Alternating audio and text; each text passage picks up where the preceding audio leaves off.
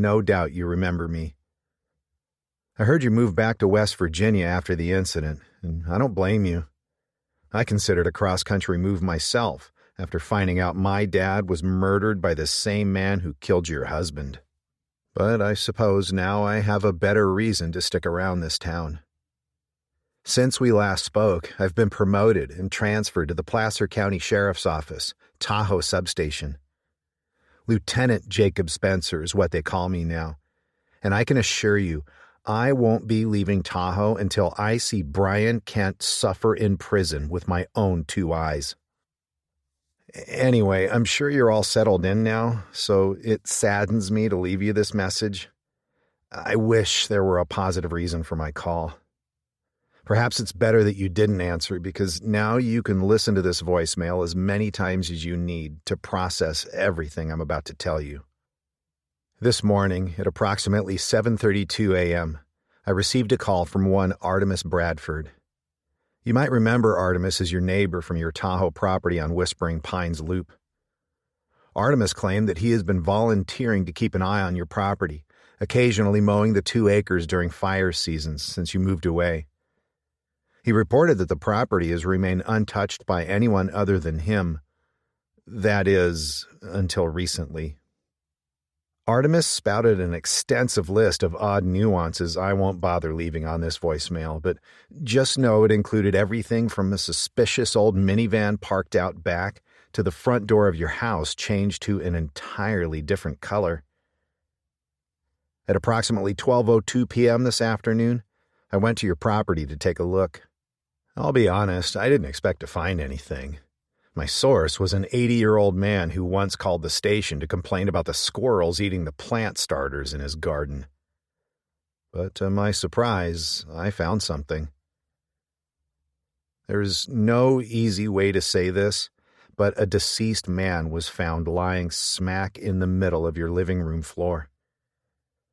Knowing everything you went through 6 years ago, I'm sorry to have to do this to you, but because you still own the property and your name is the only one on the title, I'm going to have to bring you in for questioning.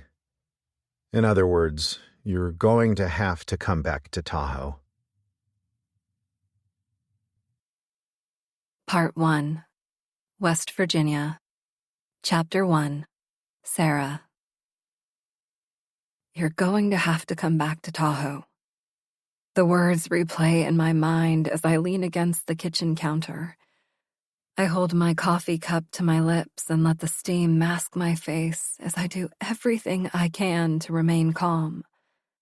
There's a reason I never sold the California lake house, and an even better reason why I never went back.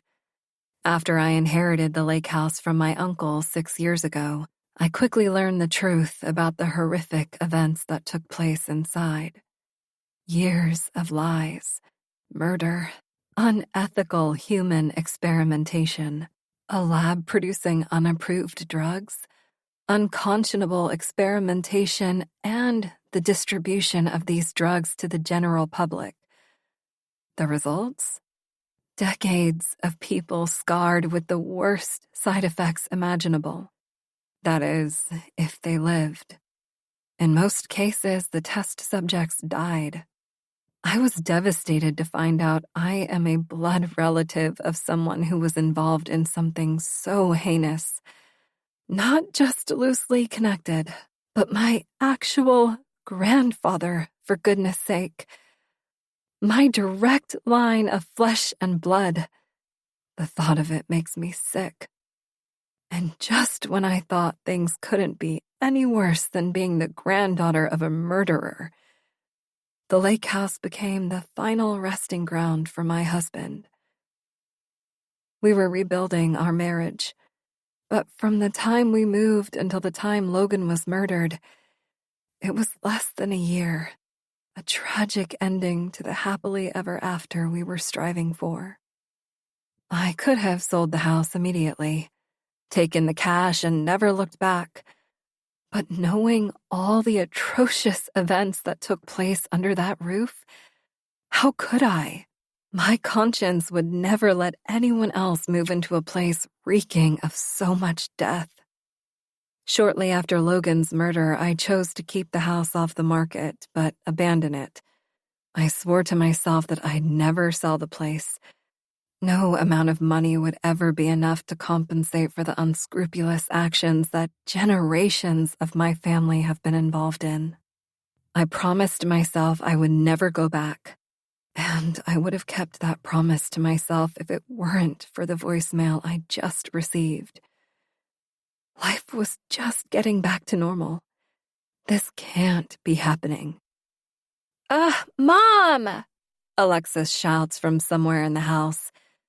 When I hear her heavy footsteps clomping down the stairs, it snaps me back to reality. I shift my gaze toward the kitchen doorway just as my daughter comes stomping through. She's got her arms crossed and a look of disgust on her face. I'd like to say that Alexis hasn't changed from the sweet, innocent girl she was before her father died, but that would be a lie. I could attribute her over-the-top attitude to being 16 years old, but would it just be an excuse for her fits? Monday, she complained that she was the only girl in her entire school that does not have a cell phone. Her words, not mine. Tuesday, she refused to eat dinner with Frankie and me because she couldn't believe that I would serve her balsamic chicken when she is obviously a vegetarian now. At least, she is this week. Yesterday, she complained that I wasn't taking her out enough to practice driving, and if she failed her driver's test, it would be my fault. What is it today? By the look of pure fury in her flushed face, I'd guess this has something to do with her brother. But somehow, whatever happened will end up being all my fault. Mom, can you tell Frankie to stop using my hairspray? Bingo. Before I can respond, Alexis fires off more complaints rapidly in my direction. Every week, he takes my bottle of hairspray, uses it until it's almost empty, then puts the bottle back in my bathroom. Does he think I'm stupid and won't notice? She scoffs without hiding her annoyance at her 13-year-old brother. I mean, look at how flat my hair is today. She tugs on a strand of her dirty blonde hair. My friends and I were going to do a photo shoot during 5th period. I don't want to be caught in all these photos looking like this. You have to do something. Alexis, I begin in a calm tone. Your brother is going through a phase just like you did when you were 13. He's trying to figure out who he is and it's not my fault his new emo look requires so much hairspray. She cuts me off. A pointed mohawk hairstyle one day, then greasy, slicked, straight hair sweeping across his forehead and covering his eyes the next. She adds, I don't care what look he's going for, Mom. I care that he's using my hairspray to test out all his little trends. Ugh, she shrieks. This is all your fault. And there it is. Alexis continues. If you want to support Frankie's dress in all black, wallets with pocket chains, and ever-changing hairstyle journey, then you should be buying him his own hairspray. She tosses her hands up in frustration and slaps them down at her sides. For someone who chooses not to say much anymore, Frankie somehow always seems to get what he wants around here. I close my eyes momentarily and let out a heavy sigh. First off, Frankie does have his own hairspray. But she tries to interject, and I hold a hand up to stop her. I will remind him to add hairspray to our shopping list when he knows he's getting low. Secondly, I have hairspray under my bathroom sink that I hardly use. You can just take mine for today, and we'll get more for you after school. Pure horror spreads across my daughter's face. We don't use the same kind. Yours smells weird and leaves white specks in your hair when it dries, she whines. Inside, I take this comment as a jab at my age. You're 45 now, Mom, and because you use outdated, less trendy hairspray, You know nothing about teens today. I slightly resent the comment, but choose to ignore it. Third, I continue, isn't it a little early for arguments? I mean, can we just have one day this week where you leave for school and I leave for work on the right foot? I watch Alexis's eyes widen when I say this, clearly striking a nerve in her. Averting my eyes, I glance at the clock on the microwave. We can't argue about this right now, Alexis. The bus is going to be here any minute, and you can't miss it today. I can't take you to school and be late for work again. As soon as the words leave my mouth, I wish I hadn't said them. I've opened the window for the other argument that the two of us have every week. You wouldn't have to take me to school if you would let me get my driver's license, she says in a sassy tone, bringing her hand to her hip. I set my coffee mug on the counter and toss my hands up. No. We are not doing this now, not again. I shake my head. The conversation centered around driving began innocently when Alexis asked what color eyes they would document for her on her license, since she has one brown eye and one blue eye. But over the past 6 months, the conversations have shifted. Now, every time she brings up getting her license, it becomes an argument that makes me want to rip my hair out. You know what you have to do to earn your license. I give her a stern look. She clicks her tongue at me and scoffs, but doesn't say anything. She can't. She knows that I've got her. Good grades and a good attitude. I count on my fingers. That's it. 2 things. You are smart, Alexis. You have no excuse for your recent declining grades. I only have bad grades right now because I'm bored in class. It's not my fault that the teachers create lessons for the masses and not the gifted like me. She's competent, I'll give her that. But how is this arrogant, entitled creature standing before me, my little girl? I tried so hard with her. This can't be who she is now. I won't let her become this demonic vulture who hovers around until she gets what she wants. This has to be just a phase, right? Even if that excuse for your bad grades were true, and it's not, who can you blame for your poor attitude, huh? That's on you. Only you can adjust that. She folds her arms over her chest. If Alexis weren't trying to act more mature than she is, she might be sticking her tongue out at me right about now. She opens her mouth to respond, but baby girl brushes past her legs into the kitchen toward her food bowl, distracting her. Frankie is quick to appear behind our 6-year-old black lab. Together, the pair momentarily breaks the tension between me and Alexis. So, I take the opportunity to get the final word. Use my hairspray or don't. But if you miss that bus today, you will never get your license, I say, practically stomping my foot at her. She tosses her head back on her shoulders and rolls her eyes before retreating upstairs. Phew, dodged a bullet this time. Point for Mom. I take a single deep breath and smile at my son. His fitted plain black t-shirt makes his already oversized black pants seem even bigger. The wide pant legs stretch so far over his feet that I can barely see the tip of his black shoes peeking out from underneath. His recently box-dyed black hair shines in the overhead lighting due to the amount of product he has in it. I definitely won't be striking a match anytime soon. His head might combust. He has his backpack slung over one shoulder as he opens the pantry door, removing a protein bar. 32 grams of protein in one bar. He holds it up to me, rolling his eyes before ripping it open and taking a bite. Frankie has lost a lot of weight lately. He was never a heavyset kid, but he was healthy. His recent rapid weight loss is concerning. He's been going to bed without eating dinner, and I'm not sure if he's actually eating lunch at school. If he loses any more weight, I'm going to make a doctor's appointment for him. In the meantime, I bought him these bars and made him promise to eat at least one in front of me, just so I know he's eating something. Good morning, Frankie. He bobs his head twice at me as he chews. Got everything you need for school? He inhales another mouthful and nods. Great, I grin at him.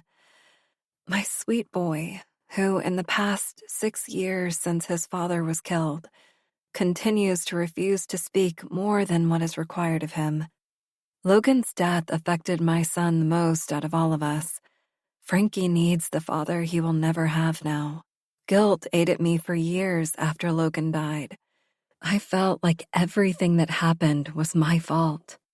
I spent years questioning every move I made and replaying every piece of information that was given to me. As if I were taking a note from my late husband, my focus narrowed on the situation, and eventually, researching the past became my obsession. I was trying to find peace and move on for my family, but somehow my paranoia prevailed. I visited my grandfather in prison, thinking I'd leave with answers and closure after he had previously demanded that I create a compound for him, a drug so powerful it would either cure you or kill you.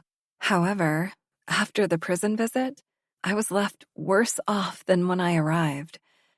He said something that sent chills down my spine. Do you honestly think I've been doing all this alone? That single question stuck with me. How long will I have to continue triple checking that I lock the doors? How many times will I shudder when someone mentions the word grandfather? How many motion lights and cameras do I have to put up to feel safer? Even after moving back here to West Virginia, I never shook the feeling that someone was watching me. And they're still out there. Someone is still out there somewhere, waiting for me. And knowing that terrifies me to my core. Frankie plows through the remainder of the protein bar and points to the front door. His small group of like-minded friends will be outside waiting in their matching dark attire. They might be an insecure group, but at least they found each other. Letting Frankie walk to school with them was the best decision I've made in a while. It's the only thing that seems to make him happy these days. Have a great day at school, and tonight dinner will be your choice. Still chewing, he nods once and disappears out the door. Alexis stomps down the stairs soon after. Goodbye, Alexis. Have a great day at school. Love you. I call out to her. She looks over her shoulder and shoots daggers at me with her eyes before slamming the front door behind her on her way to the bus stop. At least she looked at me today. Yesterday, I got the full ignore. This is progress. I pick up my coffee cup and inhale deeply one more time before taking a sip. Slightly warm now, but it doesn't matter. It's everything I need to reset this morning. Between the voicemail and the kids, I'm already beat, and I haven't even driven to work yet. Baby girl must sense my frustration. She wanders over to me and looks up at me with those big, sweet, innocent eyes and lets her long tongue dangle from her mouth. I give her a nice pat on the head and scratch the spot behind her ear that she melts into. We've got this, right, baby girl? Suddenly I hear movement coming from upstairs. Footsteps descending the steps, getting closer to the kitchen. I glance up at the doorway and see Richard standing there with no shirt, patting his freshly washed hair down with a towel. Oh no, did I miss the kids going to school? He says regretfully. Yeah, they both just left. Baby girl remains planted by my side as she locks her eyes on my boyfriend of 5 months. Darn, I was going to give them some lunch money today. He shakes his head as if he's disappointed in himself. I have to remember to give it to them tonight so I don't miss them tomorrow morning too. A slow smile spreads across my lips and he makes his way over to me. While she doesn't growl, I see the hairs on baby girl's neck start to rise as Richard gets closer. I can't help but smirk. What makes you think I'm inviting you to stay the night again? I tease. Richard wraps his arms around me and plants a kiss on my lips. I just have a feeling. He winks. His eyes catch the clock on the microwave and he lets go of me. Babe, this clock is 5 minutes fast. It's close enough. I shrug it off. Doesn't it drive you crazy to not have the correct time on the display? Not at all. He shakes his head and checks his phone for the correct time before resetting the microwave clock. There, that's better. A bit neurotic, sure, but Richard has been good for me. My phone buzzes against the countertop and we both look down at it. Richard adds, Your phone was buzzing all night. Is everything okay? Who was calling so many times? I think about the voicemail from Lieutenant Jacob Spencer and drift away for a minute before responding. It was someone from my past. Chapter 2. Sarah's Nightmare. You can't escape, Sarah. A shadowy figure speaks to me. The voice is deep and unrecognizable, but it's drawing me in. I'll find you. Danger. Danger. All my red flags are up, but something is slowly pushing me closer. I look down at my feet and dig my heels into the dirt, trying to stand my ground. But I can't. It doesn't matter that I'm using all my weight to push backward and resist. I'm still being pushed forward. Something inside me is screaming at me. If you get any closer to this dark figure, something terrible is going to happen. You have to avoid this person at all costs. Your life is on the line. I struggle to stay away. I must stay away. Leave me alone! I scream at the top of my lungs, but my voice doesn't carry. Stop tormenting me! No matter how loud I am, I know in my heart that no one is coming to save me. Only my echoes call back to me. No one can hear me. Deep down, I know this isn't the first time I've seen this unknown person. And for some reason, I know it won't be the last. I'm wrapped in their hold and desperately need to find a way out. But how? I'm weak, and resisting only burns up the energy I have left inside. What else can I do to escape this figure standing before me? Where else can I go? Stop fighting, Sarah. The figure speaks again. You'll only make things worse. I flail my arms and kick my legs. I refuse to give up. My body trembles so hard that I physically can't stop it. I'm terrified of this person and the darkness that they bring. But still, I fight. If I don't try, I fear all that will be left of me is the dirt tracks from the heels of my feet. Resisting isn't working, so I try a new approach. Who are you? I shout at the shadows. What do you want from me? A chuckle comes from the darkness. Stop pretending that you don't know who I am. The darkness gets closer. I hear steady breathing in my ear before the figure whispers. We're in this together, remember? No, no, no! I scream. Opening my eyes, I sit straight up in bed. Covered in cold sweat, I pant and pat my body to make sure I'm really here inside my house. And I am. I'm back. I'm in my bed. Thank God. It was a nightmare. Another nightmare. The same nightmare I've been having off and on for the past 6 years since setting foot onto my inherited property in Tahoe. I used to be thankful that my Uncle Riley Kent included me in his will, leaving me his lake house, even though I never even knew he existed. However, learning about Riley opened the door to discovering the dark side of Mom's family, The Kents were not good people, and I don't know how, but I'm certain my nightmares are connected to them. I always wanted a family, and now that I have one, I wish they had never existed. Chapter 3. Sarah. My eyes open 2 minutes before my alarm goes off. I'm thankful I was able to fall back asleep for at least a few hours after last night's haunting dream kept me up. I'm so tired of those nightmares. I look to my left. Richard is snoring in the bed beside me, lost in a deep sleep. The first man I've dated in the past 6 years since Logan, and sometimes it still feels too soon. It's weird to have a man other than Logan lying here. Was 5 months enough time to get to know Richard before letting him into my home? Into my bed? I'm not confident that my relationship with Richard will ever feel the same as my relationship with Logan, but I think that's a good thing.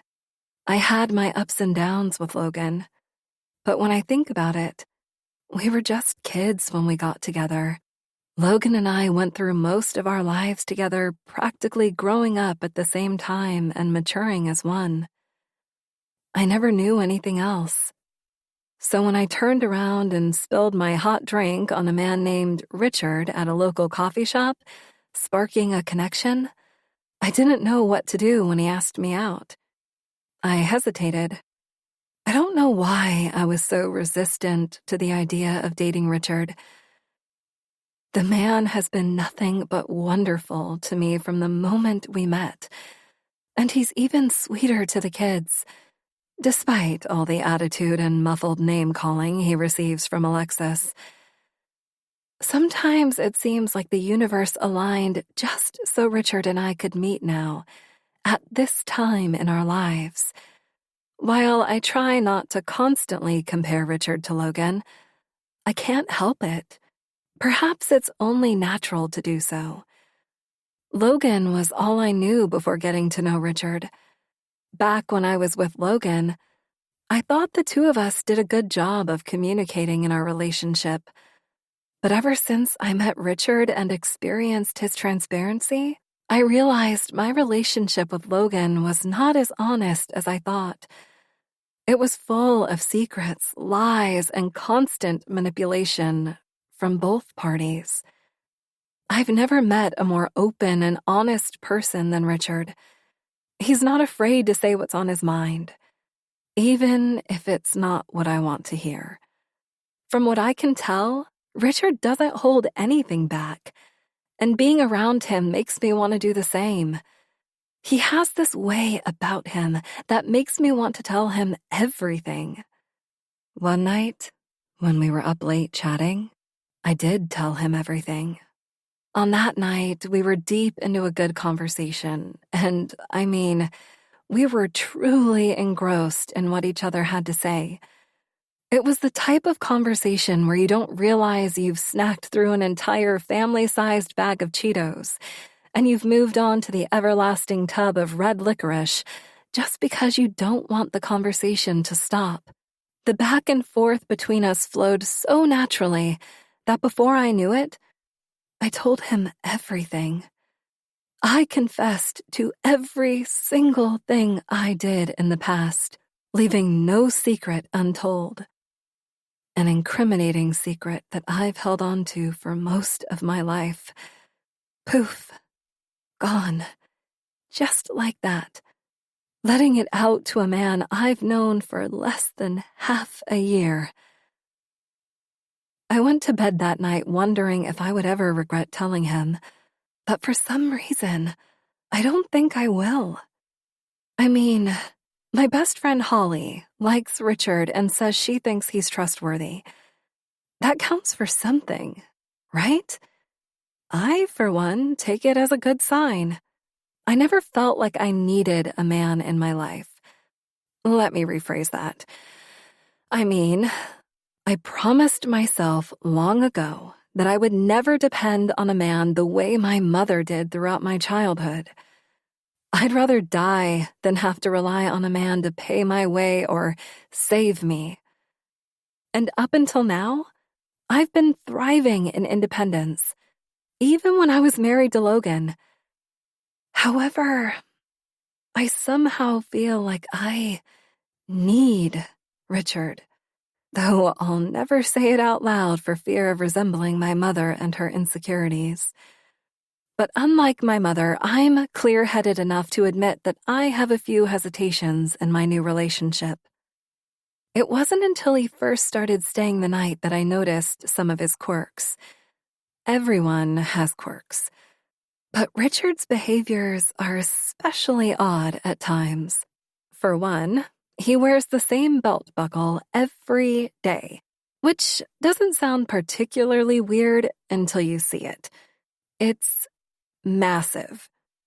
The wide, thick metal rectangular square doesn't match any of his outfits, but he insists on never leaving the house without it. It looks like something a cartoon cowboy would wear just so they could take it off to use it as a weapon. Yes, it's that obnoxiously large.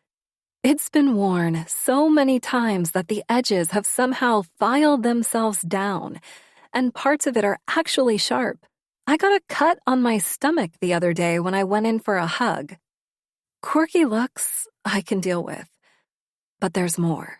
Another quirk, when Richard chooses his cutlery for eating.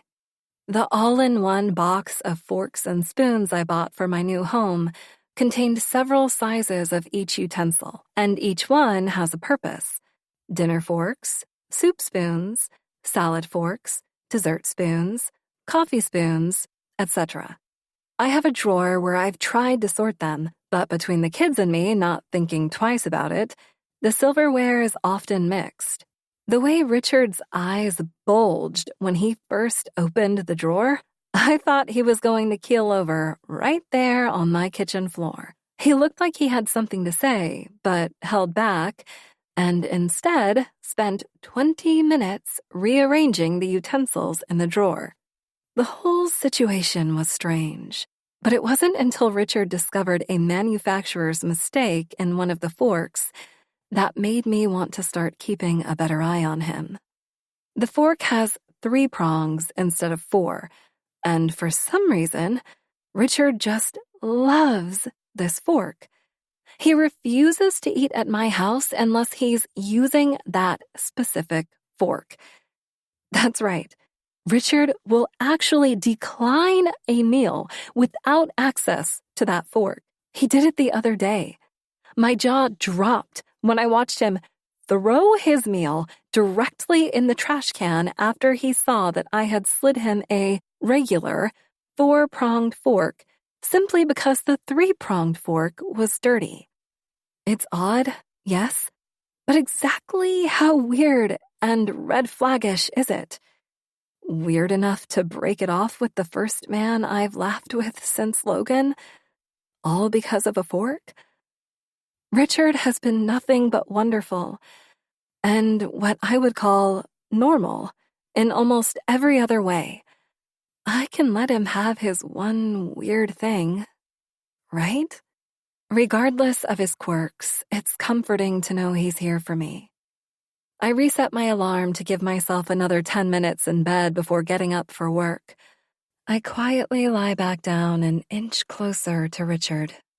He senses my presence and instinctively wraps one of his strong arms around me. He pulls our bodies closer until I'm locked in his hold.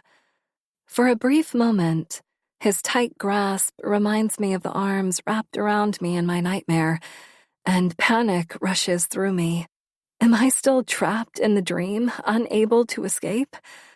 When his warm lips tenderly kiss my neck, my fear dissipates. I'm back to reality. I'm here, in my house, with Richard. And I'm happy for once. I need to let myself be happy. The 10 minutes fly by, and this time when my alarm goes off, I have to get up. Being late to work is not an option for the newest biotech analyst at Virion Research Group.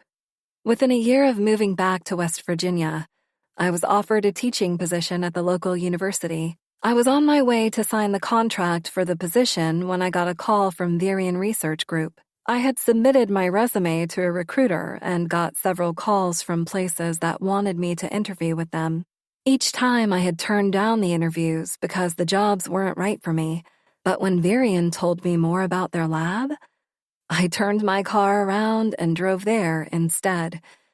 Virion Research Group is a startup science lab focusing on gene editing research to combat inherited diseases.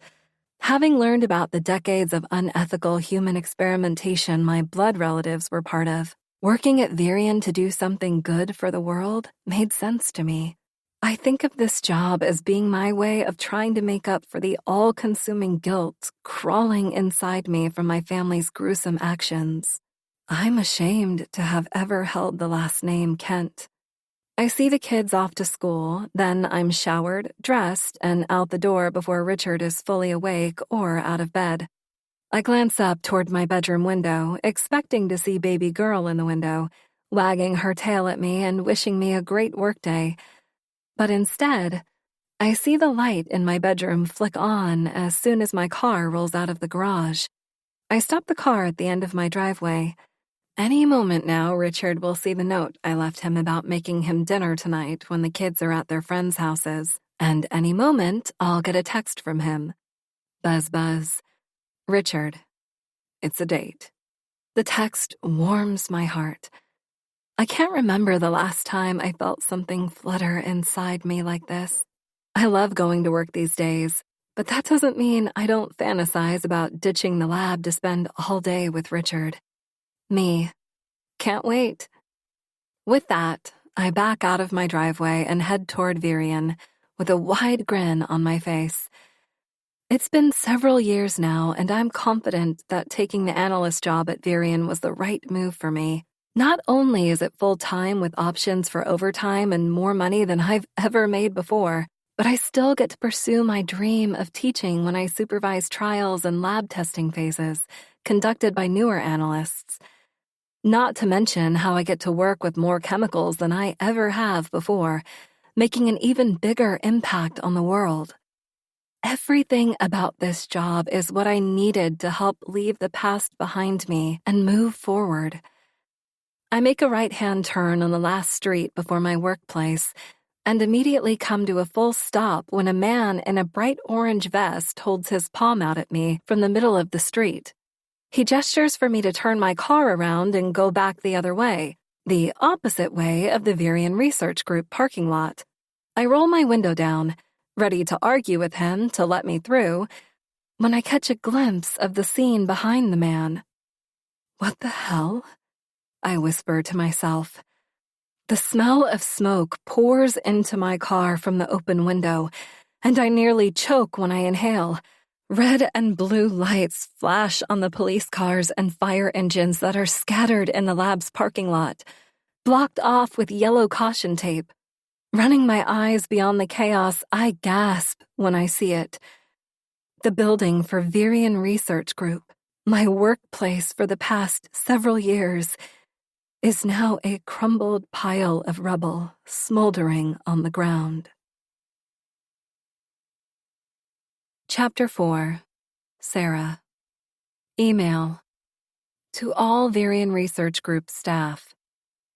This morning at approximately 2 a.m., someone made an emergency call to the police reporting a suspicious person loitering outside the Virion Research Group building. By the time police arrived on site, the building was engulfed in 12-foot-high flames that could not be contained even after the fire department arrived. While the fire department managed to prevent the fire from spreading, the Virion Research Group lab was considered lost in the blaze. The situation is still unfolding, and there are lots of unanswered questions at the moment. Here's what we know so far. The security cameras were turned off when the fire started. Despite not yet knowing the initial cause, investigators deemed the fire to be arson.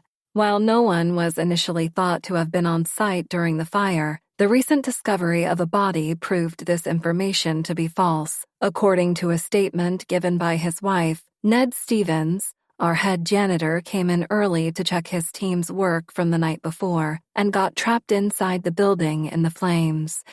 The coroner concluded that Mr. Stevens died of smoke inhalation before the flames consumed his body. We are devastated to have lost one of our own. May Ned rest in peace. At this time and until further notice, no staff member is to enter the premises for any reason, as the entire Virion Research Group property is officially a crime scene not to be tampered with.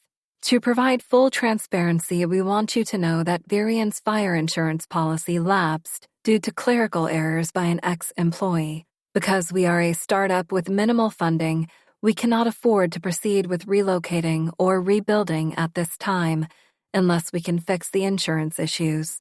In the meantime, we are sorry to have to do this, but Virion Research Group is closing down until further notice. The timing is unfortunate, and we hope you understand the dilemma we are in. Please know that you will always have a position available to you in the future when we are up and running again, though we don't know when that will be.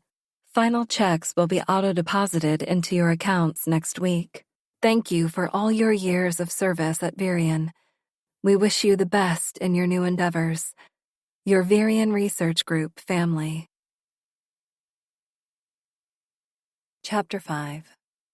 Sarah. Mom! Alexis's voice echoes throughout the house. Mom! Where are you? Something is wrong with the shower! My daughter's calls for me go in one ear and out the other as I sit in the middle of my bedroom floor, surrounded by stacks of papers, talking to myself. This can't be right. I pick up another paper and run my eyes down the page. No. This can't be happening again. It's only been 1 week since the lab explosion at Virion Research Group. Barely a week since I lost my job. How in the world could my finances be this bad? I stare down at the water bill I received in the mail today. The envelope stuck out from the rest of the letters because of the large red stamp across the top. Past due. How could the bill be past due when I've set it up to come out of my account automatically? When I originally saw the letter, I thought maybe the card I have on file with the water company had expired. But I quickly checked, and the card has another 2 years before it expires. It wasn't until I checked my bank account that I saw the problem. My checking account has gone negative. Somehow I have overdrawn my account. When the water bill was supposed to come out, there was no money left in the account to take, so the transaction declined. I'm no stranger to being low on cash, but declined and the water has been shut off? That's a new low. Has life suddenly come full circle? It feels like I'm right back in the same predicament I was in 6 years ago.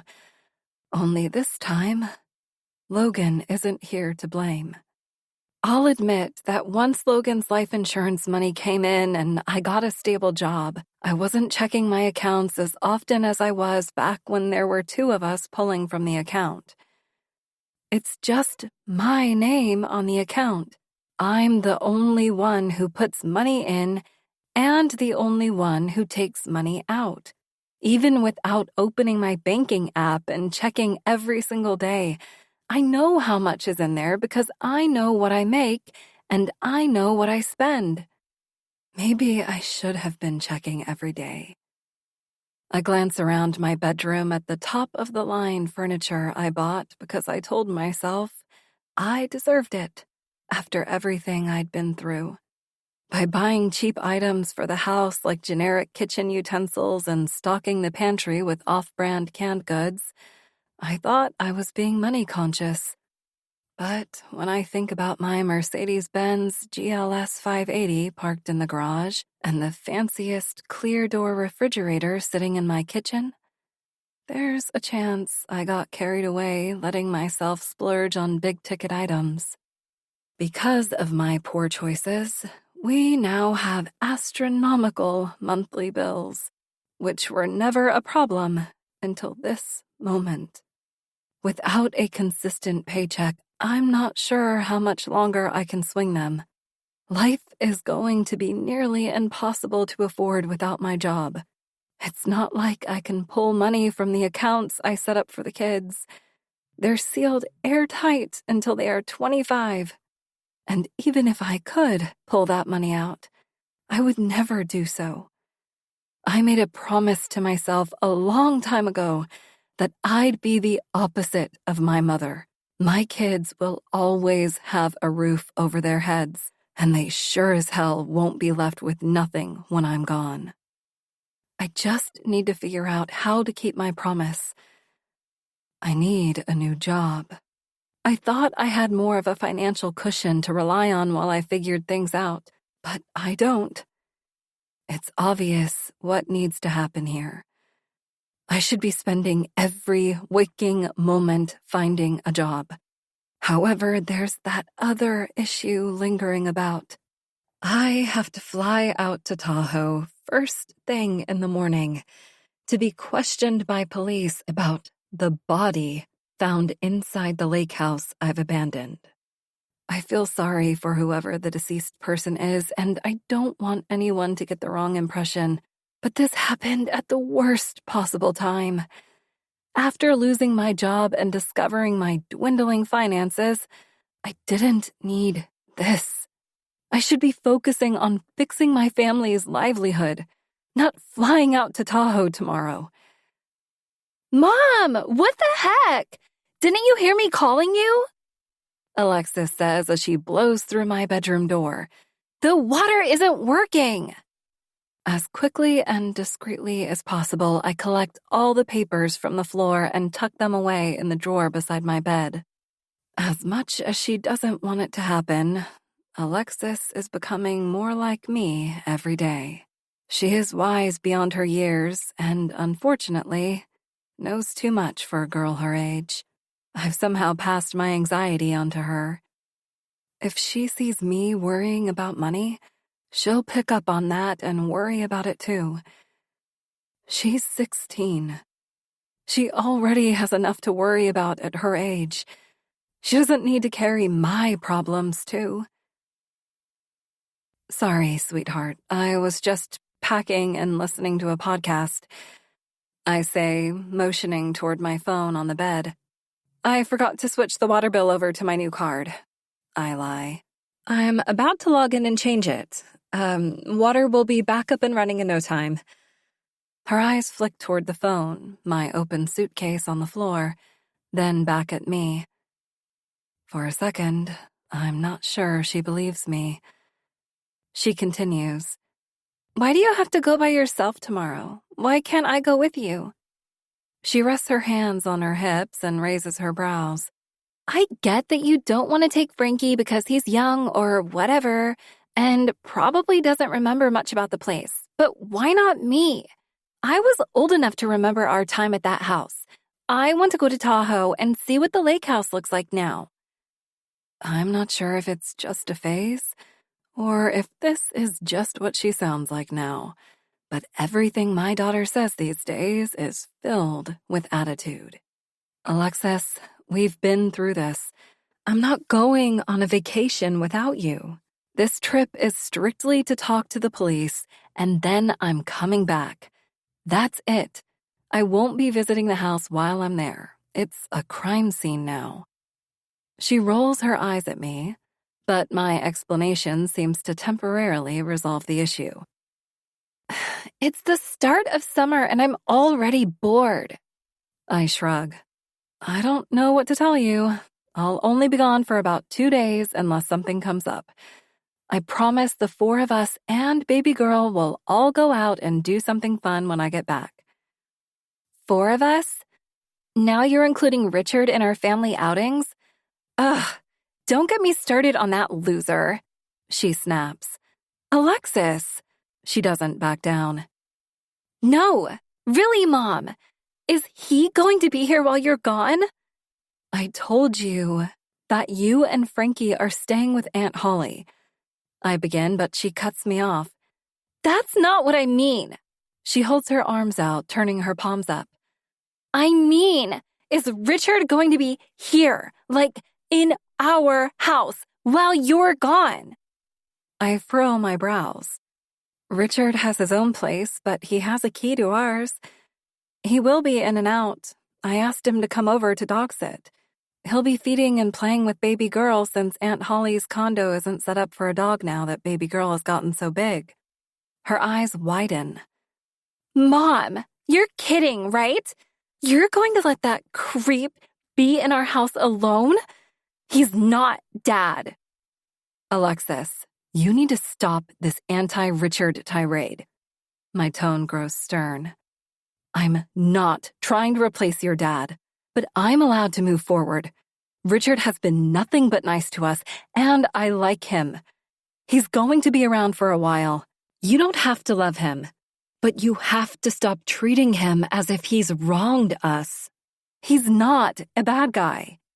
The man is weird, Mom, she fires back at me.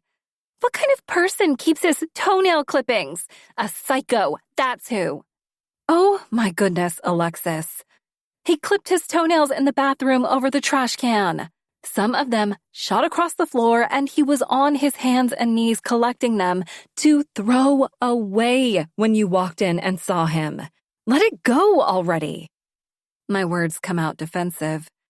I shouldn't have to explain myself to my daughter, but there was an explanation for this one. If she had mentioned some of Richard's other quirks, I might not have had any way to defend him. I continue. Did he not just give you and Frankie lunch money this week? I don't ask him to do that, you know. He insists. Despite my attempt to simmer the situation, Alexis is relentless. Don't get me started on his money, she says, using air quotes. The guy acts like he has all this money, but I don't think he's rich. Didn't you see how he... Alexis stops mid-sentence when Richard enters the room. Am I interrupting? He says, freezing mid-step when he sees me and Alexis glance in his direction. Alexis grunts with frustration and storms out of the room. Richard stares at me, wide-eyed and brows raised. I'm not sure if he heard our conversation, but I sincerely hope he didn't. Did I... He begins, but I hold a hand up to stop him. Nope, not your fault. I confirm, and he nods. Alexis is just... She's just... I struggle to find the right words to explain. How do you tell your boyfriend that your daughter thinks he's creepy and weird? She, wants to come with me tomorrow, and I told her no. That's all. She'll get over it. Right, he says. Something in his tone is telling me he heard more than he's letting me believe, but he's respectful enough to stay out of it. Well, anyway, I wanted to see if there's anything else I can do for you. While I'm gone? I shake my head from side to side as I walk toward my closet and start pulling out clothes to pack. No, I'm okay. Taking care of baby girl is enough. Thank you. He follows me to my closet and leans against the doorway, rubbing the back of his neck. I sense his lingering. Why is he acting so strangely right now? Yes, he continues. I'm happy to take care of your dog while you're gone. But I was also talking about, life. He shrugs. Is there anything else I can do for you in your regular daily life? For example, maybe I can start paying you rent for times when I stay the night. His voice trails off. I momentarily freeze. I shouldn't have been worried about Richard hearing my argument with Alexis. I should have been worried about him seeing the past due water bill. Slowly turning to look at him, I fold my arms over my chest. So, you saw the overdue bill? I ask assumptively. No, but I noticed the water is shut off in the house.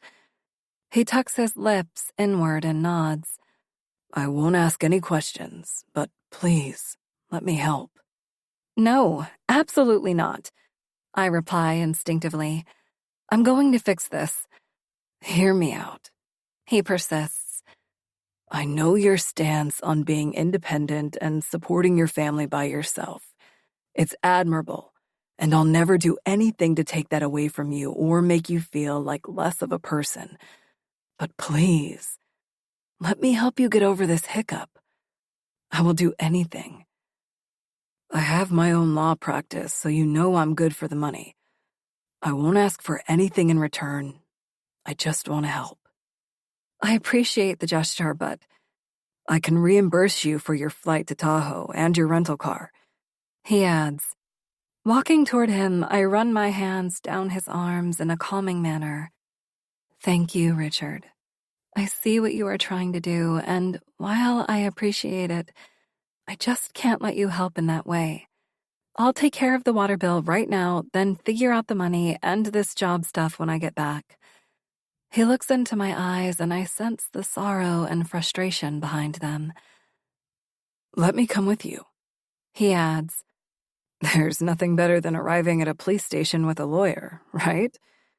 He lets out a forced chuckle. I smile. Thank you, but respectfully, this isn't your issue. It's mine. I'm the one who kept the lake house when I should have let it go. Part 2. Tahoe. Chapter 6. Sarah. I can't thank you enough for making the arduous journey out here during our open investigation, Lieutenant Jacob Spencer says, sitting across from me. I'm sure it wasn't easy coming back to this town after everything that happened 6 years ago. Shifting in the hard plastic chair, I cross one leg over the other. It wasn't easy, I agree. But I recently lost my job, so unfortunately, I had time. In his serious facial expressions, Lieutenant Spencer gives very little away, but replies, I'm sorry to hear that. Without saying anything, I bob my head up and down as I repeatedly rub my hands over the tops of my thighs against the tough fabric of my jeans. My way of trying to smooth out all the discomfort I'm feeling right now. With everything else going on, I realize now that I didn't pack accordingly for my trip. What a person should wear to be questioned by the authorities at a police station never crossed my mind when I tossed clothes in my bag. I was so distracted. When I got to the hotel and opened my bag to change out of my travel attire, hardly any of the clothes I brought with me actually matched. For some reason, I thought it made sense to bring 5 pairs of jeans and shorts, yet only 3 tops to choose from: a low-cut tank top, a solid green tee, and a worn graphic tee, repping Papa Roach on the front and the words, "In the company of the rich, I'll take loyalty over royalty," on the back. If I were choosing based on comfort and likability, I'd opt for the Papa Roach shirt. But to meet with the cops, I decided to go with the solid green tee. I showed up at the station wearing a green t-shirt, jeans, and Converse shoes. A casual look, but isn't that all this visit is? A casual stop by a familiar station to answer a few questions and move on? Lieutenant Spencer clears his throat gently, and it brings me back to our conversation. You mentioned getting into town this morning? He says in a questioning tone. Yes, that's right. He glances up at the analog clock on the wall. We're deep into the late hours of the afternoon, Miss Harrelson. He stops to clarify. It is still Ms. Harrelson, correct? Yes, sir. I never changed my name after Logan died for the sake of consistency for the kids. If I ever do change my name, it'll be in the future after the kids have graduated from high school. Or perhaps if I remarry someday. I see. He briefly collects his thoughts and moves the conversation in another direction. Since you arrived several hours ago, Can I assume you took time to drive by your place on Whispering Pines Loop? I wince at the mention of the lake house. I thought about driving by after picking up my rental car just to see the house again, to see if the memories would consume me, similar to what happens to characters in a movie when they visit the site where a tragedy has taken place. But I couldn't decide if I wanted to open that emotional door again. Not to mention, the house scares me. Authorities never found out who was working with my grandfather on all this. It's a highly irrational thought that the person would be waiting for me at that house now, after so much time has passed. However, just the idea that someone is potentially still out there watching terrifies me to my soul. So instead of driving by, I drove straight to the hotel and stayed there until it was time to meet Lieutenant Spencer. Shaking my head, I reply, "No, Lieutenant. Straight to the hotel and then here. I haven't driven anywhere else since my plane landed." While Lieutenant Spencer is doing a great job of remaining neutral, I hear his subtle yet sharp intake of breath, and it sends worry rushing through me. He knows something. I can sense it. He's holding on to something and debating how to tell me. I'm going to just jump right in here if you don't mind, Miss Harrelson. He begins. Since we last spoke a week ago, we were able to identify the deceased man who was found lying in your house. His name was Charles Quinn. Does the name sound familiar to you at all? Immediately, I'm racking my brain. Do I know a Charles Quinn? The name doesn't sound familiar in the slightest, but I've learned over time that you can't trust a name. So far, this situation doesn't relate to me in any way. As far as I know, Charles Quinn is just a random man who met his demise in an abandoned house that I happen to own. I shake my head. No, I don't think I know him. How about Frankie Moon? Lieutenant Spencer adds. My mind races at the mention of my son's name. Frankie Moon. Charles Quinn, the deceased, went by another alias. He often referred to himself as Frankie Moon. What are the chances this random man chose to go by the same name as my son? I uncross my legs and scoot toward the edge of my seat as I listen more intently. Lieutenant Spencer continues. We believe Charles, aka Frankie, was a drifter. According to his sisters, who have come forward, Frankie left home about 3 years ago and was known to be couch surfing his way across the United States. Couch surfing? I repeat in a whisper, scrunching my brows. You know, couch surfing, a cultural shift that began when millennials came of age and were faced with economic factors like student loan debt and unaffordable housing. It's essentially a cheap man's way to travel while mooching off of friends and acquaintances to avoid the cost of hotel and hostel stays. Gen Z is predicted to fully embrace this lifestyle, making living with your parents forever a social norm. Lieutenant Spencer shakes his head with disgust. It's easy to see his stance on the matter. Note to self. Lieutenant Spencer hates couch surfers. Got it. I digress. He adds, then gets us back on track. Charles Quinn's parents died when he was a baby. At the time of their death, none of his 6 teenage siblings were old enough to care for such a small baby. So Charles was tossed into the foster system. He was never adopted and ended up moving house to house, living in some of the roughest neighborhoods one could ever imagine. I bring my hand to my heart. Up until my recent job at the lab, working in the education system was all I knew. I've seen what the foster care system is like firsthand with some of my students back when I was teaching. Occasionally, kids get lucky when placed with the right family, but unfortunately, a good experience in the foster system is rare. This poor man sounds like he might have been another victim of the foster care system. It doesn't matter how many times I see or hear about situations like these. It's heartbreaking every single time. It may not be a surprise to hear that he found his way to drugs at an early age. Lieutenant Spencer continues. Throughout his childhood, Charles would keep in contact with his biological siblings during times he was clean and sober, but in the same respect, he would go dark for months at a time during his stints when he was using drugs heavily. So when asking his siblings why they didn't report him as missing, they assumed Charles was on a drug-infused trip.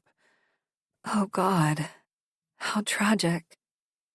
Somehow Charles wound up here in Tahoe. It appears that he found an abandoned house, yours. Spencer motions toward me. And he began living in the house. It isn't clear how long Charles has been occupying your residence, Miss Harrelson. Based on the setup we found in your house and the information from your neighbor, Artemis, we're guessing that Charles has been around for about 6 months or more and had no intention of leaving. I gasp. I'm not sure why I care that a man who needed a place to stay was staying in a home I'm not using. But the amount of time he was there caught me off guard. 6 months? Not that I ever would, but what if I got a wild hair and decided to bring my kids here on vacation? Would I have walked in on this drifter sleeping on our couch, eating canned goods from our pantry? Would we have scared him when we walked in? Would he have tried to hurt us? I know, it's shocking. But I wanted to prepare you for what you might see if you stopped by your place. Charles sure made himself at home. He even graffitied some walls inside the house and painted the front door a bright purple. Who does that? I blurt. Why would a drifter ever take the time to paint a front door on someone else's house? It doesn't make any sense. Lieutenant Spencer's eyes draw toward mine. My guess is he wasn't planning on ever leaving and wanted to make the place his own by adding some personal touches. A chill runs down my spine. Why did I keep this house? I should have sold it 6 years ago. Moving on, Lieutenant Spencer says, shuffling through the paperwork on the table. Somehow during his stay, Charles managed to get into the locked basement and found a secret room. A second room, different than the room where your late husband's body was found. A knot forms in the pit of my stomach, twisting tighter and tighter. I know exactly what secret room Lieutenant Spencer is talking about. A secret room I tried hard to forget.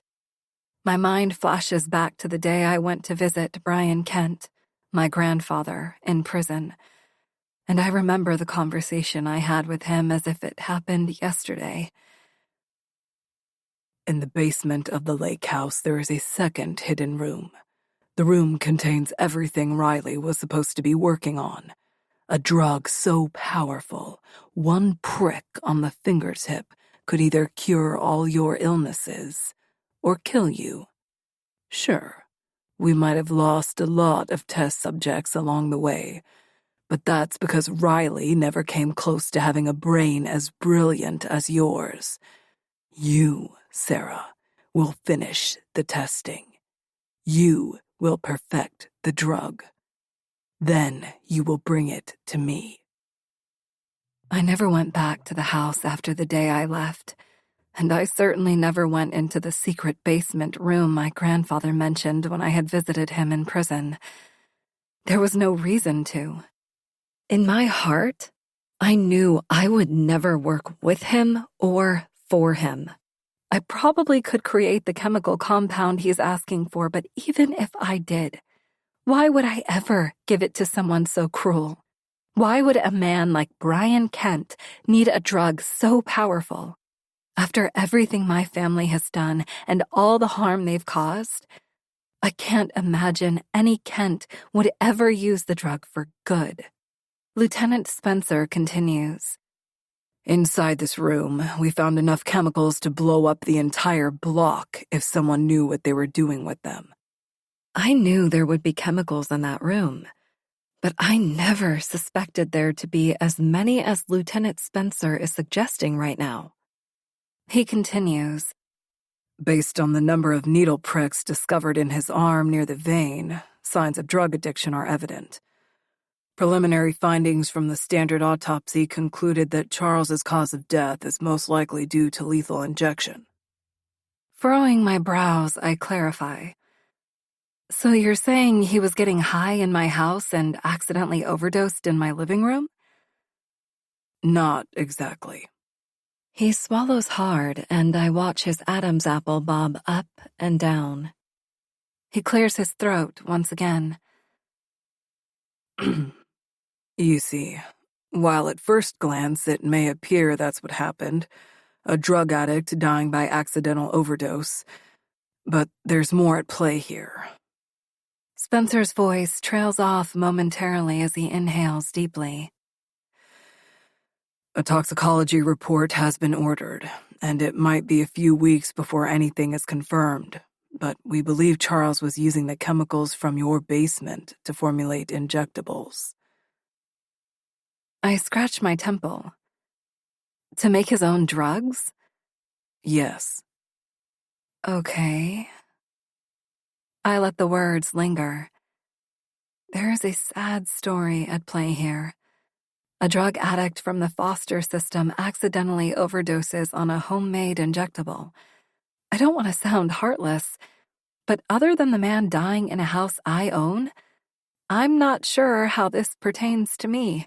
Why does it feel like Lieutenant Spencer's having a hard time sharing this with me? Spencer continues. Charles had evidently performed this act multiple times, as we found many emptied chemical vials in the basement. But whatever he manufactured in the last syringe was what did it. The syringe has also been sent out for testing. This is so tragic, I whisper. And that's not the worst part, he adds. My eyes meet his. How is accidental death by injection not the worst part? He straightens his posture in his chair and clasps his hands together over the table. I'm sorry, Sarah. The siblings of Charles Quinn, Frankie Moon, they, He pauses to look me directly in the eyes.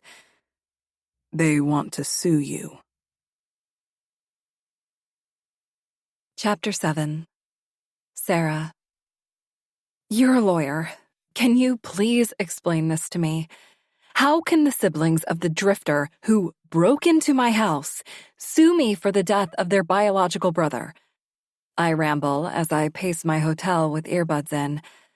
The man trespassed on private property, Richard.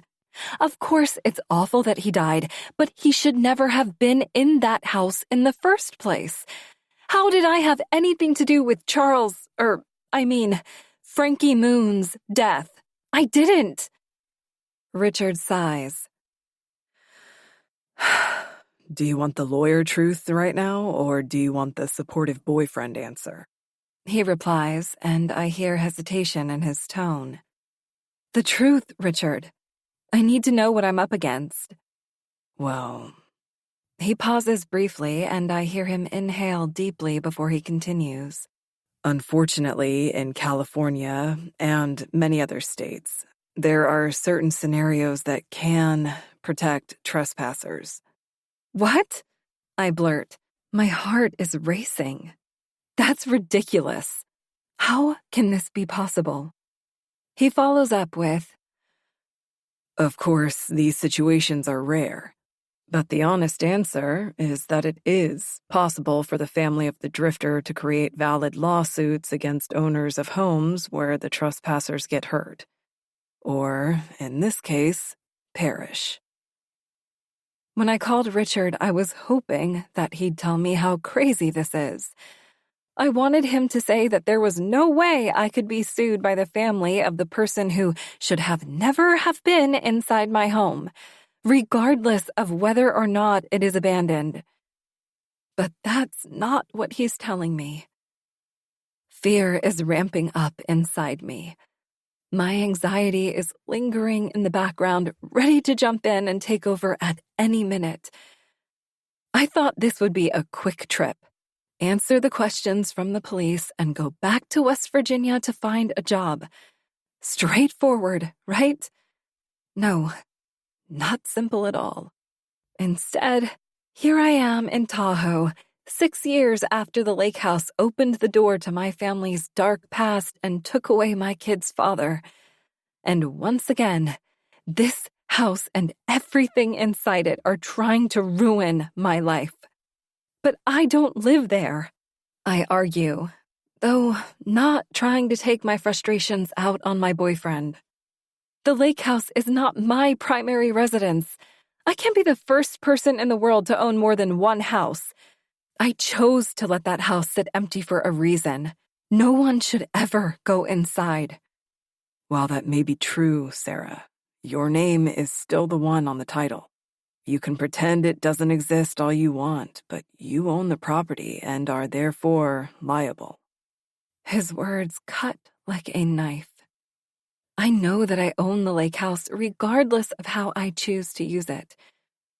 However, I can't help fighting the idea that I'm about to be sued for the wrongful death of a stranger who died in the living room of a house I never wanted to set foot in again. The information is so fresh, I don't even know the family's motivation. Are they looking for money? I don't have much. Are they seeking retribution for their brother's death?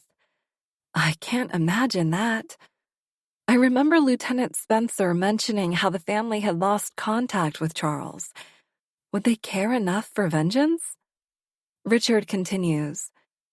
Based on everything you shared with me, I'd guess that the family is claiming you had dangerous conditions in the home, things you might have been aware of yet. Exactly. I unintentionally cut him off. Everything inside that house is dangerous. This is the reason I locked the door and left forever. I'm not sure who I'm trying to convince by shouting, Richard or me. Richard's reply comes in a soft tone. I'm just trying to help you see what ground the family has to stand on. The chemicals found in the basement of your home are dangerous. The family might be able to claim that the vials should have been locked up and properly stored. They were, I spout, tossing my hands up and slapping them down at my sides, even though Richard can't see me. The chemicals were in a room that I didn't even know existed until my grandfather told me through the thick glass when I visited him in prison. Even then, I never went back to the house to see the alleged room.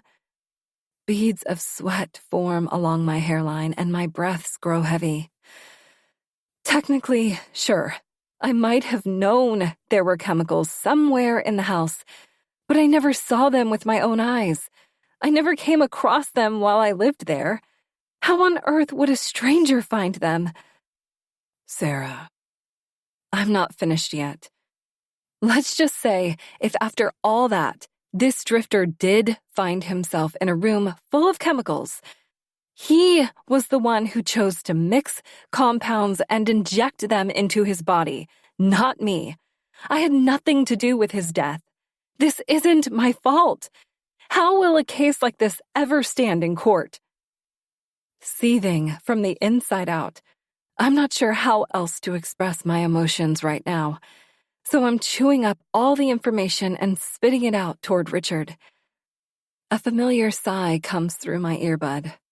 I've seen crazier things happen. Richard finally replies in a calm tone. I should have known better than to argue with a lawyer. The truth hurts, but Richard is right. He's just trying to help. I shouldn't be taking any of this out on him. It's the siblings of the drifter that I should be mad at. These are the people who are trying to take advantage of an already harrowing situation. What if the family wins? Will my life be over? Ruined? What will happen with my kids? Will I go to prison? The idea is absurd. Depending on who their lawyer is, Richard continues. they could argue that you knew about the unlocked chemicals and failed to properly post signs or mitigate the known hazards in the house. I'm sorry, Sarah, but even if the deceased had no legal right to be there, and even if he was the one who injected the drugs into his arm, technically, this death could fall on you. Tears build behind my eyes, and when I blink, streams of water cascade down my cheeks. Before this and the explosion that cost me my job, life was just starting to pick up again. How has it come to this? What am I going to do? I say, and it comes out in a whispered, hopeless tone. Well, I know it's not my area of expertise. His calm voice is soothing. But I will be your lawyer because, sweetheart, you're going to need one. Chapter 8. Sarah's Nightmare.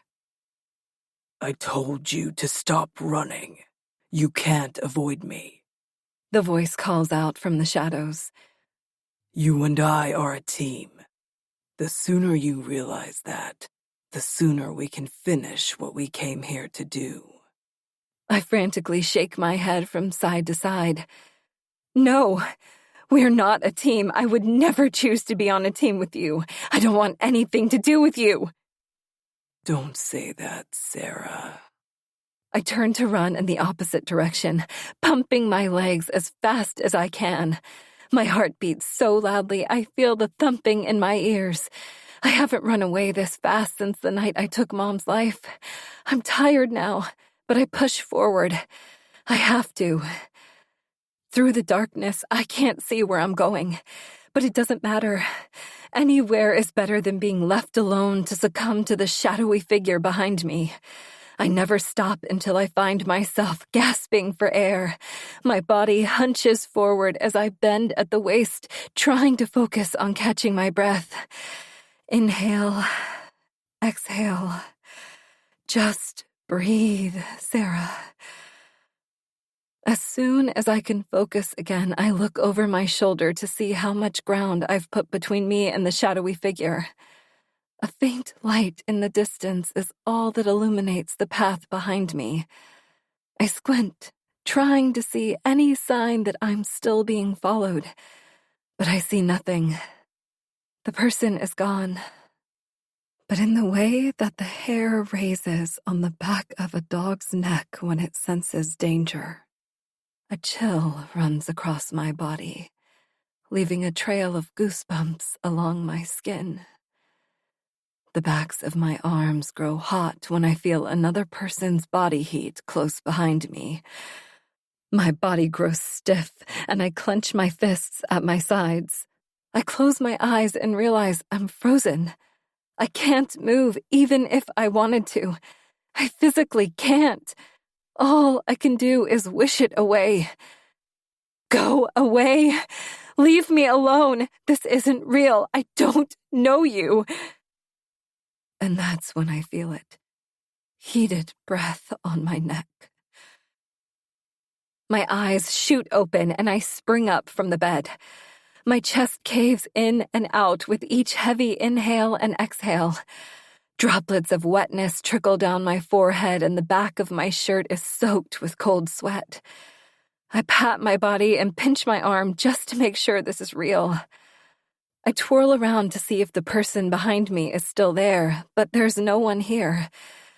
I look around. I'm in my hotel.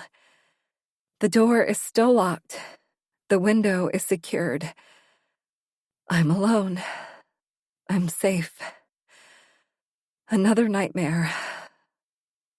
Only this time it feels more real than it ever has. Who is the person in the shadows? When will these nightmares stop? Chapter 9. Sarah. Thanks again for picking up the phone, Hall. It's 11 at night here in California, so I know it has to be extremely late there. Holly chuckles. just a tad, given the 3-hour time difference, but it's okay. It might be 2 a.m. here, but it's not like I'm sleeping much anyway. Your kids are keeping me on my toes. They're still up. The kids are up? Are they giving you a hard time? No. They're watching movies, enjoying their time at Aunt Holly's where rules don't apply. With everything going on, at least I can say my kids aren't feeling the weight of it all. Well, that's good. I'm glad they're enjoying themselves. Sorry about the whole not getting any sleep thing. Oh, who cares about not sleeping? Let's talk through your situation. So, the family wants to sue you? That's crazy. They can't win, right? I mean, the dude broke into your house. That's what I thought. But Richard tells me that apparently they can. I let out a sigh of frustration. I can't be sued, Hall. I can't afford it.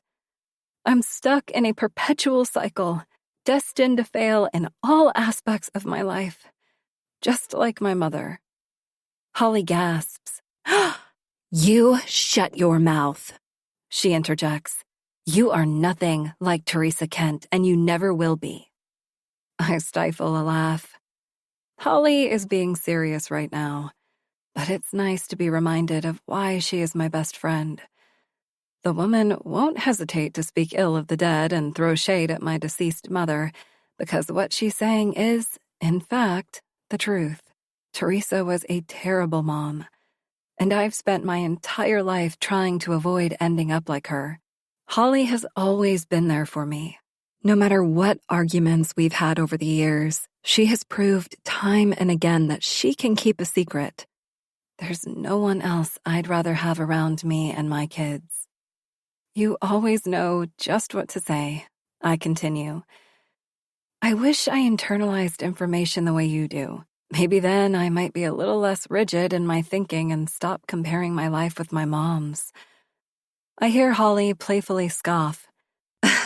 Girl, you do not want to be in this brain of mine, okay? She laughs. It's a freaking mess in here.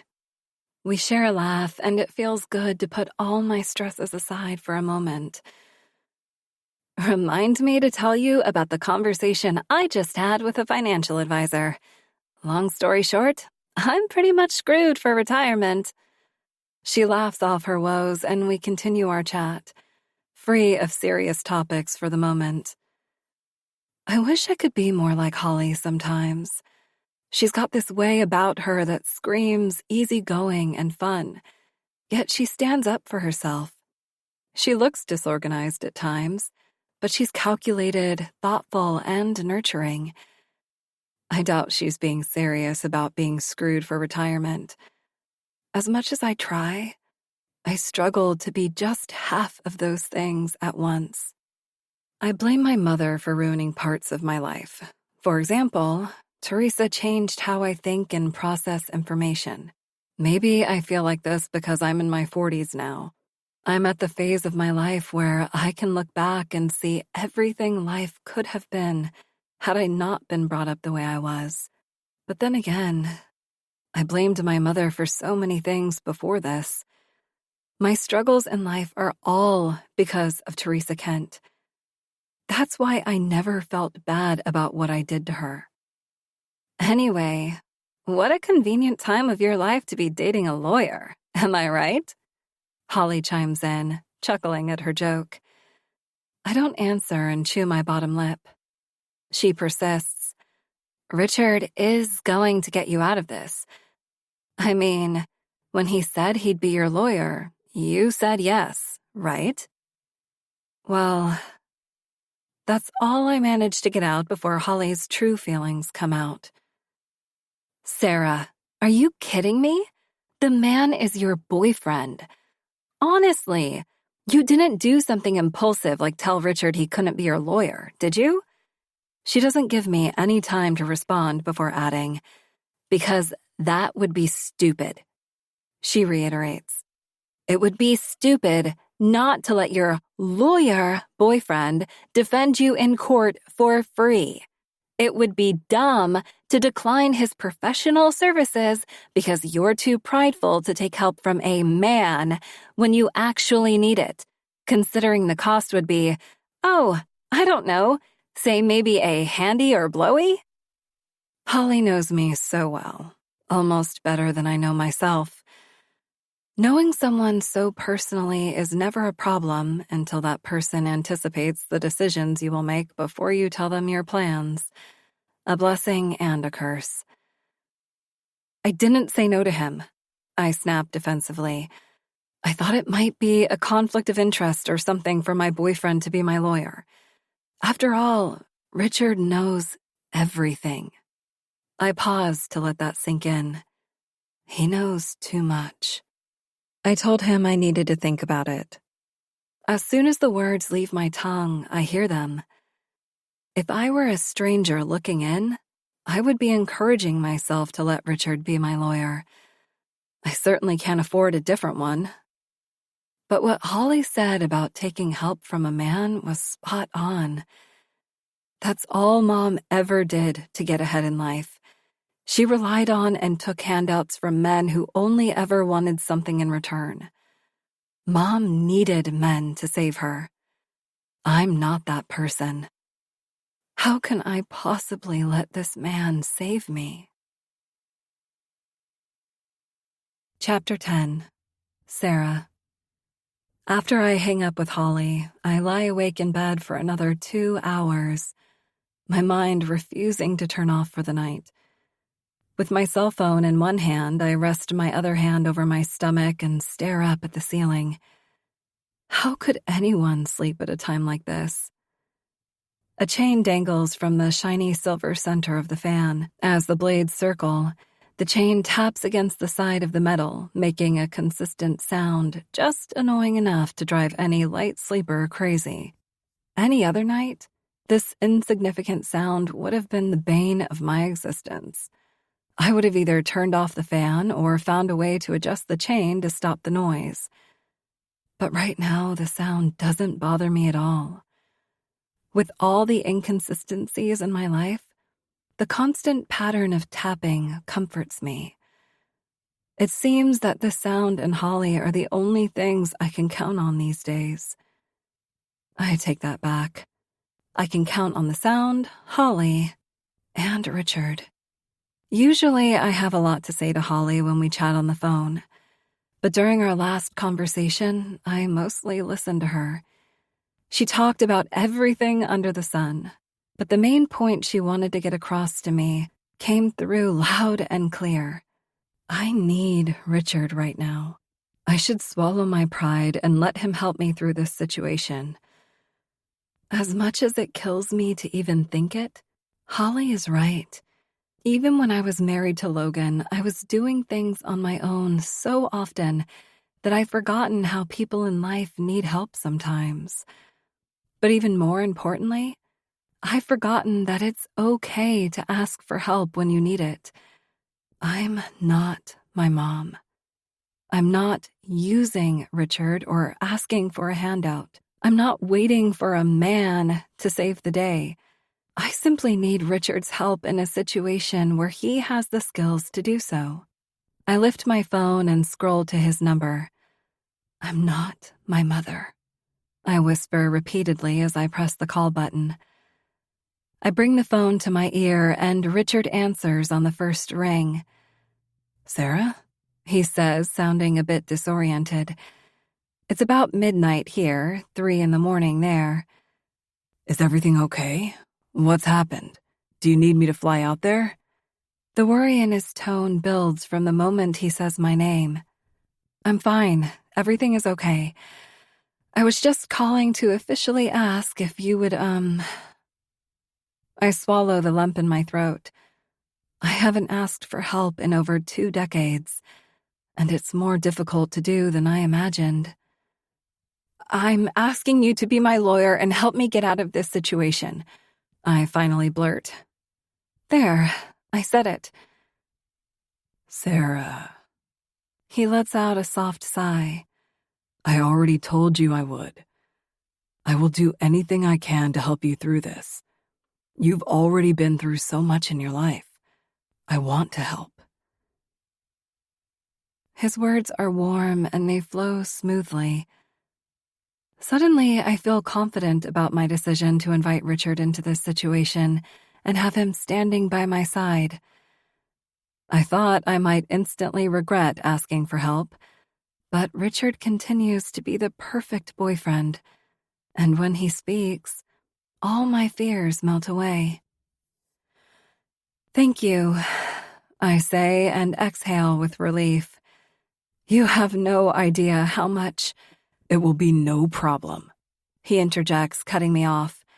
"I'll do everything I can, and if that's not enough, we will throw money at the problem." "Wait, what?" I say, not sure if I heard him correctly. "There's always a price tag on situations like this, sweetheart. You know how much money I make. If for some reason things don't go our way, we will throw money at the issue until it does. It's no big deal." His words transition from warm to arrogant, and a cloud of regret hovers over me once again. "I'm not asking you for money," I respond, but he doesn't hear me. "I'm glad you're safe, but listen, I have to get to bed now. It's late and I have a client meeting at 7 in the morning, just a few hours from now. Tomorrow I'll start prepping for your case. Don't worry, I'll get you out of this. I'll protect you. I'll save you. Love you. Good night." Too shocked to say anything, I keep the phone to my ear until I hear dead air. This isn't how I thought our conversation would go. We started fine, but what the hell happened at the end? Richard wants to throw his money at the issue? Richard saying he will save me? That's not what I want, and he knows that. Why would he say that? I guess it's 3 in the morning there, and I did wake him up from a dead sleep. Maybe he didn't fully know what he was saying. Yeah, that's it. That has to be the reason he spoke so arrogantly. Because if it's not, what other reason would he have for speaking to me like such a jerk? Chapter 11. Sarah. The sun slices through the gap where the hotel curtains don't quite cover the window, and the beam of light lands directly across my face. It's early enough that the birds are chirping outside. I somehow managed to fall asleep after everything that played out yesterday, and while I'm not completely rested, I'm out of bed and dressed with adrenaline in no time. Lieutenant Jacob Spencer told me he's expecting to hear more from the family of the drifter, and when he does, he'll have me come down to the station. Until he calls, I have the day to myself. Maybe I can finally clear my head. First stop, coffee. And I know just the place. I pull up to OPO, the old post office cafe, a place I never thought I'd see again. With the small-town vibes this place gives off, I half expect to walk in and see all the same locals sitting at the counter that I saw inside 6 years ago. I wonder if Carl Snide still owns this place. When I look up at the building, I smile for the first time since arriving in Tahoe, then make my way inside. The bell on the door chimes just as I expected it to. But other than that, everything else feels different.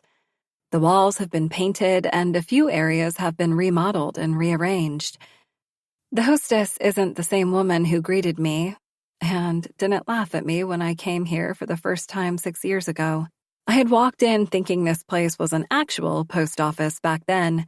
Instead, a young girl sits on a high stool, back turned to me, face glued to her phone screen while she smacks her gum. I glance toward the coffee counter, seeking some familiarity, but that's changed too. The color of the countertop is different, and it's no longer used for seating, but as a place to store extra napkins and eating utensils. Scanning the room for any sign of locals who might have been here the last time I came, I don't see any. I only see technology-driven families texting each other from across the table. The lack of chatter in this place is alarming. I guess I do miss something from Tahoe after all. Are you eating alone? The hostess finally acknowledges me, but the question and the inflection in her tone sound judgmental. I look around the place one more time before I respond. No. Just one coffee to go, please. As I wait for her to ring me up for the coffee, I look around one more time. It's funny how so much can change in 6 years. Some changes for the good and some for the bad. I wonder if this place will still be around in another 6 years. I wonder what my life will be like then. Will I be happy with Richard living in West Virginia? Will I be serving a prison sentence for a death I didn't cause? I take my coffee and get back in the rental car, checking the time on the dashboard. I expect at least a few more hours before I hear from Lieutenant Spencer. Where should I go now? I say aloud to myself. With all the excitement and anticipation building around the family that is suing me, I've almost forgotten about the root cause of it all. The house that ties me to Tahoe. I'm curious. Certainly the house is considered a crime scene and taped off, but I have this urge inside me to at least drive by and see it again after all this time. The house that caused so much pain to so many people. Maybe I'll gain a little closure when I see it boarded up behind the yellow tape. Should I or shouldn't I? I sip my coffee, tapping my foot against the floorboard. Fuck it, I'm going. 12 minutes later, I'm back on Whispering Pines Loop. I slow my speed when my tires touch the road-based driveway. Glancing out my driver's side window into the trees, I see a pile of garbage where Phil's tent once stood. The memory is undisturbed since I left, and the rush of emotion hasn't gone away. I almost wish I had let Richard come with me. When I see the house, the first thing that catches my eye is the purple doors just beyond the caution tape. Lieutenant Spencer wasn't lying. The drifter took time to paint my front doors, changing the bright red to a dark purple. What a strange thing to do. From the outside, this place doesn't feel like the same house where my husband's life was claimed. But when I see the once shiny gold, now tarnished and dull, lion door knockers, I feel the connection again. I thought the sight of this house would leave me speeding away from here as fast as possible, but it hasn't. Instead, I'm locked onto this place. So much has happened here in such a short time. It would be a shame to race off so quickly without paying respects to my late husband in the place where he took his last breaths. Maybe coming here was all part of a grand plan to help me fully process everything. My family, my late husband's death, my connection to a murderer. If I can finally face my fears and everything that happened, maybe the nightmares will stop and I'll be able to move past this. I park the car and get out. It's only then that I notice one of the nearby trees leaning so much that it's practically dangling over the house. It looks as if it could fall at any time. If it did, it would crush everything and everyone inside. Stay cautious, Sarah. Standing just before the porch steps in front of the caution tape, I stare up at the front door. Everything inside me is telling me not to, but I have an urge to go inside. So I do. Ducking under the yellow plastic tape, I promise to only look, not touch, when I twist the handle and enter the house. Only one step in the door and my jaw drops. Inhaling sharply, I scan the mess of a room before me. Graffiti covers every wall I see from top to bottom. None of it makes any sense. Random letters like C, H, R, etc. are written all over the wall for no apparent reason. The use of extra swirls in the S's and Y's gives the writing a surprising feminine touch. Numbers written everywhere my eye can see. 1, 7, 8. The multicolored swirls, dots, and attempted artsy designs are overwhelming. But then I see two words that make my heart sink. R.I.P. Logan. What the fuck is going on here? The words bring my mind back to the day Logan was killed. The air was thick. The night was long. My heart was heavy. Why would the drifter, Charles Quinn, aka Frankie Moon, write these words on this wall? How would he have known about Logan or how he was murdered? Something is telling me that Charles Quinn being here was not just a coincidence. Knock, knock. Nearly jumping out of my skin, I look toward the front door, clutching my heart when I hear the knock. Who's there?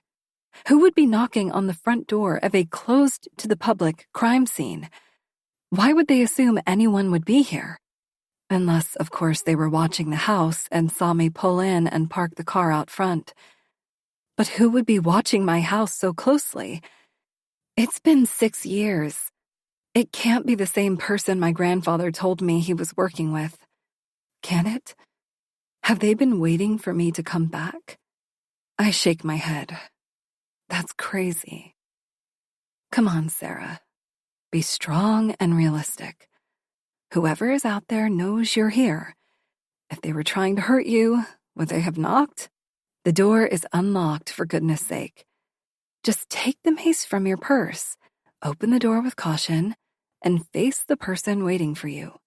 Discomfort floods my body, fighting me every step of the way. But I tread softly toward the front door. I grip the mace tightly in my right hand and hover my left hand over the handle. Taking a deep breath, I wrap my fingers around the handle and crack the door open. My heart pounds against my chest until I see a familiar face, and I'm instantly relieved. Oh, I whisper and open the door wider. It's you. Chapter 12. Artemis Bradford. Artemis Bradford? The woman says in a shaky tone. You're my neighbor, right? Well, my old neighbor? She adds, and I raise a brow. I mean, not old as in age, but obviously you're old. I mean, old as in, you were my neighbor 6 years ago old, not old. I give her a blank stare as she rambles on. She's nervous to talk to me, and she should be. I'm not sure that she knows anything about me, just as I don't know much about her. Through her eyes, I'm probably just the 80-year-old man who has lived next door for decades to this house the devil built. And that's all I ever wanted to be. I sense that she's scared of me, and that's how I like it. I keep to myself for a reason. I never wanted any trouble. All I wanted was to live a quiet life with my wife. But my plans changed when my wife passed. I changed when she passed. I hold up a hand. Just stop, I say boldly, and the woman widens her eyes as she shuts her mouth. She's a little taken aback by my bluntness, but I don't have time for unnecessary chatter. Listen to me, I begin. I'm not here to be your friend. I'm here to tell you about the strange things that have been taking place here since you've been gone. Now, understand that I haven't lived here my whole life, but I've lived here long enough to know about everything hidden behind these walls, things that should have had no business happening here. She swallows hard, signaling that she knows the history I'm referring to. I continue. I was here on the night your husband died. Her scrunched facial expression relaxes. I remember, she says quietly. I gave my statement to the police, told them about my interaction with the man they had cuffed in the back seat of the cop car. I watched when they brought your husband out on a stretcher, and I felt your pain. I bring my hand to my heart and briefly let my eyes drop to the floor. My sweet Delilah was carried out on a stretcher, too, after she passed. I quickly shake off the memory. This is no time to get soft. I stared at you from behind the makeshift police barrier of squad cars, debating whether to talk to you or not in that moment. But with all the chaos unfolding, I chose not to. It wasn't the right time. I tightened my lips into a line and shake my head. My Delilah would be ashamed of me for not offering to help this woman when she needed it the most. You left town so soon after, and I felt bad for not trying to help. So I took it upon myself to be the caretaker of your home while you were gone, mowing the weeds down, trimming a few trees around the house, and looking out for suspicious activity were the least I could do, even though I hate everything this house stands for. But it's what my wife would have wanted me to do. I sigh. I miss my beloved. Everything went smoothly over the first several years, but this last year, things changed when I started to notice a minivan showing up and parking behind the house. She's locked her eyes on mine, and I have her full attention. My eyes aren't what they used to be, but I use my binoculars. I never saw anyone get in or out of that van. However, the van moved daily, parked in slightly different spots at slightly different angles, so I knew someone was here. I gestured to the house around me. Thought it was you at first, but I know your kids enjoy playing outside. I point back to my place. I used to hear their laughs echoing through the forest when you resided here. I lean in closer, but I didn't hear any laughing. I heard screaming. Her mouth parts, and she lets out a quiet gasp. I continue. I knew something was off, because then came the blaring devil music, the cryptic signs drawn into the dirt outside, and then your front door changed from red to purple. No one in their right mind would paint their front door purple, especially not that shade of purple. It's the eyesore of the neighborhood. I motioned toward the door, shaking my head in disgust. I called the police to make a report, but they didn't believe me. I know they think I'm just a crazed old man losing his mind, and in most ways I am. She takes a step back when I say this, and her grip on the pocket-sized mace canister in her hand grows tighter. It makes me furious that the cops didn't believe me. I knew something had to be done, whether the police were involved or not. My breathing grows heavy as I'm getting worked up. I was just trying to do what my wife would have wanted me to. I clench my fists and cast my eyes to the spot where the drifter's body was before he was taken away. I should never have had to do what I did. Chapter 13. Him. Yes, Artemis, keep talking to Sarah. Keep distracting her for me. Say more about what you shouldn't have done. Let her grow more suspicious of you, because just as she's watching you closely, I'm watching her from up here at the top of the stairs. Sarah's been busy, but I never took my eye off of her. With Brian Kent in prison, the future of the Kent family business falls on my shoulders, just as I always wanted it to. Sarah's the only one who can help make everything right again.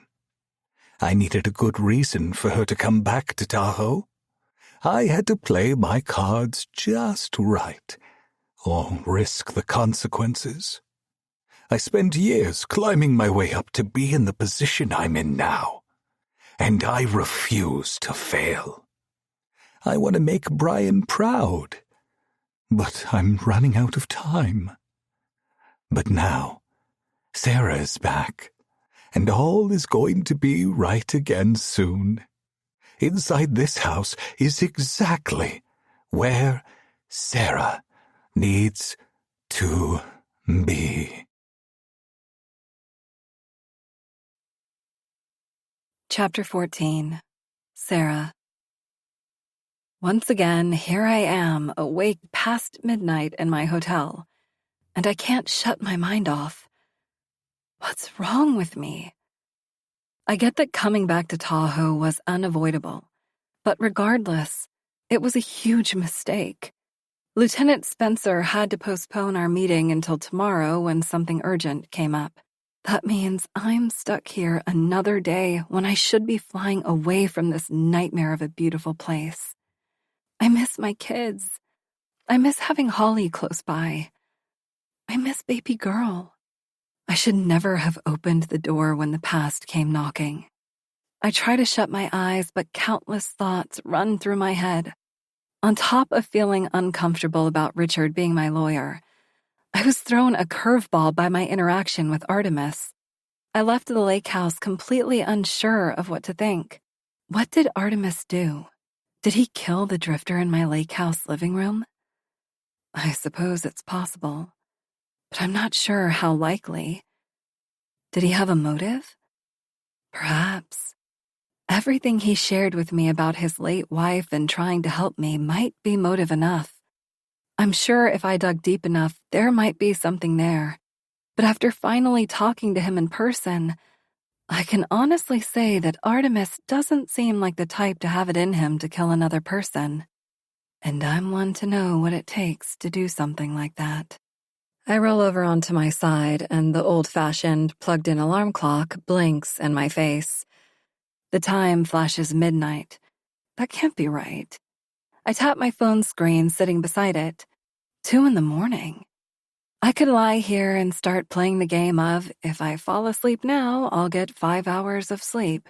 Then an hour later, when my thoughts give me another break, if I fall asleep now, I'll get 4 hours of sleep. And continue this pattern until eventually my alarm goes off. But what good would that do? I'll still have a storm of questions brewing inside me, and Artemis isn't the only unknown variable on my mind. Being back in Tahoe is bringing back memories. There are still so many unanswered questions surrounding the events that took place here. One question being, what happened to all the other items that were taken from my special cedar chest? For example, my old Kent family photos that I had taken from the glove compartment of Mom's car after she died. Those photos are still missing. I stared at those photos 1,000,000 times and never recognized anyone in them but Mom. I'm sure Uncle Riley was in them. I wish I had those photos back. I get up, wet a small wash rag, and use it to wipe my face.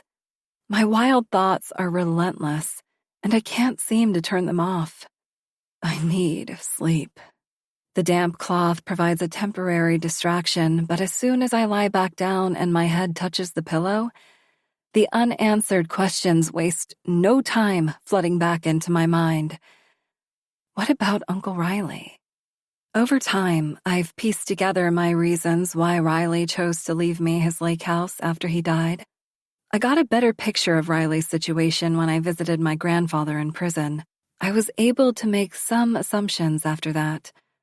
I sat behind the glass to look my grandfather in the eyes and demand answers from the man I could finally identify as Brian Kent. But his response was vague, unclear, and utterly disturbing. Riley was a fuck-up, Brian said into the phone that day as I stared at him through the glass. Riley was given everything to carry on the Kent family business, but chose not to.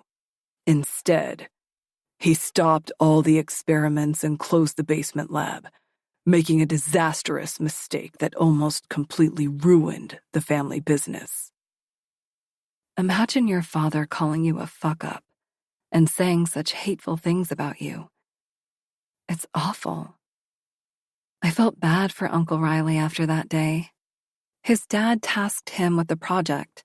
Riley was supposed to be creating some sort of super powerful drug that could cure all diseases in a person, or kill them.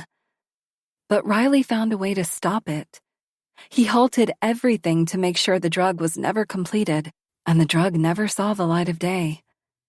This single action is what led me to believe that Riley was a good person. I wasn't sure before because I never knew my uncle. But now I'm sure of it.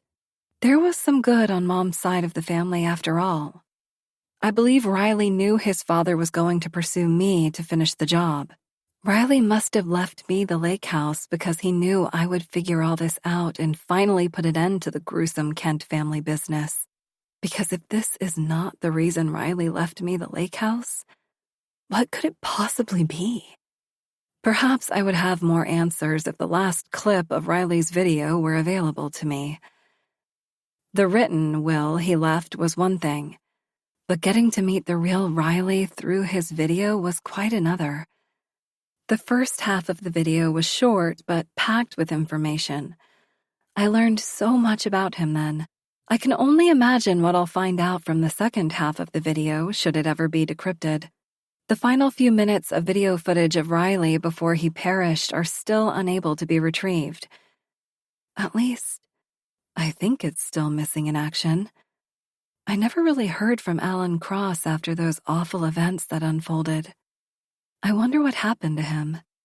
I still have questions for him, too, starting with, who are you really? What was your connection to my uncle? My eyes are burning. My completely drained body is telling me just how late it is. I have to get some sleep or I'll never be able to focus on what Lieutenant Spencer has to say tomorrow. I force my eyelids shut, repeating these words until I fall asleep. This will all be over soon. This will all be over soon. Chapter 15. Sarah. Oh my God, Mom, I hate him! Alexis shouts, and I hold the phone away from my ear, glancing at the time. It's 6 a.m. here, which means it's 9 in Alexis's world. On my end, it's too early for another game of, why is Alexis mad this time? But on her end, at least she let the issue wait until 9. It would be wrong to keep her from dishing her drama now. So I force myself to sit up in bed and rub my eyes as I listen to her continue. We were walking around the mall, and he embarrassed me so bad. I might as well just go live under a rock. Ah, I see. Another case of a 16-year-old being embarrassed by her little brother. What did he do this time? I ask, knowing that I'm opening a can of worms with this one. Aunt Holly took me and Frankie to the mall. Aunt Holly said I could text my friends to meet us there. When we got to the mall and saw Lily and Amber, Aunt Holly said I could walk around with them for an hour while she went with Frankie. Okay. I squeeze in a response to let her know I'm tracking the conversation. Sounds good so far. She continues. Everything was fine at that point. We decided to go to the food court to buy an icy, and that's when my life officially ended. I mute the phone momentarily and let out a sigh. I miss the days when these two kids of mine got along. Somehow, in the past few years, they managed to grow up and find a million ways to get under each other's skin. Frankie isn't one for confrontation, so I can't imagine what he did this time. He just appeared out of nowhere in the line behind me and my friends. And of course, I didn't see him until he tapped me on my shoulder. I turned around and he literally said, "Hey, sweetie, fancy seeing you here." Ugh, she scoffs, and I hear the disgust through the phone. Scrunching my brows and stifling a laugh, I respond, "He called you sweetie?" Yes, Mom, it was so embarrassing. Lily and Amber were laughing the whole time. But that's not even the worst part. He said something to my friends, then put his arm over my shoulder and hugged me before he walked away. Ugh. She's upset about this, but I can't help smiling at the situation. Someday my daughter will be in a situation that warrants an actual big reaction. Only then will she look back and realize how insignificant it was for her little brother to hug her in front of her friends. I'm glad I got to hear my daughter's voice before I start my day. This call has somehow put me at ease. "Alexis," I finally respond. How many times must we go through this? He is a 13-year-old boy trying to figure things out. You may not see it now, but this is his way of saying he loves you. 13? She fires back. He's freaking 48, Mom. I'm not talking about Frankie. I'm talking about Richard. Are you even listening to me? Richard? I repeat under my breath. Alexis spouts. As much as he tries, he will never replace Dad. He is not Dad. I hear an incoming call beeping on my end of the line. I briefly pull the phone from my ear to look at the screen. That's him calling, isn't it? Alexis belts out. The reason you're not paying attention to me is because your boyfriend is calling. I visualize her shaking her head from side to side. Alexis, listen. I get ready to prepare the ultimate mom speech, but she interjects. It's fine, Mom. Take the call. He is obviously your priority right now. Just admit it. Richard is more important than I am. Oh, stop it. You know that's not true. Yes, it is. He's the reason you don't even know me anymore. Or Frankie, she adds. Let's forget about me for a second. Have you been paying attention to your son? Because you might want to. She pauses only long enough to take a breath. I've been trying to tell you, Richard is weird. Something isn't right with him. So just take his call already, because we both know you would rather talk to that loser right now. Click. She ends the call. What the hell was that? Did I miss something?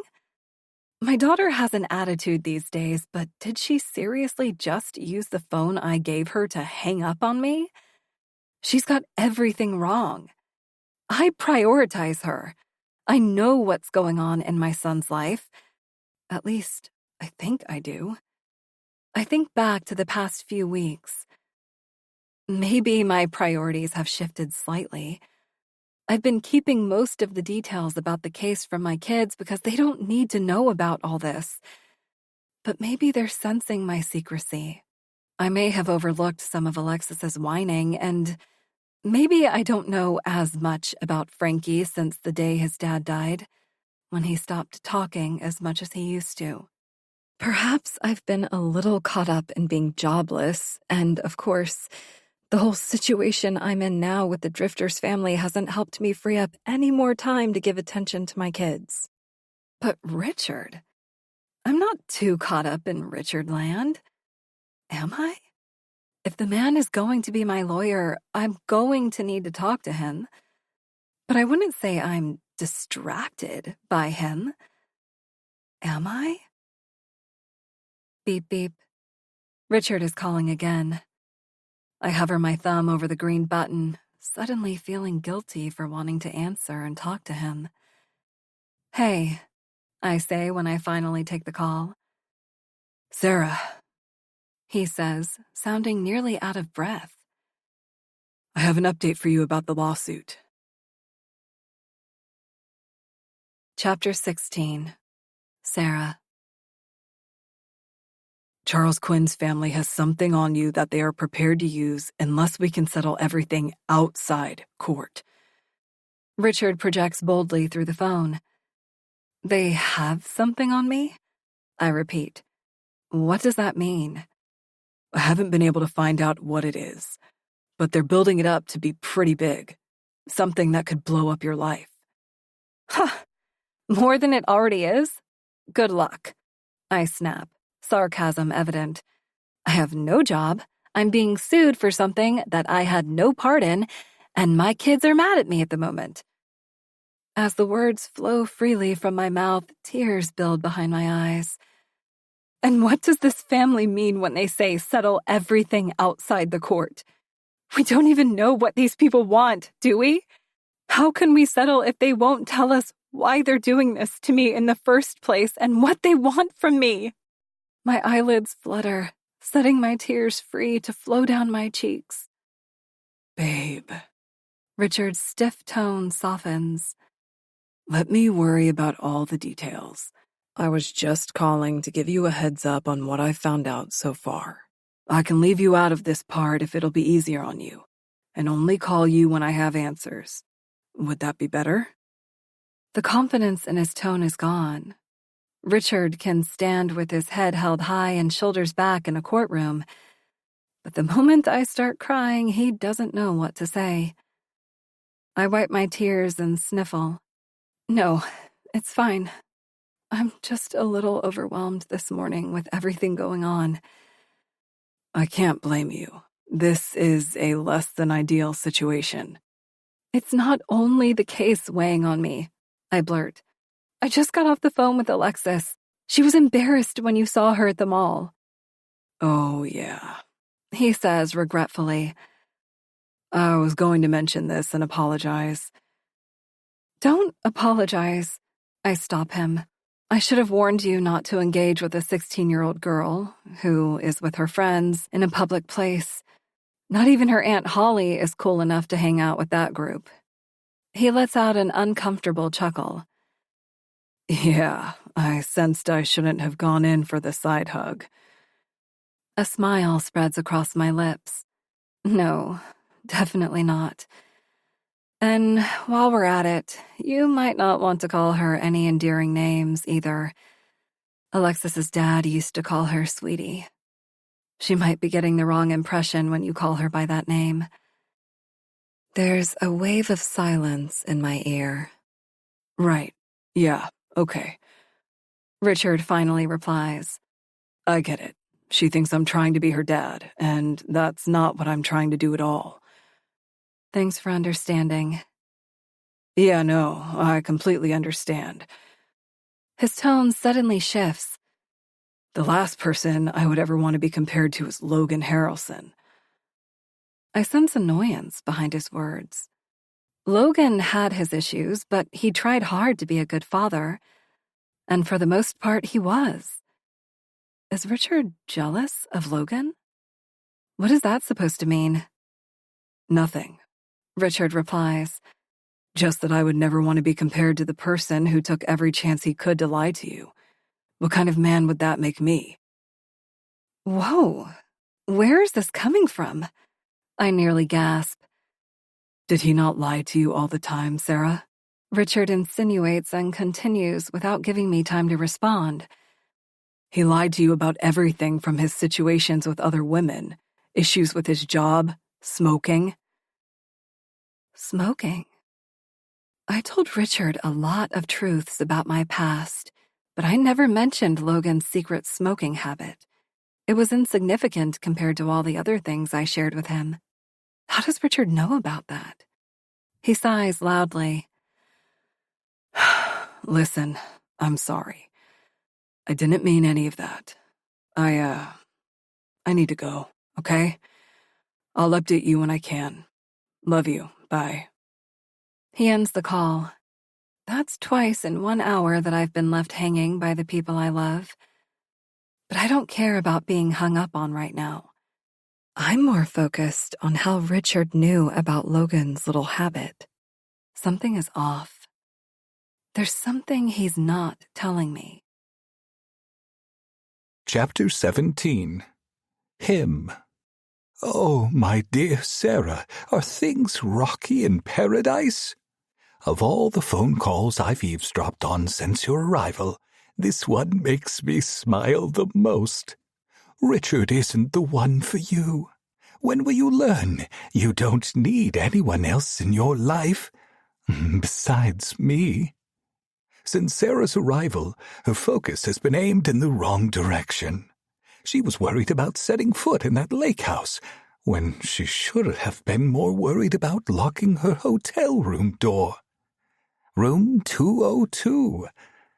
Tisk, tisk. Let this be a lesson to you, Sarah, and anyone else traveling. If you're not going to bring something to wedge into the hotel door handle, always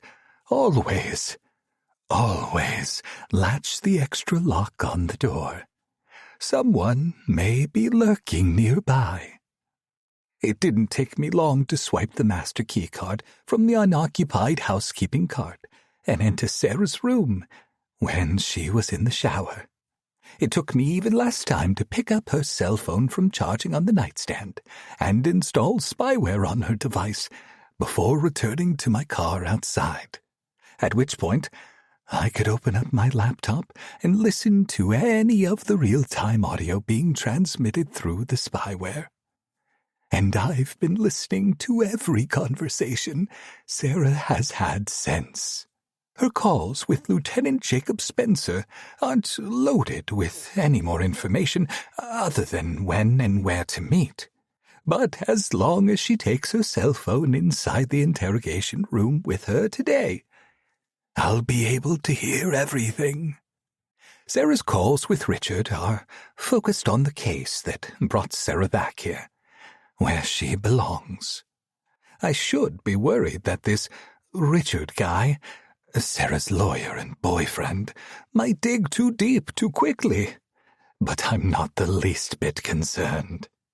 Sarah's relationship with Richard won't last long when she finds out the truth about him.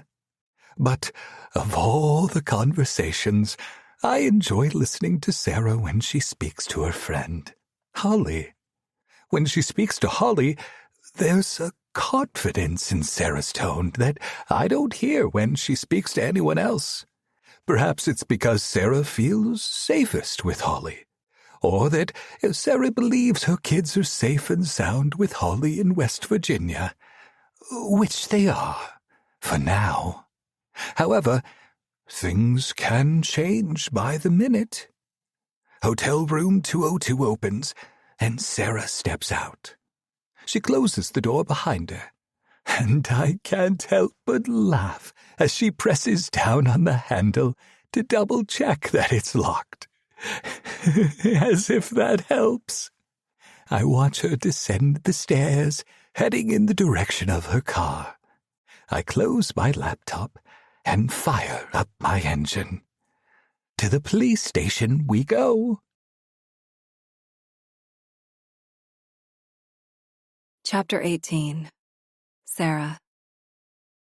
I have to commend you for being so patient during this process, Lieutenant Spencer says as he gestures for me to sit at the table across from him.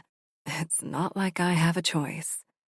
I have so much going through my mind that somehow overnight I've completely scrambled my brain.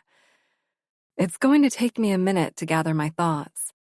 I've decided that instead of pushing back right away, I'll bite my tongue. Giving him a tight-lipped nod, I pull the aluminum chair out from the table and sit down in front of him. I watch as Lieutenant Spencer shuffles through some paperwork on the table. I've been debating whether or not to tell him about my conversation with Artemis yesterday. If I do, Spencer will know I crossed the tape and went into the house. But if I don't, he may never know what I discovered. And he needs to know. Can I just say something before we start? I blurt. Lieutenant Spencer glances up from his paperwork and his eyes meet mine. Without saying the words, he gives me the floor to speak freely. I part my lips, expecting the words to come rushing out, but my mouth runs dry and nothing comes out.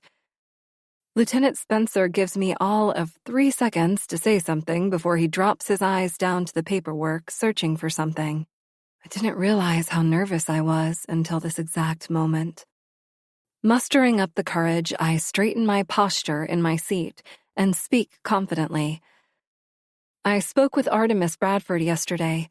With those words, Lieutenant Spencer freezes, and suddenly his eyes are back on mine. You did?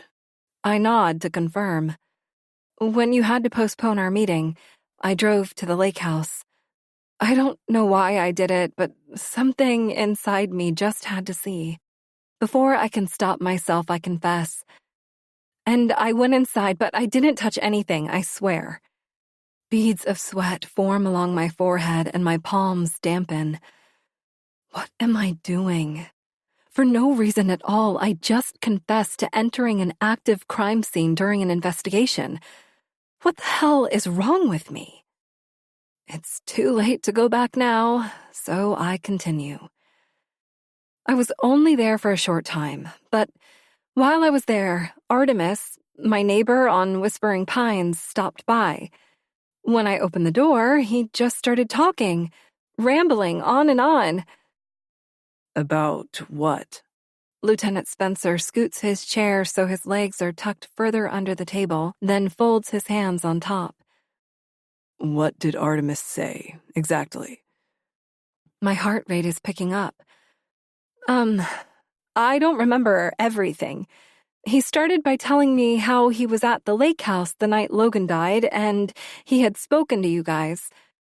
I motioned toward him. Then he said something about how he wanted to help me because that's what his wife would have wanted. I closed my eyes and rubbed my temples with my fingers, trying to remember everything he said. What else did Artemis say, Sarah? Lieutenant Spencer demands through gritted teeth in a deep, low tone. I'm panicking. He said he was looking after my house and saw something suspicious. I spout quickly. He said he called the police, but you guys blew him off, and that he knew something needed to be done. I lock eyes with Lieutenant Spencer.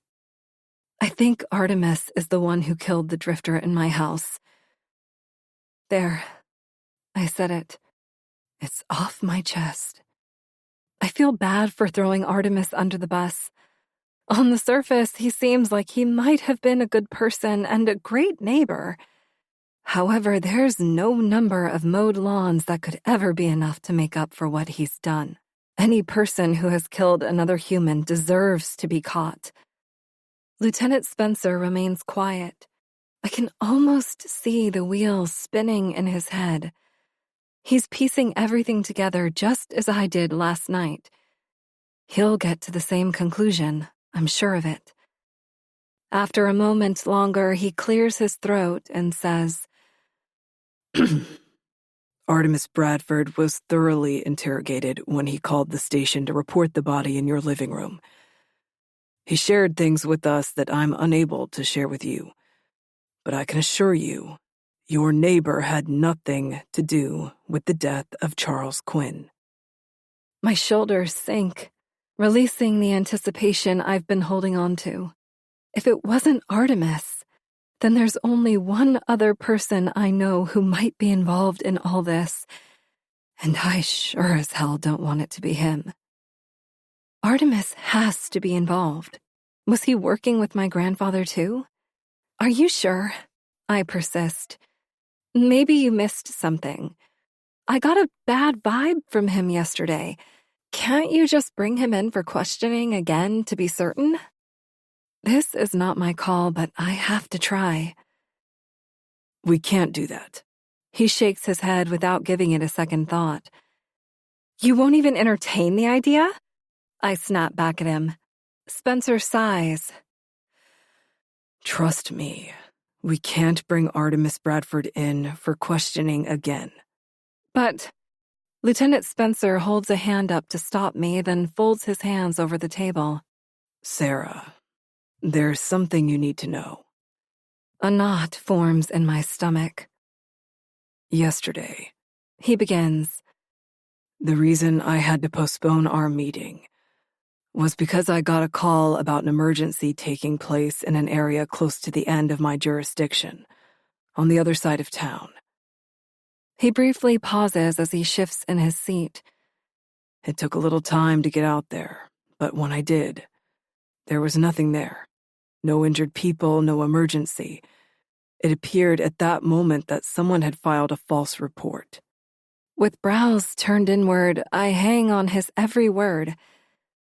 We suspected something was off. False reports are common in big cities, but not here in Tahoe. Our false report rate is nearly 0.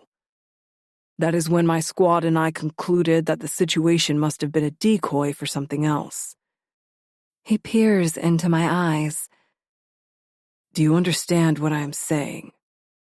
Someone wanted me and my squad on the opposite side of town for some reason.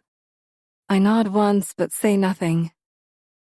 As soon as we knew we'd been set up, we drove to the exact point across town opposite of where we were, assuming the person who called in the report wanted the most time possible to pull off their plan. I can't help but interject. But why go through all that? What happened? Sarah, He says, leaning forward. if you look at a map and draw a straight line from where the fake emergency was reported to be to the furthest point on the complete opposite side of town, you will land on Artemis Bradford's property. What? I say in a rushed whisper. He swallows hard and sighs. As soon as we made the connection, we drove to Artemis's house. But we were too late. Artemis was found deceased in his yard yesterday afternoon. He says, and I gasp, bringing my hands to my mouth. And you might have been the last person to see him alive. Chapter 19. Sarah's Nightmare. You see it now, don't you? The shadowy figure stands over me. No, no, no! I shake my head back and forth frantically. You're not real. This isn't real life. I grab the sides of my head, trying to ward away this monster in front of me. An unforgettable, devious laugh belts out from the shadows. You don't want to see it, but you can't deny it anymore. You know who I am. Look at me. The figure comes out of the shadows, but something is covering its face. Just as it draws its hand up to remove the hood from its head, I cast my eyes down toward the floor. I won't look. If I don't see it, there's a chance it's not real. I said, look at me! The dark figure shouts, but I close my eyes. I don't want it to be true. I don't want to see the person beneath the darkness. I don't want it to be him. If you won't look, I'll force you to see me. The voice booms, and suddenly my chin is being lifted upward. My eyelids stretch open until I'm staring him in the face. Tears stream down my cheeks when I look at him. The face of the person I hoped wouldn't be behind the darkness. How did it come to this? I cry out. Why would you get involved? I sit on the ground with my knees pulled tightly to my chest. All my fears are playing out in front of me. I've always been here, waiting for the right moment. He replies, and our time is now. We are in this together, whether you like it or not. You don't have a choice. I desperately want to wake up from this nightmare, but I can't. It's too real this time. The nightmare will latch onto me and follow me into the real world. Because this time, I see the face of the shadowy figure. And the face belongs to Richard. Chapter 20. Sarah. I wake up, gasping for air. I sit straight up, clutching my chest, desperate to find my breath again as my eyes dart around my hotel room. My pillow is wet where my tears followed me out of my nightmare. Richard? I whisper to no one. How could it be him? I've been having these nightmares for years before I met Richard. How is he the shadowy figure that has been tormenting me in my dreams?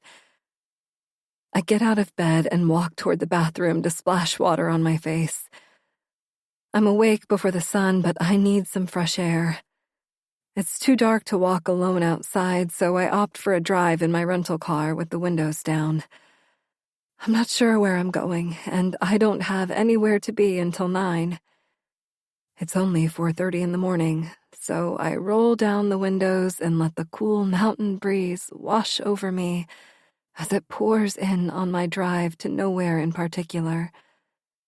There will be time to sort through every thought racing in my mind, but right now all I want is to forget it all. So I keep driving. There's something to be said about inhaling loads of crisp, dew-filled air.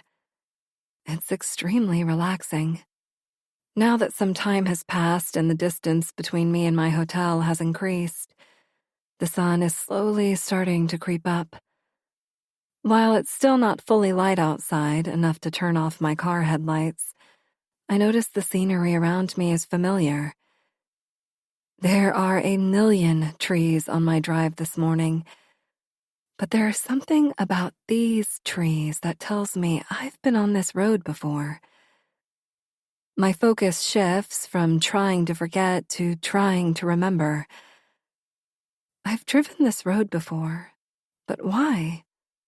The headlights of my rental shine forward and something nearly hidden in the trees reflects at me. It's a billboard. I don't typically notice billboards unless something catches my eye, and this one does. This billboard is weathered and ripped, so I can't help but look at it as I pass by. Half of the sign has folded forward, and I can't see the image underneath the fold. But what I can see on the other half, the half that is still intact, makes me gasp. I nearly suck all the air out of the car when I see Richard's face on the sign. My world is about to come crashing down. I pull the car to the shoulder just before the billboard and shift the gear into park with my headlights aimed at the sign. Harassment comes in many forms. Call the law office of Richard Pence, and we'll fight for you today. It's not new to see my boyfriend's face plastered on something in public. He owns and works at a national law firm, and they advertise on billboards, park benches, stickers on the backs of public bathroom stalls, etc.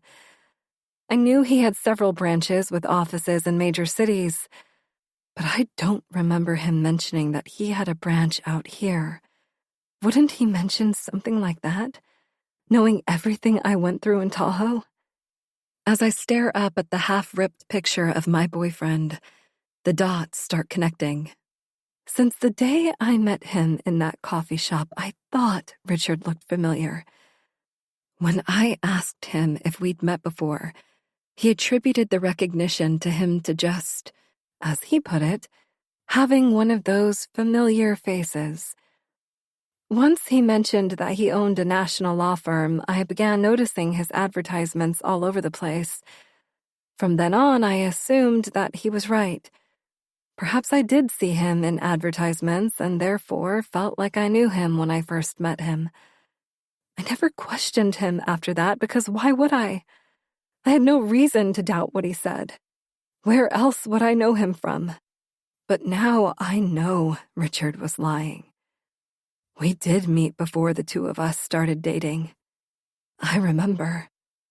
6 years ago, when my now-deceased husband was slapped with a harassment case at work, our family's lives were turned upside down. Logan was without a job for months, and we were forced to move across the states to a place we barely knew because we were gifted a paid-off house from the uncle I never knew. Before we officially moved and began settling into life in California, Logan and I had sat down in the same room with Rachel White, the woman who filed the case against Logan, and our respective lawyers in a mediation meeting in West Virginia. We had one chance to smooth things over, but it didn't work. Logan and I were instructed by our lawyer not to say anything in that room unless told otherwise. Rachel White must have been told to do the same by her lawyer because she didn't say anything either. It was simply lawyer versus lawyer in that room. Our lawyer, Nathan Purdy, versus Rachel's lawyer, Richard Pence. I only ever saw Richard in person one time, but at the time, my focus was on the woman making the accusations, not on the lawyers. It's all coming back to me. I remember everything so clearly now. There's no mistaking that Richard, my current boyfriend, was the defense lawyer in the sexual harassment case against my late husband, meaning Richard defended the woman who claimed she was sexually harassed by my then-husband, meaning Richard sided with the woman who made accusations who then later also confessed to making everything up. Richard purposely tried to make Logan look guilty. But Richard must have known the truth, right? He knew Logan was innocent, but Richard was still trying to win the case. So he did everything he could to do so, even if that meant ruining an innocent man's life. If I could go back and pinpoint the exact event that began the snowball of problems in my life, I would see Richard at the center of the cause. Richard is the reason Logan was without a paycheck for so long. Richard is the reason my family had to move in the first place. Technically, Richard is the reason Logan is no longer here. Oh my God. How could this be real?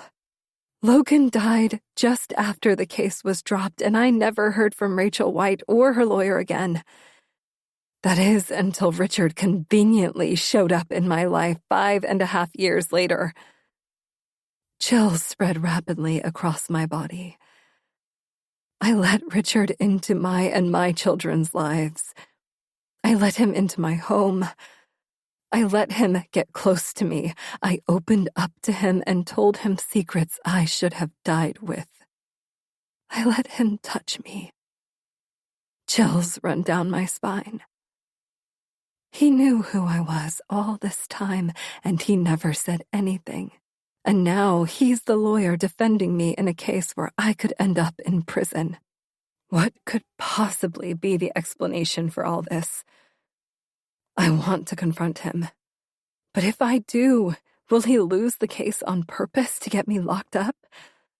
What does he want from me? What am I going to do? Part 3. Stay close. Stay away. Chapter 21. Sarah.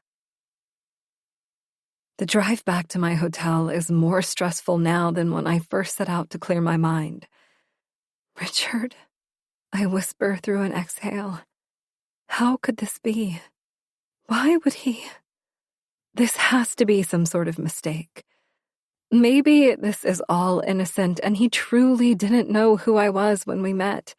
Maybe he didn't realize the past connection we had. I mean, I sure didn't recognize him from the one time we were briefly in the same room. It's possible that he didn't recognize me either. After all, it had been over 5 years since he saw my face. But even if he didn't know my face at that time, wouldn't he have recognized my last name from the case?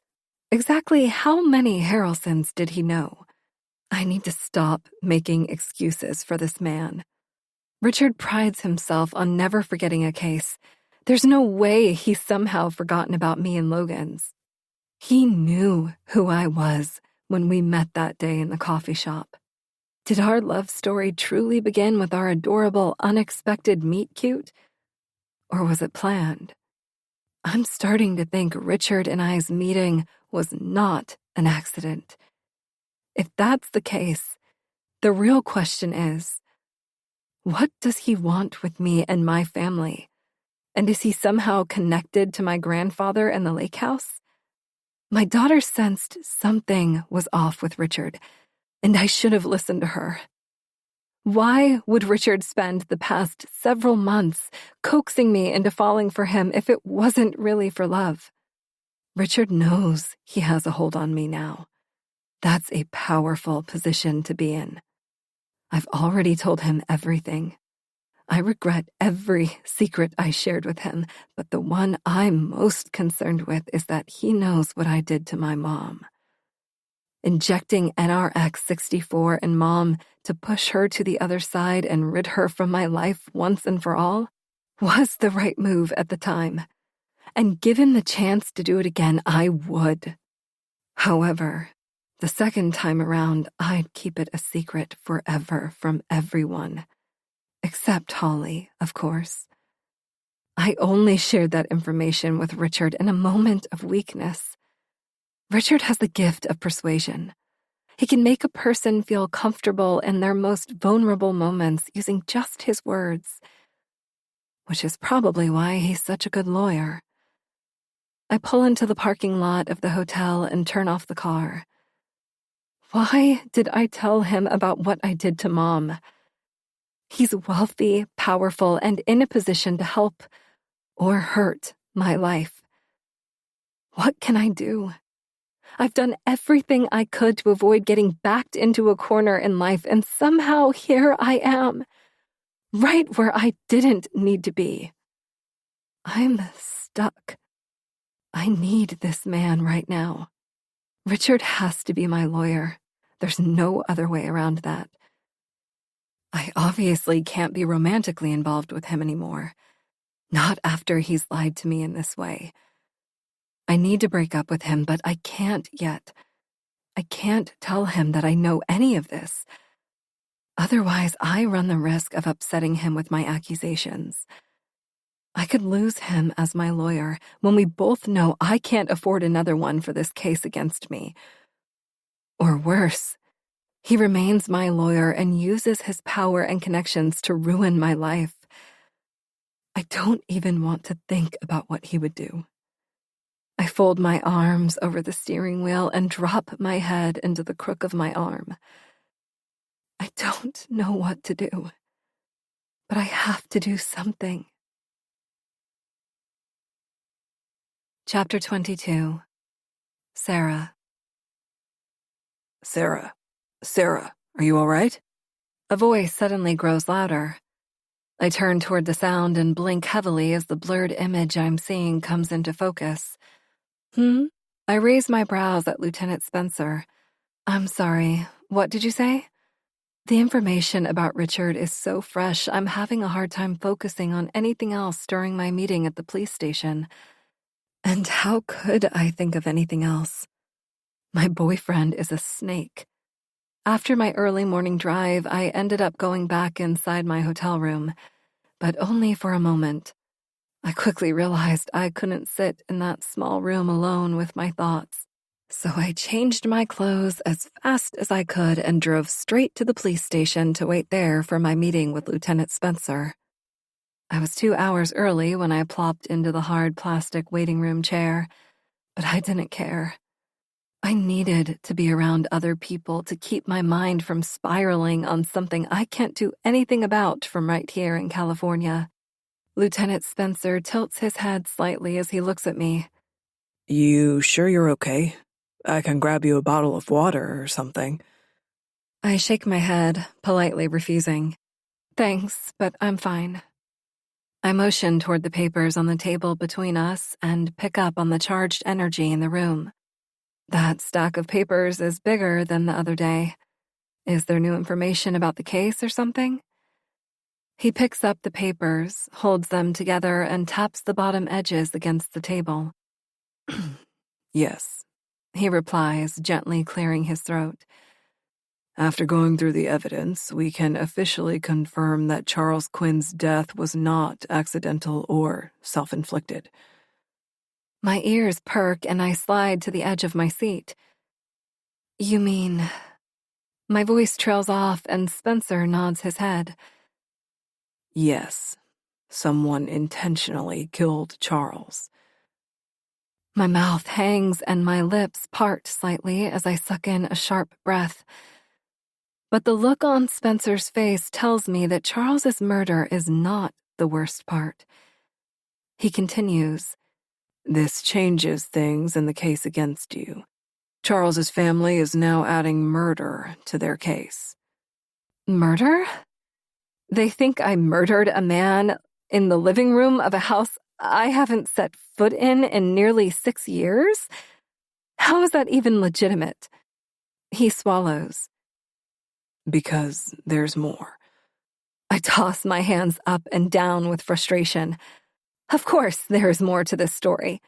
That's just the kind of lucky person I am now. He disregards my sarcastic comment and continues explaining. The results from toxicology came back quickly. He looks me squarely in the eyes when he says, The chemicals we found injected into Charles's bloodstream were the same chemicals noted in the toxicology report from your late husband. "Oh my God," I gasp. I know exactly what he's talking about. NRX 64. What Lieutenant Spencer knows as the same compound used to kill Logan, and what he doesn't know. The same compound I used on Mom all those years ago.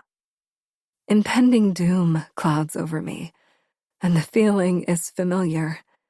It's all starting again. Tears build up behind my eyes, and a sense of panic surges through my veins. I want to leave right now. I need to get home. It's too much. I can't go through the years of constantly watching over my shoulders again. I can't be in this town. It's not safe for me here. Lieutenant Spencer forces a gust of air from deep in his chest when he sighs.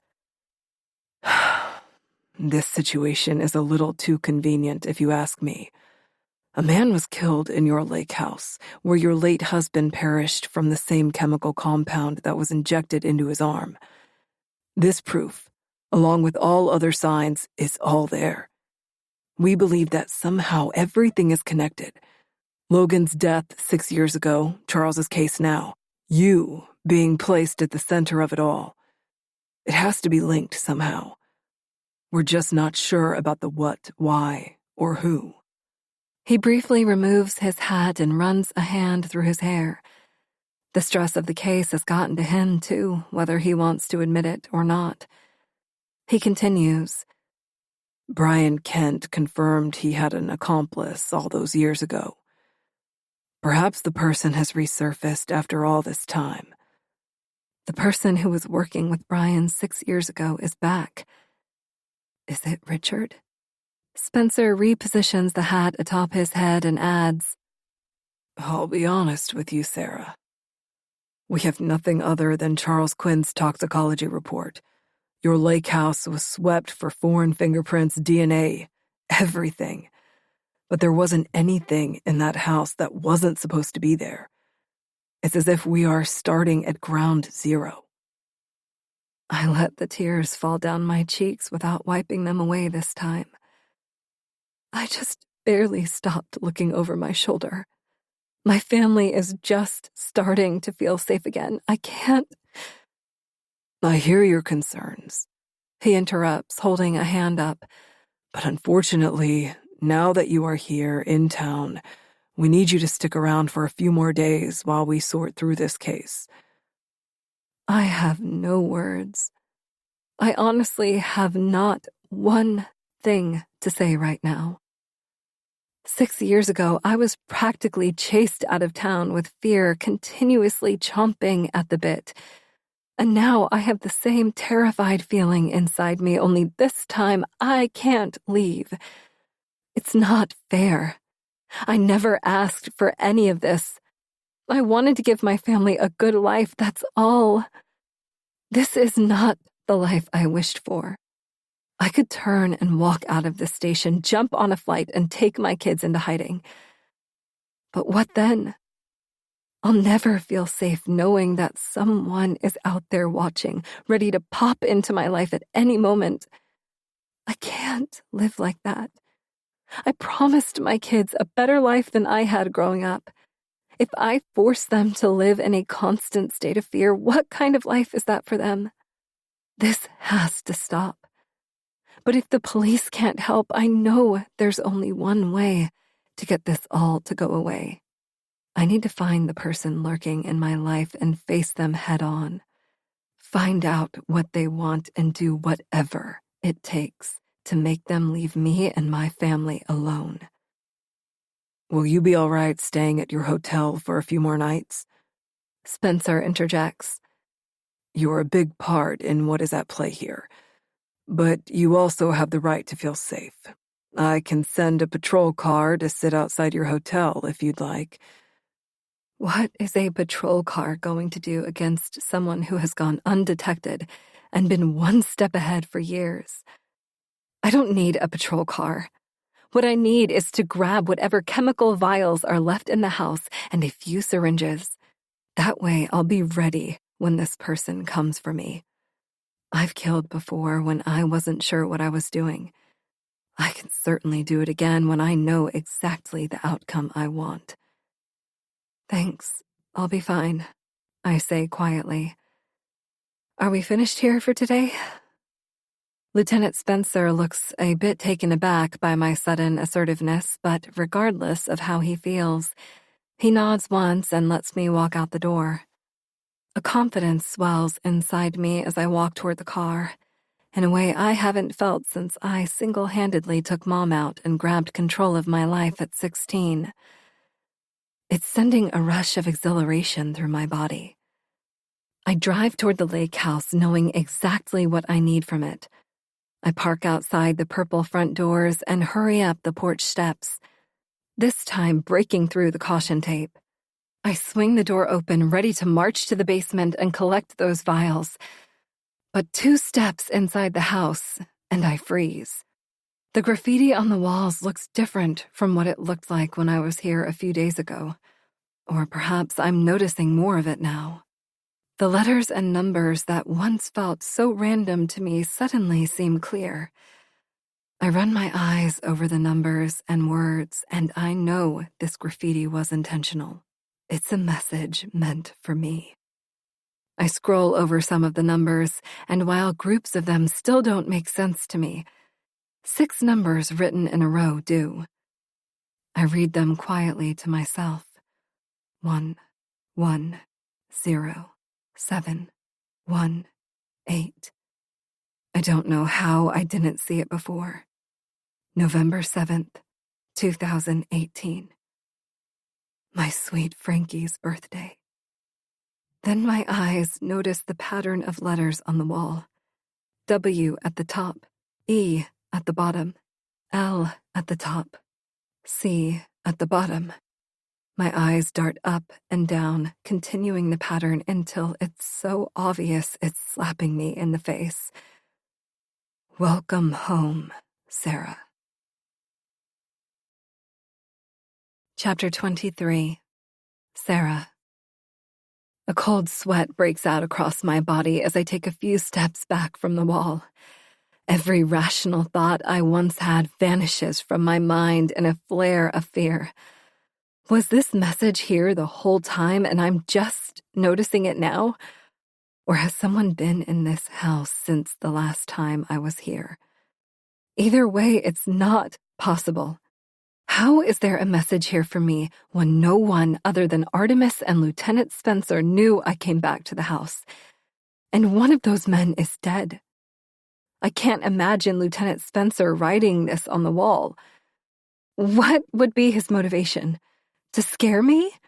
And why is my son's birth date on the wall? Why is Frankie's name being brought into this? Lieutenant Spencer wouldn't do that, would he? I don't know who to trust anymore.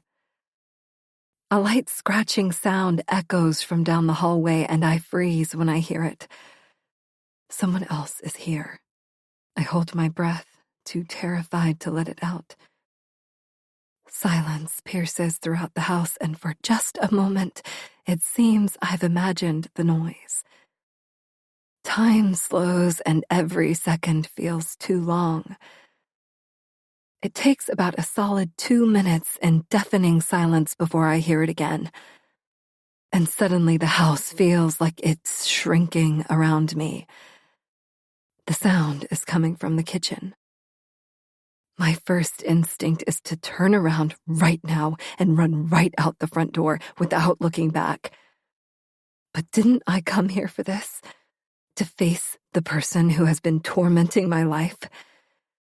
If I do not face this person now, I'll forever live a life in fear. My kids will never be safe again in this world. I've run through this scenario several times in my mind. But every time I imagined it, I had some form of protection with me. I need a weapon. I scan the room around me. Other than hurling the entire couch at this person, there's nothing small enough for me to use for defense. Feeling my pockets, I have my cell phone and the key to the rental car. I wrap my fingers tightly around the car key, holding it out like a shank, but knowing it won't do much damage. I'm going to have to play this out like a scene in The Handmaid's Tale by Margaret Atwood. An act of rebellion, taking this person down with my bare hands. That's all I can do. I glide quickly and quietly across the floors, trying to remember which squeaky boards to avoid as I inch closer toward the kitchen. With every step, the scratching sound grows louder. It sounds like someone running a knife over the cabinet doors, carving something into the wood. My brain is screaming, even though my mouth isn't, and my heart thumps wildly. If I were armed with a form of protection, I might rush into the kitchen, hoping to catch the person off guard. I glance down at the dull car key in my hand and decide to tiptoe in for a peek instead. Closer and closer. I finally reach the kitchen doorway and slowly let my eyes take over.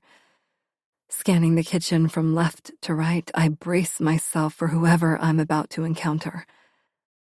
At first, I notice the cabinet doors are all wide open, making it difficult to get a clear view of the space.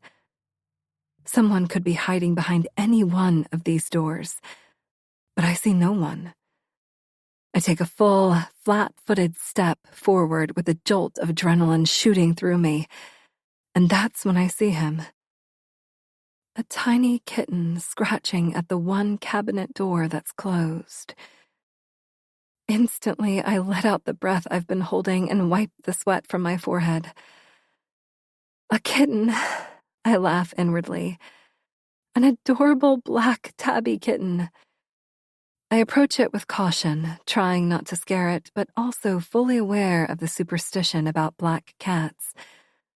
I don't typically believe in superstitions, but with the way life has been going for me lately, I can't be too careful. Here you go, I say as I open the cabinet door that it has been trying to get into. Immediately, he meows and scampers into the cabinet where he has obviously been sleeping. There's evidence of more cats inhabiting this space, though I don't see any at the moment. Perhaps his mom and siblings. There's a large supply of food and water nearby. It's comforting to know that someone has been taking care of this little guy. However, at the same time, the idea that someone has been entering the house is utterly disturbing. Who has been in this house? Between the cryptic wall messages and this surprise kitten, I'm an emotional wreck. I make a mental note to check in on the cat after all the chaos calms down. I take a deep breath and bring my focus back to why I'm here. No one is here, I mutter to myself.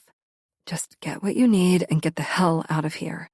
I flip the light switch at the top of the basement and it doesn't turn on.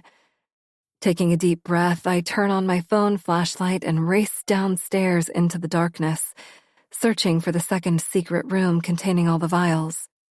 Even though it's dark, it doesn't take long to find. The room has been propped open by the police and is taped off. I rip through the tape and take a second to shine my flashlight across the multiple shelves around the small room. Hundreds of vials are lined up on the shelves. Even after working in a lab, I've never seen such an exorbitant collection of chemicals. Most of the lower shelves have been emptied, but the higher shelves are undisturbed. Picking up an empty sack from the floor, I collect everything I need. A vial slips through my fingers and drops to the floor, rolling under the lowest shelf. I need that vial.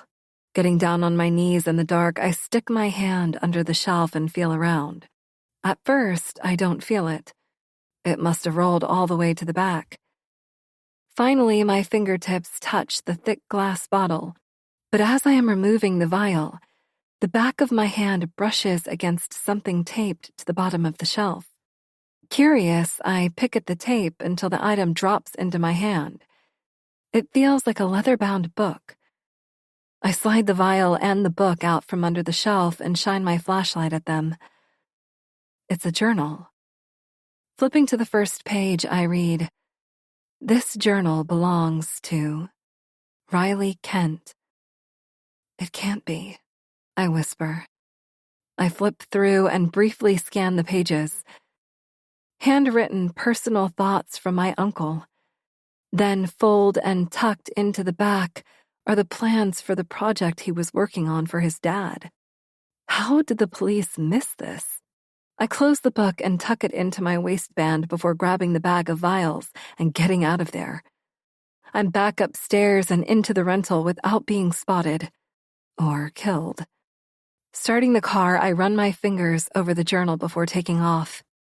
Maybe I won't need to see the missing pieces of Riley's video after all. This journal could contain all the answers I've been looking for. This nightmare might just be coming to an end. I glance up at the house one last time. I hope I'm right about this. Chapter 24. Sarah. On a normal day, the drive from the lake house to the hotel where I'm staying wouldn't take that long. But with Uncle Riley's journal in my possession, I can't get back fast enough. I can't wait to dive in. I know I should probably turn the journal over to the police, but I can't without knowing what's inside. The mystery is killing me. Uncle Riley had a lot of secrets. I can't imagine what else I might learn about him from these pages. As I park the car, I glance over at the leather journal sitting on the passenger seat beside me. Plans from my grandfather are inside. The papers that explain the project he wanted me to complete because Riley couldn't, or wouldn't. I'm still unsure about that. 6 years of unknowns, because I was too stubborn to listen to Brian when he told me to find the secret room in the basement and make the compound he feels is indebted to him. Maybe I'll finally be able to see why Brian would need a chemical compound so strong. No use in waiting another minute to find out. Taking the bag of vials in my hand and tucking the journal under my arm, I walk in the direction of room 202. As I approach the door, I see the corner of a white envelope sticking out from underneath it. I was supposed to check out yesterday, but I extended my stay. They must have charged my card to close out the reservation and slid the receipt inside my room. Using my key card, I flash it against the door lock, and the light turns green for me to enter. When I open the door and pick up the envelope, a sinking feeling curls in the pits of my stomach. This is not a bill or receipt from the hotel. It's a letter addressed to me. Sweet Sarah is written on the outside of the envelope, and the handwriting is familiar. A noticeable extra swirl in the S and W catches my eye, just as it did when I saw it written all over the lake house walls. My chest tightens as I realize what this means. Someone is watching me, and that person has been to my hotel room. Again, I should be taking this envelope and running it straight to the police. But the same urge I felt that made me tiptoe into the lake house kitchen is itching for me to see what's inside. Sure to lock the door first, I walk deeper into the room and drop everything but the envelope onto the bed. My hands tremble as I flip the pure white envelope over and peel the flap up. The top of a single picture peeks out of the wrapping. When I take it out of the sleeve to have a closer look, I furrow my brows as I study the photo. I'm confused. The picture is of the graffiti-covered walls of the lake house. Everything in the picture is the same as it was when I saw it less than an hour ago. I don't understand. Why would a person who is watching so closely not realize I've already been to the lake house? Why wouldn't they have known that I've seen these walls? I set the picture down on the bed comforter and rest my hands on my hips as I cast my eyes up to the ceiling. What's the significance of this picture? From my years of watching true crime documentaries, there has to be a reason behind receiving this picture under my hotel door. But what is it? Is there something incriminating in this photo? Am I the liaison between this person and the cops? And I'm supposed to give this photo to the cops? Is this decoy meant to distract me from something far more terrifying? None of those reasons feels right. I let my eyes fall back to the picture, and just before I'm ready to toss it aside to start reading the journal, something in the picture catches my eye.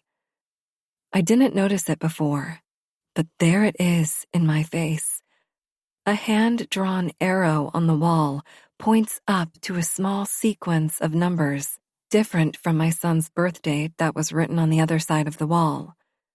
And the numbers read 1, 1, 0, 7, 9, 5. What is the significance of these numbers? Another date? If so, did something detrimental happen on this date? If so, what? Or is it something else entirely? Chapter 25. Sarah. I've been sitting here racking my brain for 30 minutes when I hear my phone ringing from across the room. The sound is exactly what I needed to release me from the tight grip of the unknown and keep me grounded. Rushing toward the nightstand, I reach for my phone before I miss the call. When I look down, my breathing hitches when I see Richard's name. I've been avoiding his calls ever since I learned about his lies. I don't know what to do or how to approach the situation with Richard. On one hand, my heart is with him, and he's still the same fun, loving, kind man I met in the coffee shop. But on the other hand, I'm certain I can't trust him. A notification for a voicemail pops onto the screen, but I swipe it away. I don't have the brain capacity to hear Richard's voice. I've got other issues right now. I'll listen to the voicemail later. Just before I set my phone face down, the phone rings again in my hand. Damn it, Richard, stop calling, I say aloud to no one.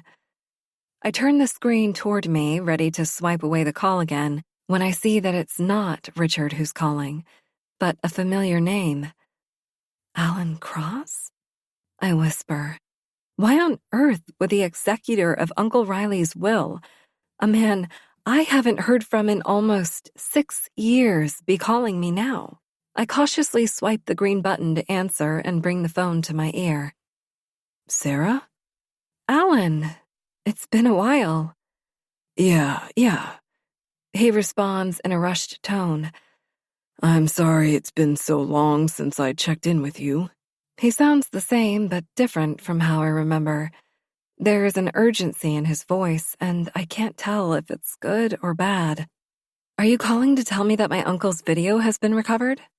Excitement builds inside me, and something flutters in my stomach at the thought of finally being able to have all the missing pieces of the Kent family puzzle. Well, no. That is still an ongoing project. Oh, I deflate. If Alan's not calling to update me about the video, why is he calling? Listen, he continues.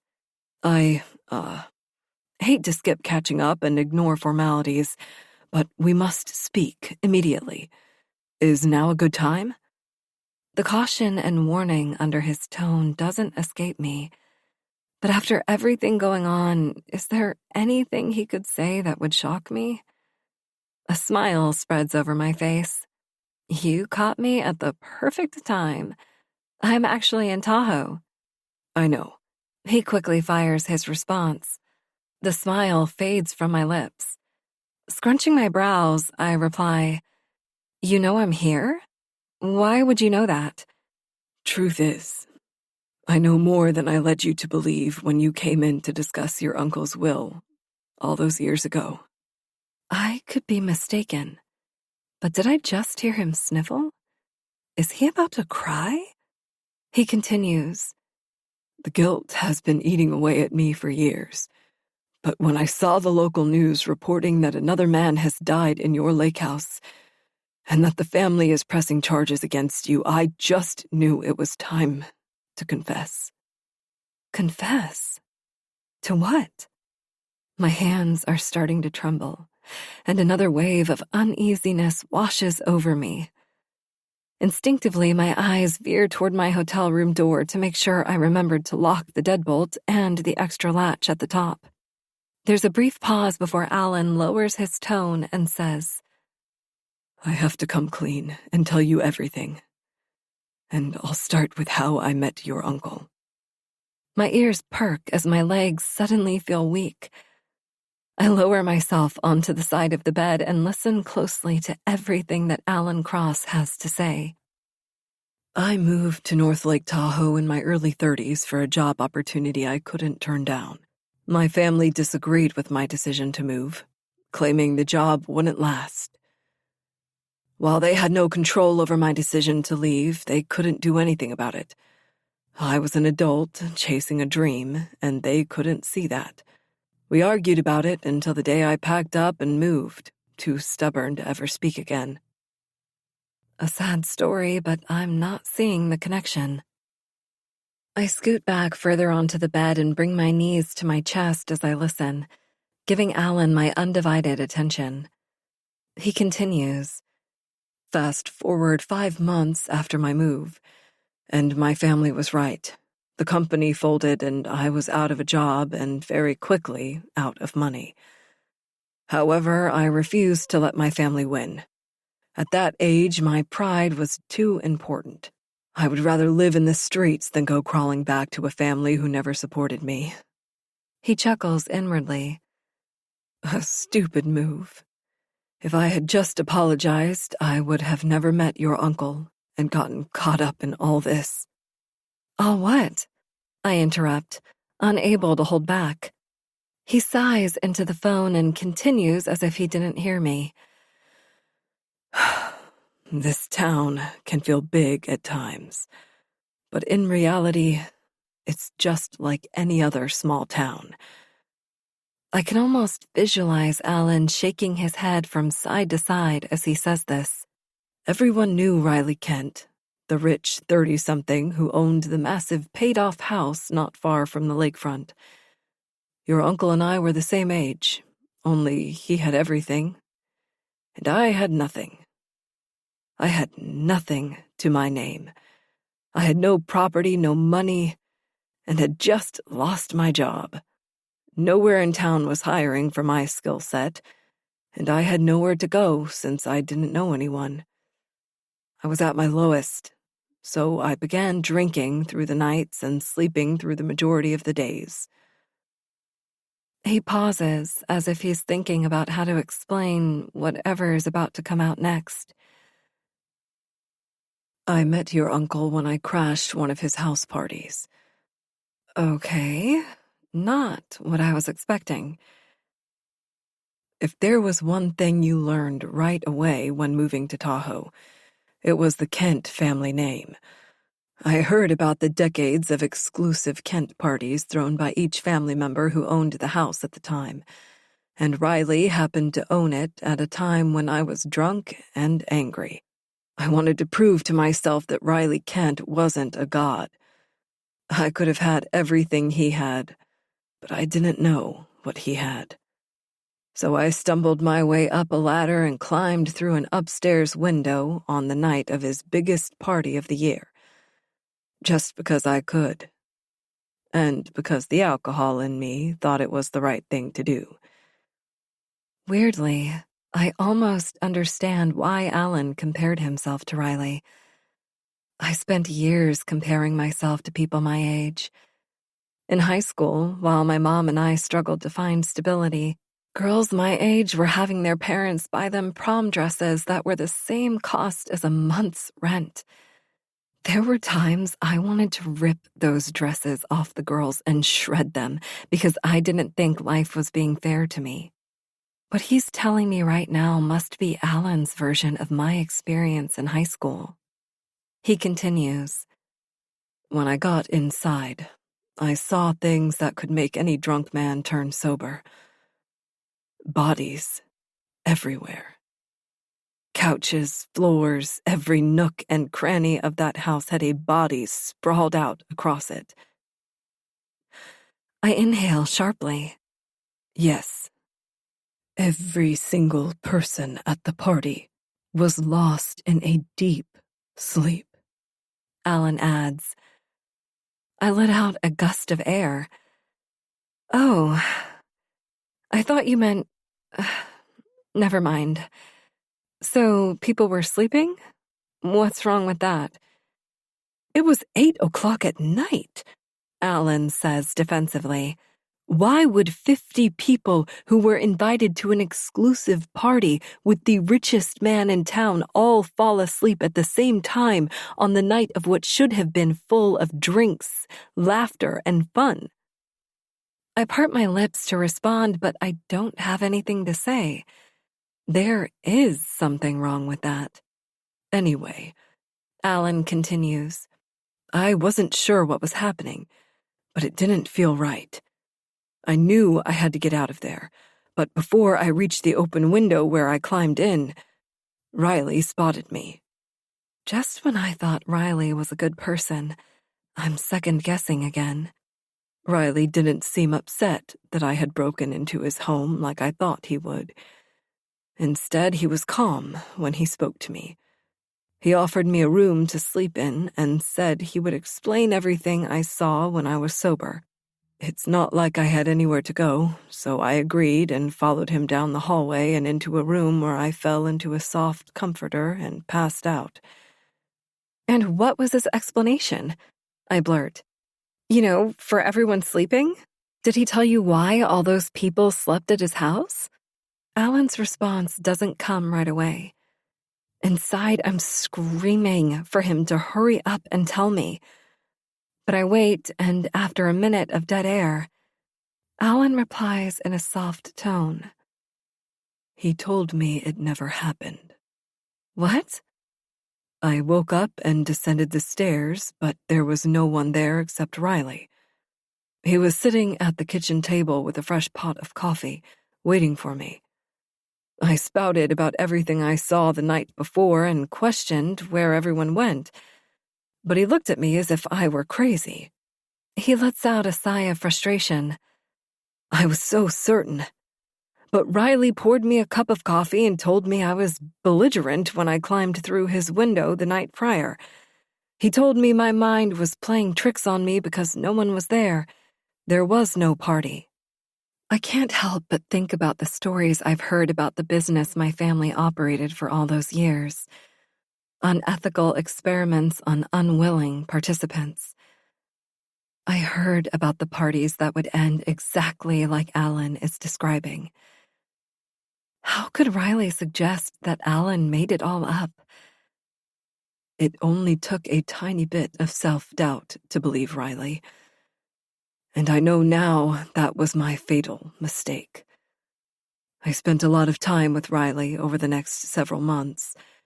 He had a unique spin on life, and our conversations were uplifting and enlightening.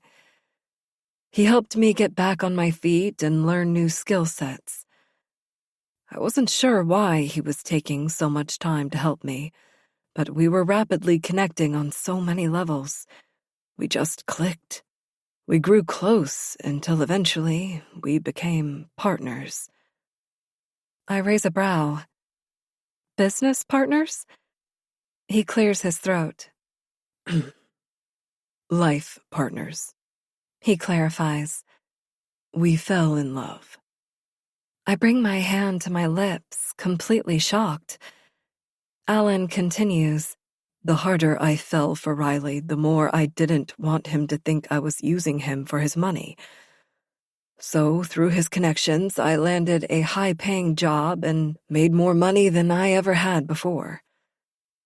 Riley became my rock, my safe space, my savior. Closing my eyes, it's difficult to picture the relationship between Riley and Alan unfolding when I've never met my uncle.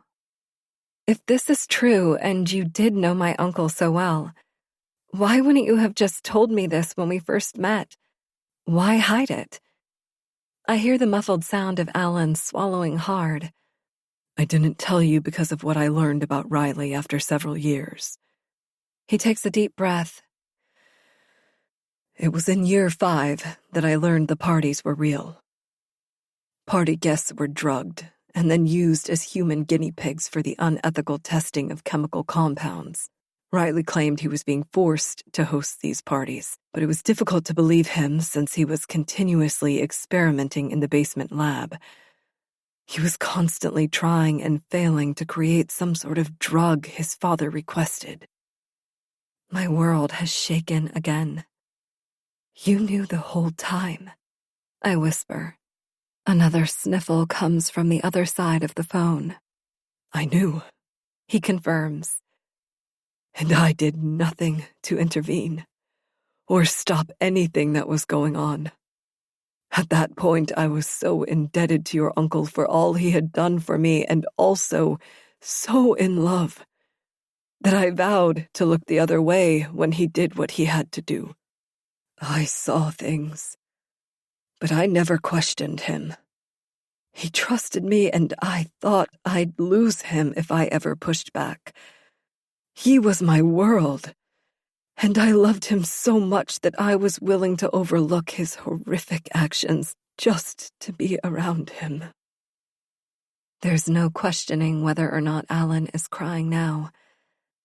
I hear his loud sobs pouring through the phone as he tries to justify his actions. I should have stopped it. As he speaks, more questions burrow themselves in my mind, and I can't help blurting one out. If you had a full-blown relationship with Uncle Riley, wouldn't it make sense for my uncle to leave you the lake house and not me? Especially since you knew about everything happening behind the closed doors.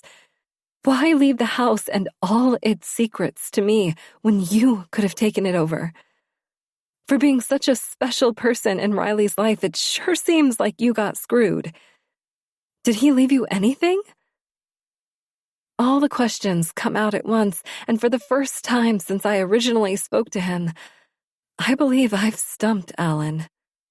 The sobbing ceases, and there's a moment of silence. Riley left me things, he eventually says. And I was honestly surprised about that. I never wanted anything other than his love. I loved him for who he was and didn't want to tarnish that love. I push back.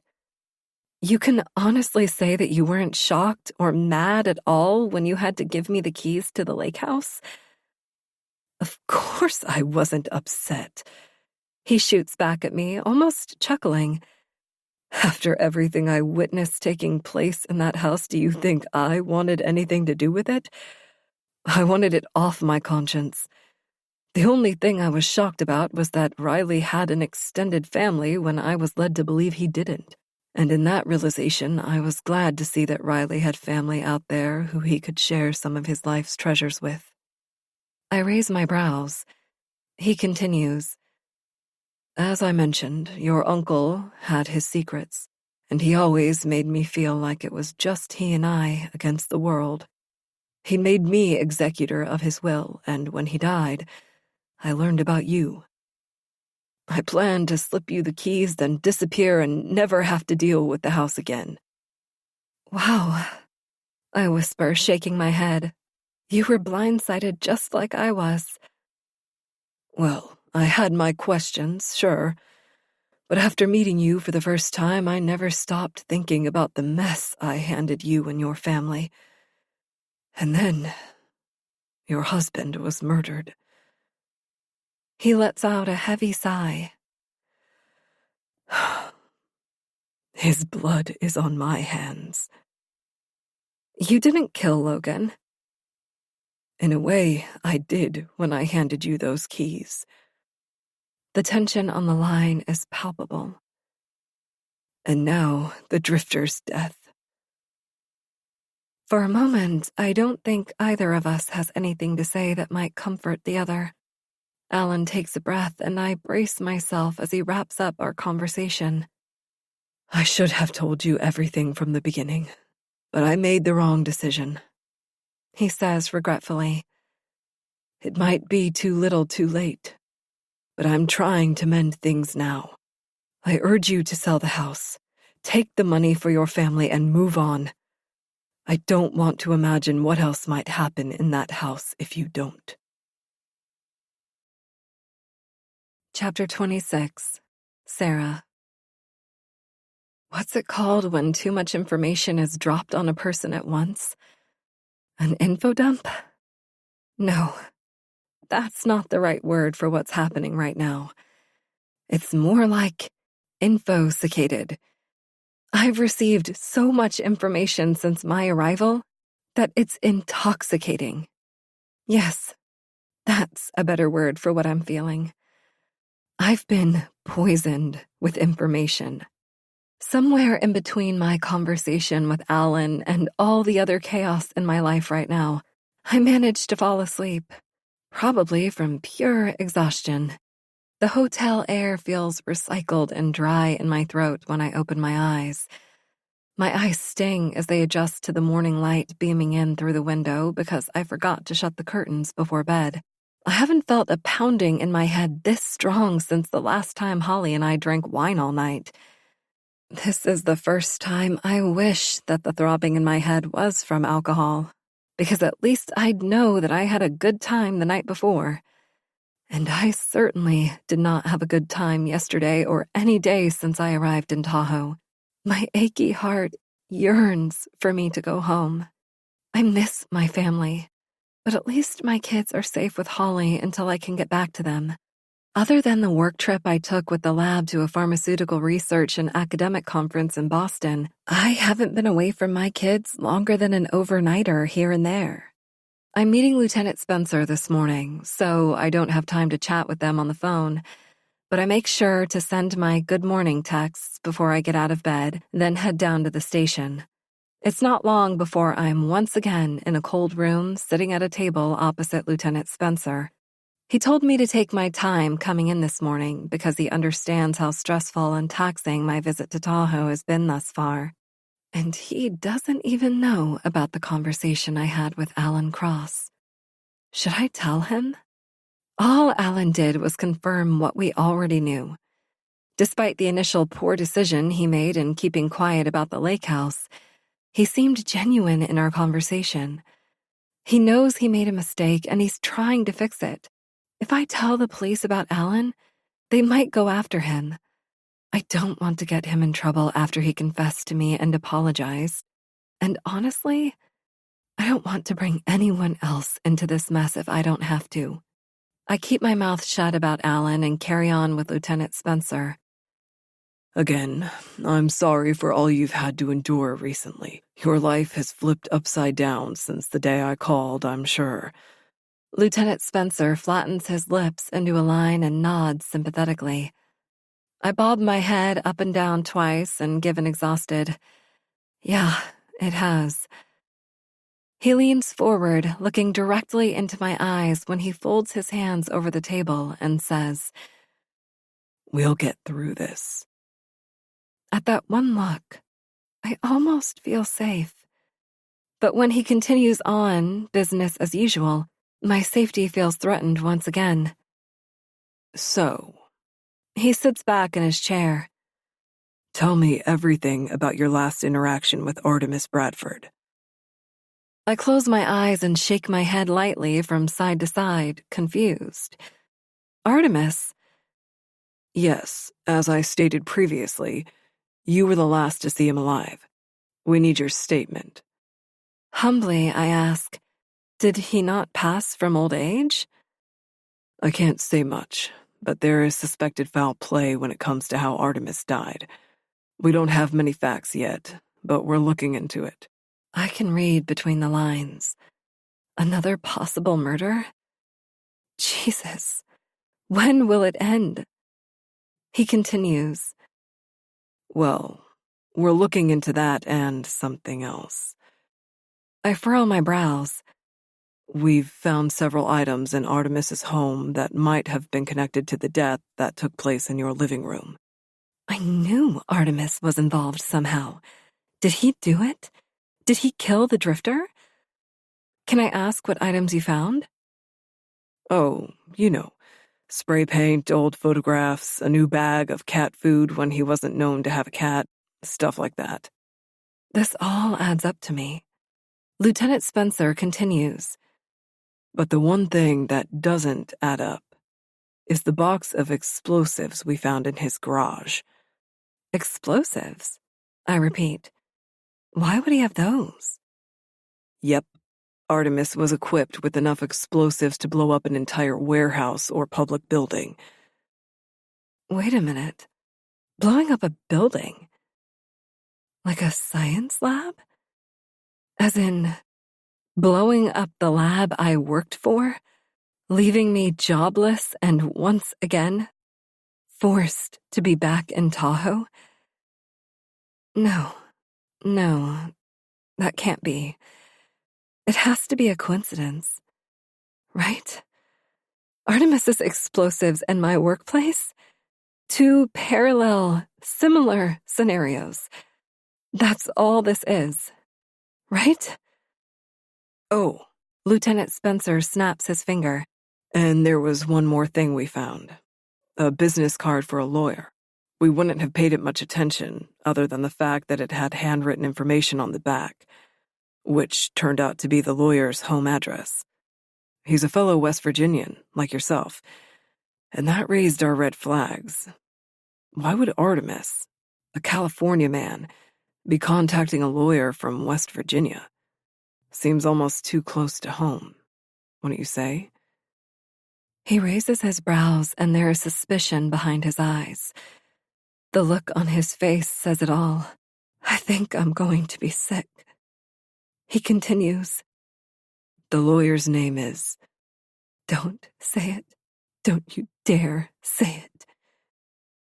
Richard Pence. Chapter 27. Sarah. Get it together, Sarah. I mutter in the echoey bathroom as I stare at myself in the mirror. Don't freak out in the police station of all places. Normally, the idea of touching anything in a public restroom other than what I have to disgusts me. But here I am, gripping onto the sides of the sink as if my life depends on it. And in a way, it does. I can feel my body wanting to collapse as I look in the mirror, trying to focus on controlling my rapid breaths. There is no way my current boyfriend is connected to anything that has happened here in Tahoe, right? He might have lied about knowing me, but he can't be connected to all this. Every time Richard's name pops up, it's purely a coincidence. I nod at this idea. Yes, a coincidence is all this is. I run the faucet, wet my hands, then rub the back of my neck. Lieutenant Spencer caught me off guard with that information, and I knew I needed to take a moment to collect my thoughts. It's now been 10 minutes since I excused myself to go to the restroom. I need to go back in. Looking at myself in the mirror one last time, I take a deep breath and whisper, "You've got this." When I open the door, Lieutenant Spencer's eyes dart in my direction. Everything okay? Pressing my lips together, I force a grin. "Mm-hmm," I reply, not realizing I'm paralyzed in the doorway. All right, he says, drawing out the words. Let's proceed. He gestures toward my chair. I see the chair. I know he's asking me to sit down. But I can't move. I physically can't get my legs to take one step. Perhaps it's because I know if I sit down, I'm agreeing to listen to and accept anything he has to say about my mess of a life. He stares at me, and when he speaks, I think he understands why I haven't moved. We are shifting topics, from Artemis's death to the case between you and Charles Quinn's siblings. His voice trails off, and that's when I notice some new paperwork has been laid out on the table. He picks up one of the folded papers. We have a new development, and I want to make sure you are sitting down for this.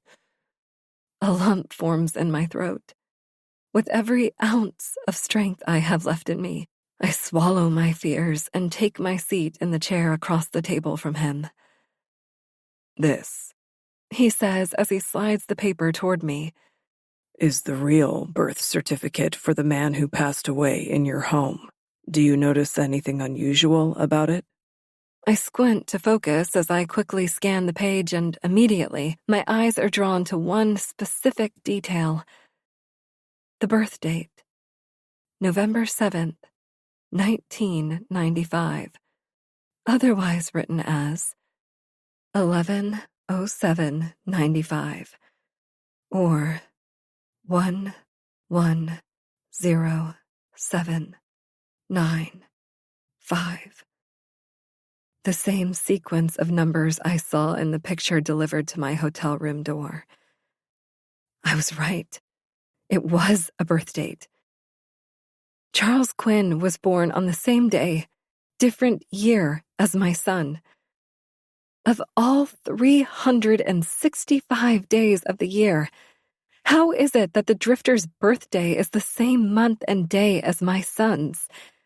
Not to mention the man also went by the name Frankie Moon. Frankie, the same name as my son. No matter what I want to believe, I can't deny the facts. I no longer believe any of this is coincidental. Well, He asks, and his voice brings me back to his question. I push the certificate toward him and point to the date. Right there. Spencer looks at where I'm pointing and furrows his brows. the birth date? Yes, I promptly reply. It's the same as the picture I received at the hotel. The words leave my mouth with confidence. What picture? It dawns on me. I never actually had the chance to tell Spencer about the picture, so he wouldn't recognize the date as unusual. He doesn't even know my son's birth date. None of this would raise a red flag for him. Wait, the birth date is not what you were expecting me to say? Uncertainty rapidly builds inside me. Well, no. He replies, and I can see he's taken aback.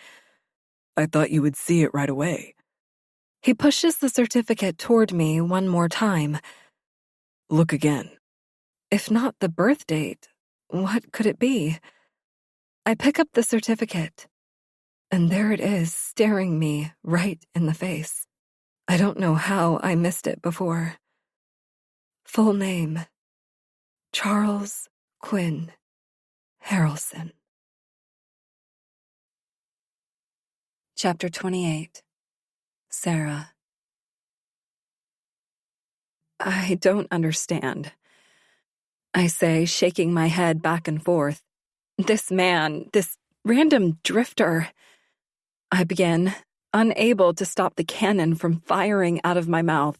This man who went by the name Frankie, which is my son's name, I add, putting the pieces together.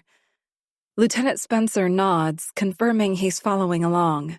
The man who died, scratch that, who was potentially murdered on the living room floor of my lake house, not only has the same birth date as my son, but also shares my last name? I pause, soaking it all in. How is any of this possible? This isn't by chance. I'm not sure how much time has passed, but Spencer hasn't said anything. He's just sitting there, silently listening to me rant. I stop talking, and I'm able to hear the wheels in my head grinding together. 6 years ago, I assumed life was at the peak of the worst it could get. I was so wrong. Closing my eyes, I rub the bridge of my nose and force the air from my lungs. My mind is scrambling to make sense of what I'm seeing, but none of the puzzle pieces are fitting together.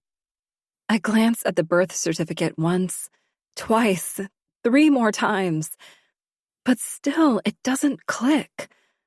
Finally, in a calm tone, he says, You're right. I look into his eyes. What? None of this has happened by chance, and there's evidence to prove that. He locks his eyes on mine as he explains. We've been busy these past few days, but luckily most of the secrets were only hiding one layer under the surface. When we retrieved the birth certificate and saw the last name, we knew there was more to this story. We had to keep digging. Hanging on to his every word, my heart rate picks up. I need to be blunt for a moment and ask you a question about your late husband. I raise a brow. Logan? He clears his throat gently and asks, Did Logan have any siblings? Yes, I confirm quickly. 5 sisters. I see. And, what was the dynamic between the siblings? I think back to almost a decade ago. For most of the time since I met him in high school, Logan insisted on keeping his siblings at bay. I had such a shitty home life that I never really questioned him about it because I understood. Something had to be wrong with the relationship, otherwise his sisters might have been around during our marriage. The last time my late husband accidentally ran into one of his sisters at a store, I was there and it was awkward. Logan hadn't spoken to or seen his sister for years at that point, and the two of them practically just stared blankly at each other for minutes before the interaction ended. His sister leaned in for a goodbye hug, but Logan stepped back and gave her a juvenile high five before parting ways. The whole situation was uncomfortable. Logan never really had a relationship with his sisters, I confess. Lieutenant Spencer rubs his chin. Sarah, are you aware that your late husband had a brother? I shake my head. No, he didn't. I reply confidently. I knew Logan for most of his life, and I never saw, nor did he ever mention a brother. I'm ready to argue his point, but Lieutenant Spencer gives me a look, and suddenly, I know it's true. Has everything in my life been a lie? Sarah, you see what I'm trying to tell you, right? He leans in until his elbows are propped on the table. Charles Quinn Harrelson was Logan's brother. Chapter 29. Sarah. On the drive back to my hotel, I can't stop replaying the conversation with Lieutenant Spencer in my mind. Charles Quinn Harrelson was Logan's brother, Spencer explained. The statements we had previously received about Charles from his sisters proved to be true. He left home 3 years ago and couch-surfed his way across the United States. His biological parents died when he was a baby, although you probably already knew that bit of information from Logan, since these 2 siblings share the same parents. And because none of Charles's 6 teenage siblings were old enough to care for such a small baby when the parents died, Charles went into the foster system, which is where his life of instability began.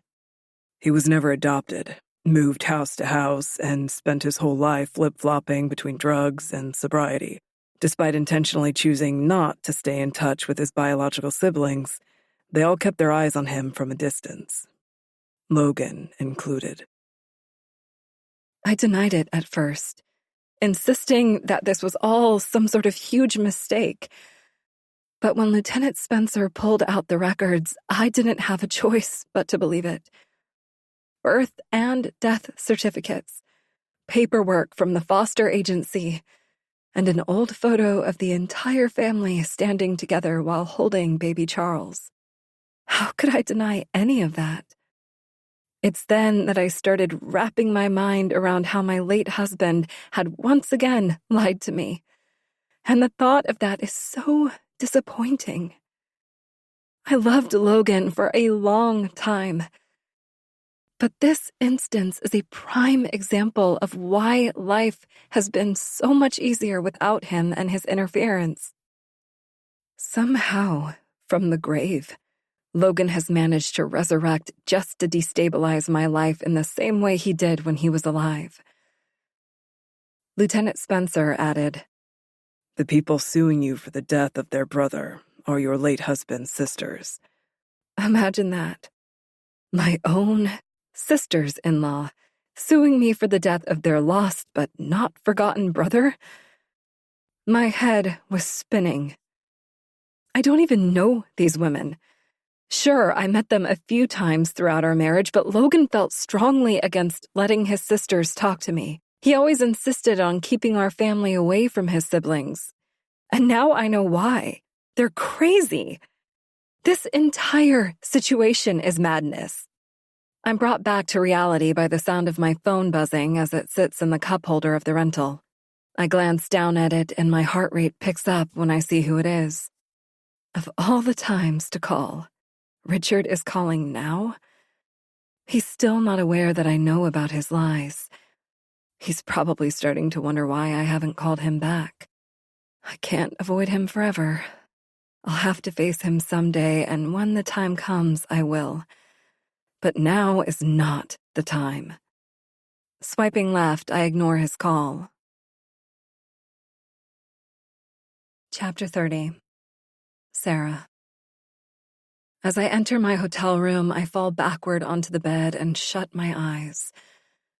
I can't seem to escape Lieutenant Spencer's words still ringing in my ears.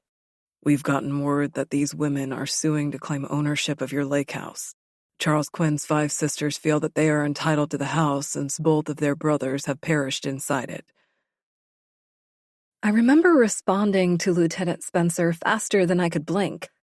Fine, good, let them have it, I shouted. I don't want this bad omen in my life anymore. I paced the room after that, muttering to myself until I calmed down. After the initial shock wore off, I had more time to think with a clear head. I started to talk myself through it. Should I be giving up the lake house so easily? It's not like there was only one accident that happened in that house. Multiple things have happened over the years. Perhaps at one point the Kent family wasn't signing deals with the Grim Reaper. But anyone can see, Death is the true owner of that house. Death knocked decades ago, and my grandfather let him in. Death came back 6 years ago, and Logan unknowingly opened the door. Death took the unexpected guest right there in the living room. And Death is not finished yet.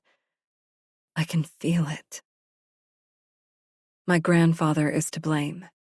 He might be locked up right now, but someone else is out there working for him, and I'm still unsure who. Richard? At this moment, there are more unanswered questions than there ever have been. Why wouldn't Charles's sisters be asking why? Whether they are my late husband's siblings or not, they should be asking why someone would want to kill Charles in the first place. But that was not their initial response. Instead, the first thing they thought about was wanting to press charges against me? Something is seriously wrong with that. It doesn't make any sense. It's that reaction that prompted me to change my mind. Not only would it be morally wrong to sell the house, knowing about all the people who suffered in that basement, but now I couldn't possibly give up the lake house without answering all the whys. Why is someone still watching me? Why did so many people have to die at the hands of my family? Why was Charles killed in the house? Why didn't Logan mention he had a brother with the same nickname and birth date as our son? Why? Just because my maiden name links me to this house doesn't mean I'm a willing participant in all that the house represents. I demand answers, and as much as I don't want to open this door again, I know exactly where to go to get them. There's only one person who can help me weave these fragments of information together. Part 4. Who's There? Chapter 31. Sarah. Never in a million years did I imagine coming to this chilling place again. But here I am. Once again, I'm sitting in the visitor holding area, anxiously bouncing my knee up and down, waiting for my name to be announced. 6 whole years have passed since I looked my grandfather in the face. The spine-tingling feeling has never fully gone away. Looking down at my lap, I realize I've been rubbing my hands together so much that my knuckles have turned red. I don't want to be here. It was hard enough the first time to look into the eyes of the man who killed my husband. How can I do it one more time? Why am I torturing myself again? I've uncovered a lot of information on my own. I don't need Brian Kent. Do I? Can I wrap up all the loose ends without him? I don't need to be in this prison right now. I should leave. Using my hands to push myself up from the hard plastic chair, I take one step toward the exit and stop in my tracks when I hear, "Sarah Harrelson?" I look toward the woman calling my name. I recognize her as the same woman who called my name from the waiting list the last time I was here. She's still here. She motions for me to follow her down the hall, and my desire to bolt out of the room suddenly fades and is replaced by confidence. This strong woman comes into work every day and deals with prisoners who have done things equal to or worse than my grandfather. If she can work with these inmates behind bars, I can surely look Brian Kent in the eyes through the glass. Shoulders back, I turn toward her and march in her direction. Through the locked doors, metal detectors, the pat-down, and the fingerprint scans, I listen to her explain the rules of the prison to me as if this were my first time.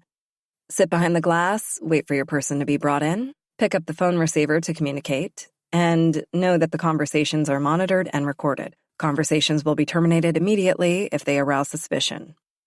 Yada, yada, yada. 30-minute visitation, and don't forget to check out with the front desk when you exit. Got it? She asks, sounding just as intimidating as she did years ago. Yes, ma'am, I reply confidently. I sit down and wait for the familiar orange jumpsuit to appear in the seat opposite me behind the thick layer of glass. And 2 minutes later, after 6 whole years, there he is, donning the same shackles on his wrists and ankles, with the same smug grin wiped across his lips, as if it never left. Before either of us picks up the phone to speak, we engage in a stare-off, each taking a good look at the other. Brian's features are familiar in the man sitting before me, but he looks drastically different than the last time I saw him. He has completely grayed, which makes sense, seeing that my grandfather is probably in his mid to late 80s now. But it's more than just his gray hair that has changed. His cheeks are sunken in, the skin underneath his eyes is nearly transparent, and the purplish blue veins are almost too noticeable. His body has lost muscle tone, and overall he appears frail. His hands, now wrinkly, covered in liver spots and bulging varicose veins, just verify my thoughts about him. He's ill. There's no way he has aged this much in 6 years unless he has a major illness. Is it cancer? Heart disease? Diabetes? Kidney disease? Something else? I'm not sure. But it appears that Brian Kent doesn't have much time left. Almost simultaneously, we each reach for our respective phones and bring the receivers to our ears. There's a pause, as if we're playing a stressful game of chicken. Who will crack and speak first? It's Brian, and when I hear his voice on the phone, a cold shiver races throughout my body. Hello, Sarah. I've been waiting for you. Swallowing the lump in my throat, I stare wide-eyed at him, as if I'm seeing a crazed animal for the first time locked in a cage. From the looks of him, this may be my only chance to pull the answers from him. If he dies, and he will die within these walls, I'll never be able to put an end to this. The nightmares will never end. Talk to him. Brian, I finally utter into the phone, acknowledging his greeting. Oh, come on now. I thought we knew each other better than that. He lets out a raspy chuckle. No one calls their grandfather by their first name, sweet Sarah. It's rude. He smirks. Call me Grandpa. Never. I fire back my response, and he breaks out into a full-blown, devilish belly laugh. It doesn't take long for his laugh to turn into a coughing fit. I watch him bring a fist to his mouth as he hacks up phlegm, then wipes it away with the collar of his orange jumpsuit. It takes a minute or so for him to regain his composure, and when he does, he continues as if he didn't almost keel over in his chair just now. I see the fire in you, even from a distance. The smirk on his lips curls at the corners of his mouth. You've always had the Kent blood in you. You just needed to unleash it. His expression turns sour, and it's as if he mutters the next few sentences to himself, even though I hear him. I can't believe Teresa couldn't see what she had in you when she was alive. She was never fit to be a mother. He shakes his head with disappointment. Darkness clouds behind his eyes when they meet mine through the glass. It's a good thing you took care of that little problem for us when you were just a naive teen, isn't it? My stomach tightens when he tosses his word daggers through the phone. Darting my eyes toward the police officers standing guard in this room, I break out in a cold sweat. I never felt bad about injecting Mom with the lethal compound I made. After all, she deserved what was coming to her. However, I certainly don't need Brian to bring this information to light in a police station of all places. I'm 45 now, a single parent of 2 teens. I can't afford to go to jail for something I did 29 years ago. Move this conversation along, get what I need, then get the hell out of here. You don't look so good, I say firmly. If I had to bet, I'd guess your days are numbered. And you know that, don't you? He squints, as if he's taking the time to consider my statement. I don't move my upper body, the half that's visible to Brian, while my legs are bouncing anxiously under the short surface in front of me. I'm giving him my best poker face, trying hard not to seem desperate for answers. I want him to think I don't need him, when I most definitely do. His stare remains icy enough to send chills through the glass and down my spine. I continue. In a last effort to make up for all you've done wrong in the past, to save your soul from the eternal fiery depths of hell, why don't you just tell me the truth about everything? You can start by telling me who else is involved, I add, letting my perceived confidence guide me. Who has been watching me all these years? Come on, Brian. Make the right choice here. He shifts in his seat and rests one arm on the surface as he leans forward, closer to the glass. His sickly face is merely inches from mine on the other side. His hot breath leaves a cloud of fog on the glass between us. There's something about his proximity that makes my insides squirm. And suddenly I feel like I'm suffocating, just like I am in my nightmares. Maybe I got it wrong. What if Richard wasn't the man in my dreams? What if the shadowy figure was Brian all along? I understand that I'm in a police station, and there is no way Brian could ever break through this glass and pull me in. But my reality is distorted at the moment. What would he do to me if he got his hands on me? He lowers his tone and looks me directly in the eyes as he unleashes information so shocking. I can't look away. And neither can he. Brian doesn't blink once the entire time he's talking. Chapter 32. Brian Kent. Look at my precious granddaughter sitting over there on the other side of the glass. It's cute how she thinks she has the upper hand right now. It's adorable how she's trying to put her foot down. Will she ever learn? Even in my old age, I'm always one step ahead. I run my eyes over her. She's aged since the last time I saw her, but she's doing so with grace. I don't know why a 45-year-old would put blonde streaks in her perfectly natural brunette hair. It makes her look cheap, just like how her mother looked at the time she took Sarah away from me. I'll never understand how I got so unlucky with my offspring. Teresa Kent, the great disappointment. Riley Kent, the embarrassment. My granddaughter, Sarah, is the only one who was ever qualified to continue the family business, and I was supposed to be right there beside her, guiding her in the right direction and watching her grow the business into what it could be. But now it's too late for me. You're right, Sarah. I lower my voice. My days are numbered. And do you know who I have to blame for making my last years on Earth a waste of time? I paused for a half second, giving her no time to respond, even if she wanted to. You, Sarah. I blame you. No matter how hard she tries to hide it, her body is trembling with fear. It was never my intention to scare her, but if that's what it takes for her to see the impact she can make, so be it.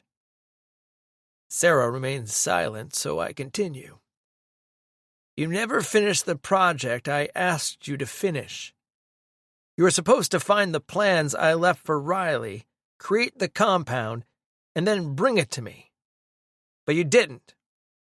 Because you did not do as I asked, there will be some grave consequences. Her gaze briefly breaks free of my hold. I chuckle to myself as I watch her. I've been watching her from a distance for all these years, and I knew she was a Kent at heart. But until now, I hadn't realized just how similar our mannerisms are.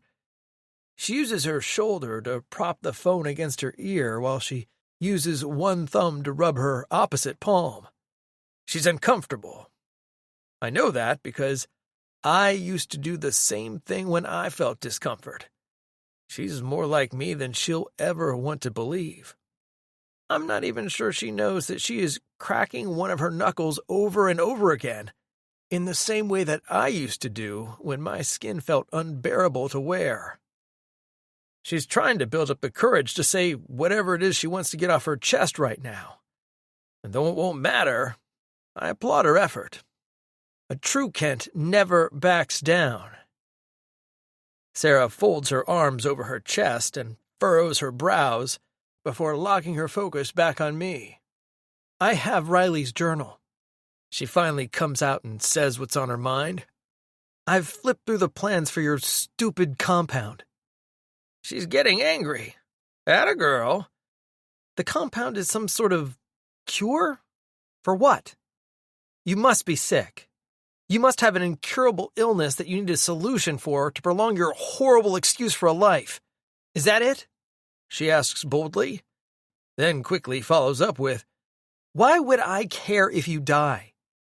After every person's life you changed for the worse, after every person who met their demise in your basement, why would I create a compound to save someone like you? This is the fire I needed to ignite in her. Save me? Ha! I can't help but chuckle. I never said I needed the compound to save me. I move my head slowly from side to side, phone pressed to my ear. The compound was to save you. Her face loosens and her brows lift. Checkmate. Me? She repeats in a breathy whisper. It's time for Sarah to know. I wait a minute before responding. I want her to look me in the eyes and listen to everything I'm about to say, because what I'm about to say is going to change her life forever. Marnek's wasting disorder, MWD. I speak as slowly and clearly as I possibly can. An incurable bloodline-bound, generational disease spread throughout the Kent family. A hereditary gene that deteriorates organ tissue over time. Carriers of MWD can appear healthy for years, decades, until suddenly the gene wakes up. Symptoms can masquerade as depression, anxiety, fatigue, hallucinations, nightmares. I let that last symptom linger on my tongue for a moment. Her face shifts from pale to almost completely transparent, as if she is putting the pieces together. Under the surface, the reality of those symptoms is far worse than any general practitioner diagnosis. Those symptoms are the start of the irreversible systemic decline. I sum it up. To put it simply, when those symptoms show up, the death clock starts ticking for the carrier. Her mouth falls open slightly. She's hanging on my every word. Some Kents had it. Others lucked out and didn't inherit the MWD gene. Unfortunately for you, Sarah Kent. I emphasize Sarah's maiden name, her true identity. You are a carrier of the MWD gene. How? She gasps, and the blood leaves her face. What does that mean? How would you even know I have the gene? Her voice shakes. As the future bloodline of this family and our business, it was important for me to know whether or not the Kent family name would live on. One night, I took you from Teresa to have you tested for the gene. Sarah freezes with the phone to her ear. Teresa was high and passed out, as she often was. It wasn't hard to get my hands on a 6-year-old who thought Mommy was just sleeping while Dad was already out of the picture. I sigh heavily when I think back to that day. I should have just taken you away from Teresa forever when I had the chance. That's the only regret I've ever had in my life. Sarah looks as if she's trying to process everything I'm saying while deciphering whether or not I'm lying. And that's a fair response, but I've only just scratched the surface. MWD has been slowly taking out Kents over the years. What once was a large, strong family bloodline has dwindled to a critically low number of Kents. When they were young, I imagined my kids proudly donning the Kent name. But as Teresa and Riley got older, things changed. Neither were fit to be called Kents. I shake my head with disappointment. Imagine the stress that was then put on my shoulders to keep the family name alive. I thought the Kent family and all we stood for would die with me. That is, until I saw flashes of me in you. You are the only one who can make the compound strong enough to reverse MWD for those who have it. And you are the only one who has the intelligence to make new drugs that are more powerful than anything on the market.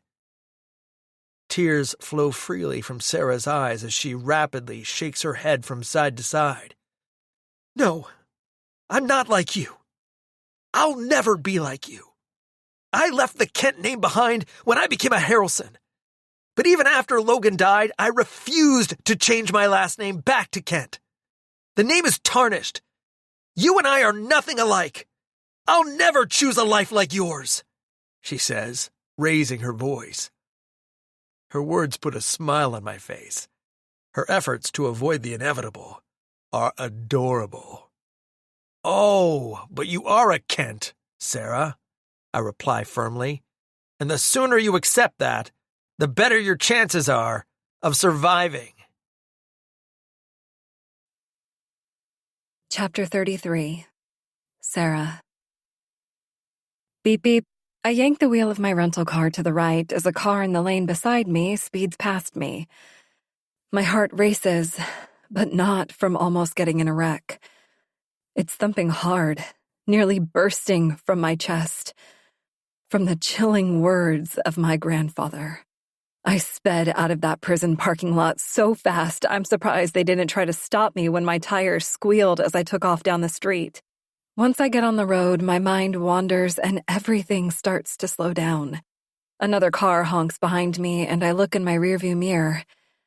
Somehow, a line of cars has built up behind me, each rushing toward me, then dashing into the passing lane at the last second, just before crashing into the back of this car. I check the speedometer. 35. I read my speed out loud to myself. Looking up at the next posted speed limit sign off the side of the road, I read 55. Shit. I've been too distracted to drive before, so I know when I shouldn't be operating a vehicle. I've got to get off the road before I cause an 18-car pileup. Pulling off at the next gas station, I roll into a spot near a pump and turn off the engine. I hear muffled noises of people walking into the attached mini-mart as they fill up their cars, but I can't focus on my surroundings right now. Brian's words are loud in my mind. You are a carrier of MWD. Through all my years of studying science and related medical topics, I have never heard of Marnick's wasting disorder. He's making it up. Brian is telling me these lies because he wants me to make this compound for him. He's doing everything he can to get me on board and has stooped as low as to tell me that I am destined to die from a disease that I'm sure does not exist. The door to the mini-mart opens and closes as a woman walks out with a bag of chips and a soda in her hand. My stomach automatically growls at the sight of any food. I haven't been eating much since my arrival. I didn't notice it much in the beginning, but after so many days of picking over my meals like a bird, it's starting to take effect on my body. I should go inside and grab something to eat. Eating might help distract me. I reach for the door handle and another thought hits me before I get out. If MWD does exist, and I do carry a gene that can only be cured by this secret compound, then I should make it to save myself, so I can be there to guide my kids away from a life like Brian's.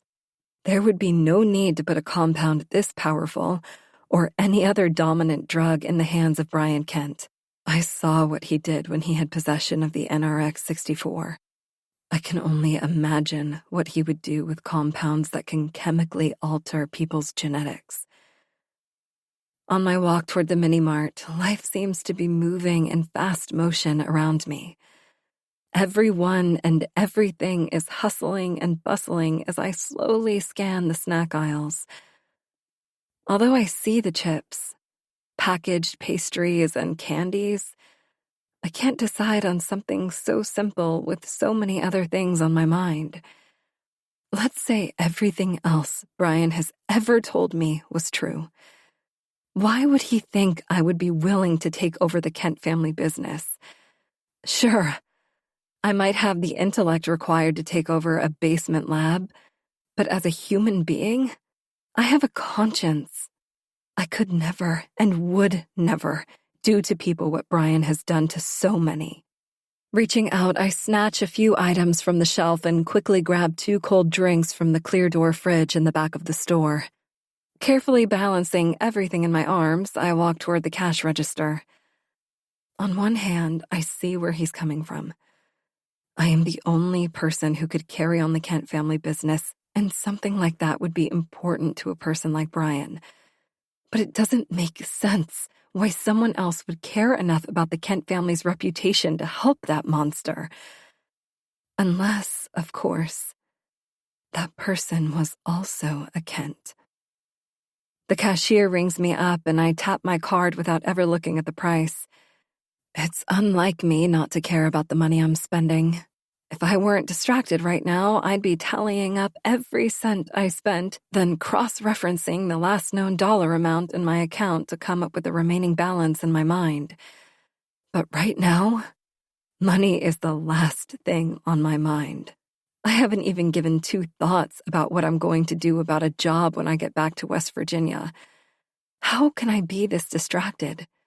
Where is my head after only one meeting with the man who wants so desperately for me to call him Grandpa? I should ignore every word that came out of his mouth. Why did I ever think it would be a good idea to visit Brian in prison? I never should have come back. I don't care about the investigation anymore, or the fact that I'm being sued, or about all the other mysterious things happening around here. I need to get out of here. I'm calling Lieutenant Spencer as soon as I get back to the hotel to let him know I'm leaving town. It's messing with my mind to stay. Holly was right. I should have sold the lake house a long time ago. So that's what I'm going to do. Better late than never. As soon as things cool down, I'm removing this nightmare from my life. The cashier fluffs a black plastic bag to put my items in, but instead of waiting, I pile the treats in my arms and walk toward the glass double doors. Leaning my back against the middle handrail, I push the door open and begin my retreat back to the car. When I get to the door, I stop when I realize my keys are in my pocket. Adjusting the several items in my arms, I do my best to carefully free up one hand and feel around for my keys. Shoot! I let out a burst of frustration when one of my drinks slips from my arm and falls to the ground. It had to be the soda, didn't it? I stare down at the foam nearly bursting from the clear plastic bottle and sigh. I snatch my keys, unlock the car door, and toss the other snacks over to the passenger side before reaching back down for the soda as it slowly rolls further under the car. Now on all fours in the parking lot of the gas station, I flip my hair to keep strands from falling in my face and reach as far as I can. Got it. Dusting myself off with my surely-to-explode soda in hand, I slip back into the driver's seat and shut the door. I press the lock button, and that's when I see 2 familiar eyes glaring at me in my rearview mirror in my back seat. I have no time to react before I feel hands reach from behind the seat and wrap around me, covering my mouth with a rag reeking of chloroform. I flail my arms and legs, desperate to escape, knowing what will happen as soon as I inhale the strong smell. But my strength is no match for the muscular arms pinning me against the seat. I know what comes next. As my body grows weak, I can't help but let my worst nightmare come true. As my world goes dark.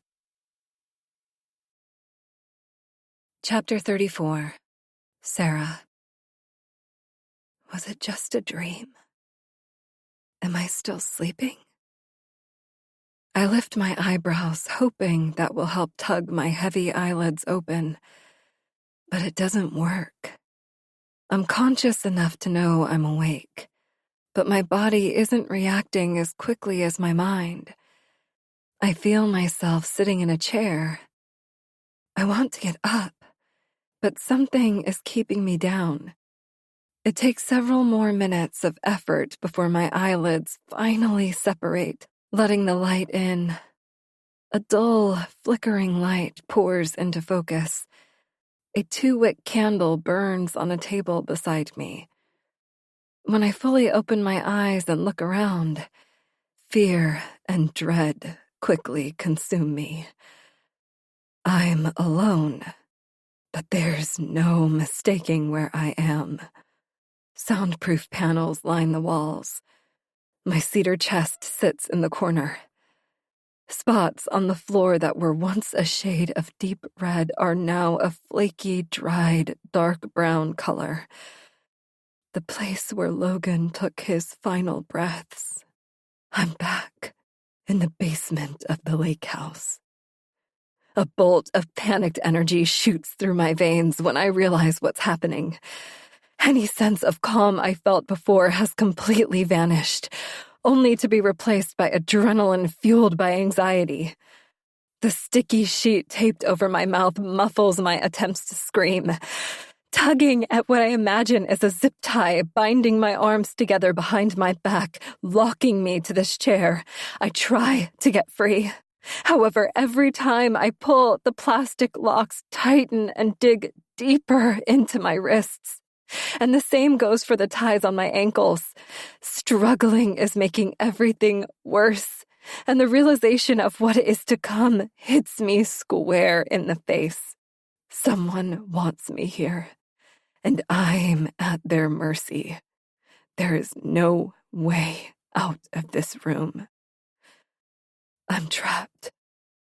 My eyes dart around the room. I'm hoping to find something I can use to cut these ties before the person with those familiar eyes, the one who put me here, comes back. But my search comes to an abrupt stop when I notice the short little table a few feet in front of me.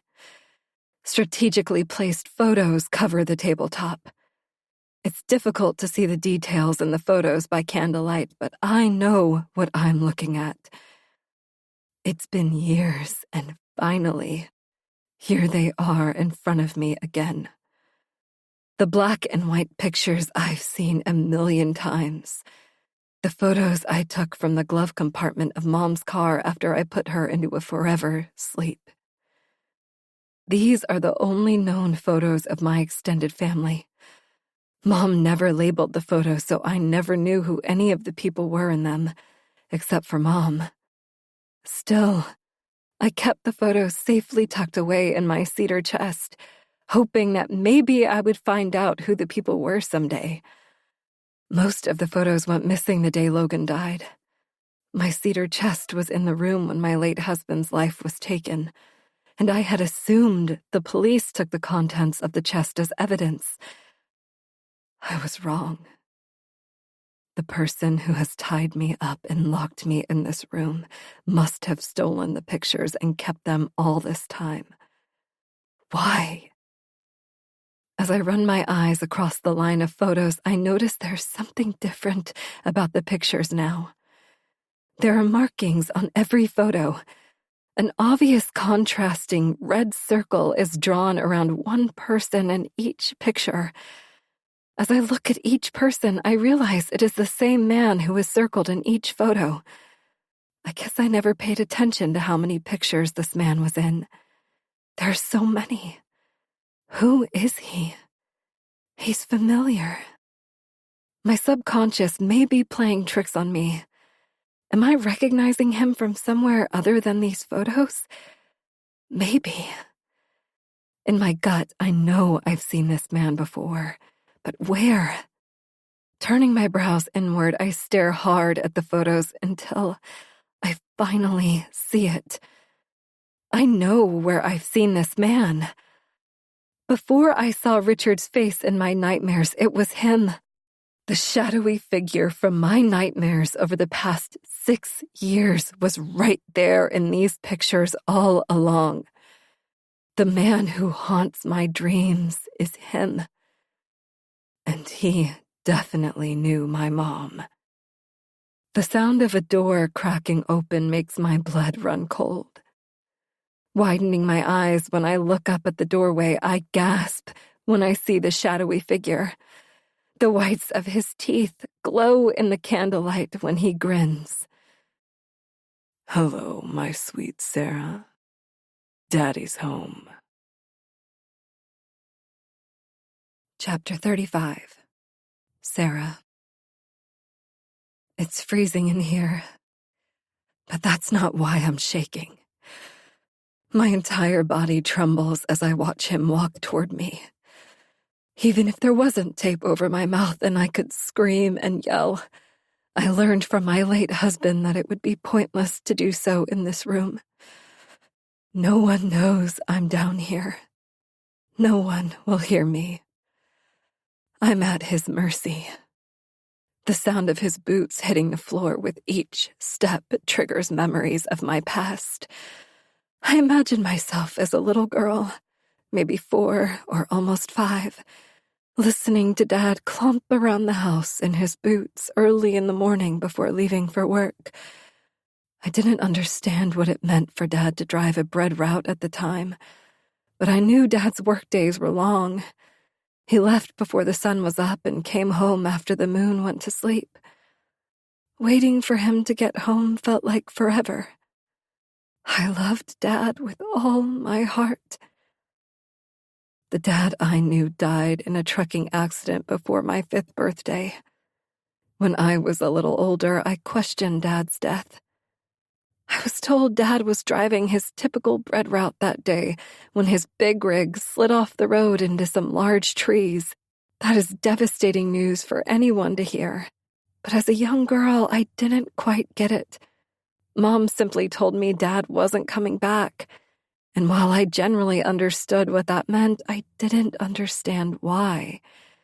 Then, when I heard the details as a teen, the news stung a little deeper. It took time, but eventually I was able to process what happened. Dad died on impact, so at least he didn't suffer or feel pain. The weird thing was that no one had ever been able to pinpoint exactly what caused my father to veer off the road that night. I made up stories in my head to help me process this unknown. One day it was, my hero dad swerved out of the way when he saw a deer standing in the road. The next day it was my super dad who yanked the wheel of his rig to avoid hitting a stalled car on the highway. But the story never mattered. He was gone forever. And suddenly, now, here he is. How could this man be him? It's not possible. My dad, my hero, the man who brought my family together is dead. This has to be an imposter. If Dad were alive all this time, he would have been a part of my and Mom's lives. Right? This isn't him, is it? His eyes bore into mine, and when he sits in the chair across from mine, I see myself in him. Chapter 36. Him. It's funny how long someone can wait for a single moment in time, only to be let down when the moment finally arrives. I look into my daughter's eyes as I sit in a chair in front of her. I expected to find an overwhelming joy behind her gaze after she found out who I was a few minutes ago. Why wouldn't I assume her reaction to be full of love? Until this moment, the father she knew was gone forever. But here I am now. I'm back. I'm sitting right here in the flesh. Sarah should be ecstatic, but she's not. Instead, her eyes are filled with fear. That's no way to welcome home your father. You have a million questions swirling around through your mind right now, don't you, sweetie? She looks back at me with glossy wide eyes. She doesn't try to respond or do anything to acknowledge that I'm speaking to her. Let's start with my name. I'm Patrick Birch, though your mom always hated the name Patrick, so she just called me Rick. She doesn't even dignify my words with a head nod. How did my little girl grow up to be so rude? Now, listen.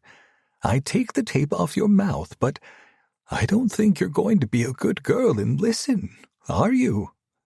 I calmly shake my head from side to side with disappointment. This 45-year-old woman is still a 4-year-old in my eyes, just as innocent and unpredictable as the last time we spoke. Unfortunately, I can tell by the tears building behind your eyes. You are more like your mother than I ever expected you to be. Without blinking, I shift my gaze back and forth between each of her eyes before she closes her eyes tightly and drops her head to her chest. Trickles of water drip onto her shirt. Hey now, give me some credit. I'm your father. Hurting you is the last thing I'd ever do. I explain in a soft tone. Then I add, I don't imagine us ever getting to that point unless you try to do something that puts my back against the wall. And you wouldn't do that now. Would you? Those words get her attention. She looks up at me as her tears cease. And I know I've got her now. I didn't forgo years of being in your life to waste any more time. So let's get down to business. I clap my hands together once as I stand up and begin pacing the room in front of her. I see that you visited your grandfather recently. I let out a pleased sigh. Brian Kent. I let her grandfather's name linger in the air for a moment. Your grandfather was more of a father to me than my biological dad ever was. The memories of spending time with Brian Kent bring a smile to my lips. Teresa would always complain about her dad, but I never saw the problem with him. Brian Kent is a special kind of person, and your mom didn't understand or appreciate that fact. Sarah's eyes follow me as I move around the room. She's hanging on my every word. Brian always used to tell me that I was the son he always wanted.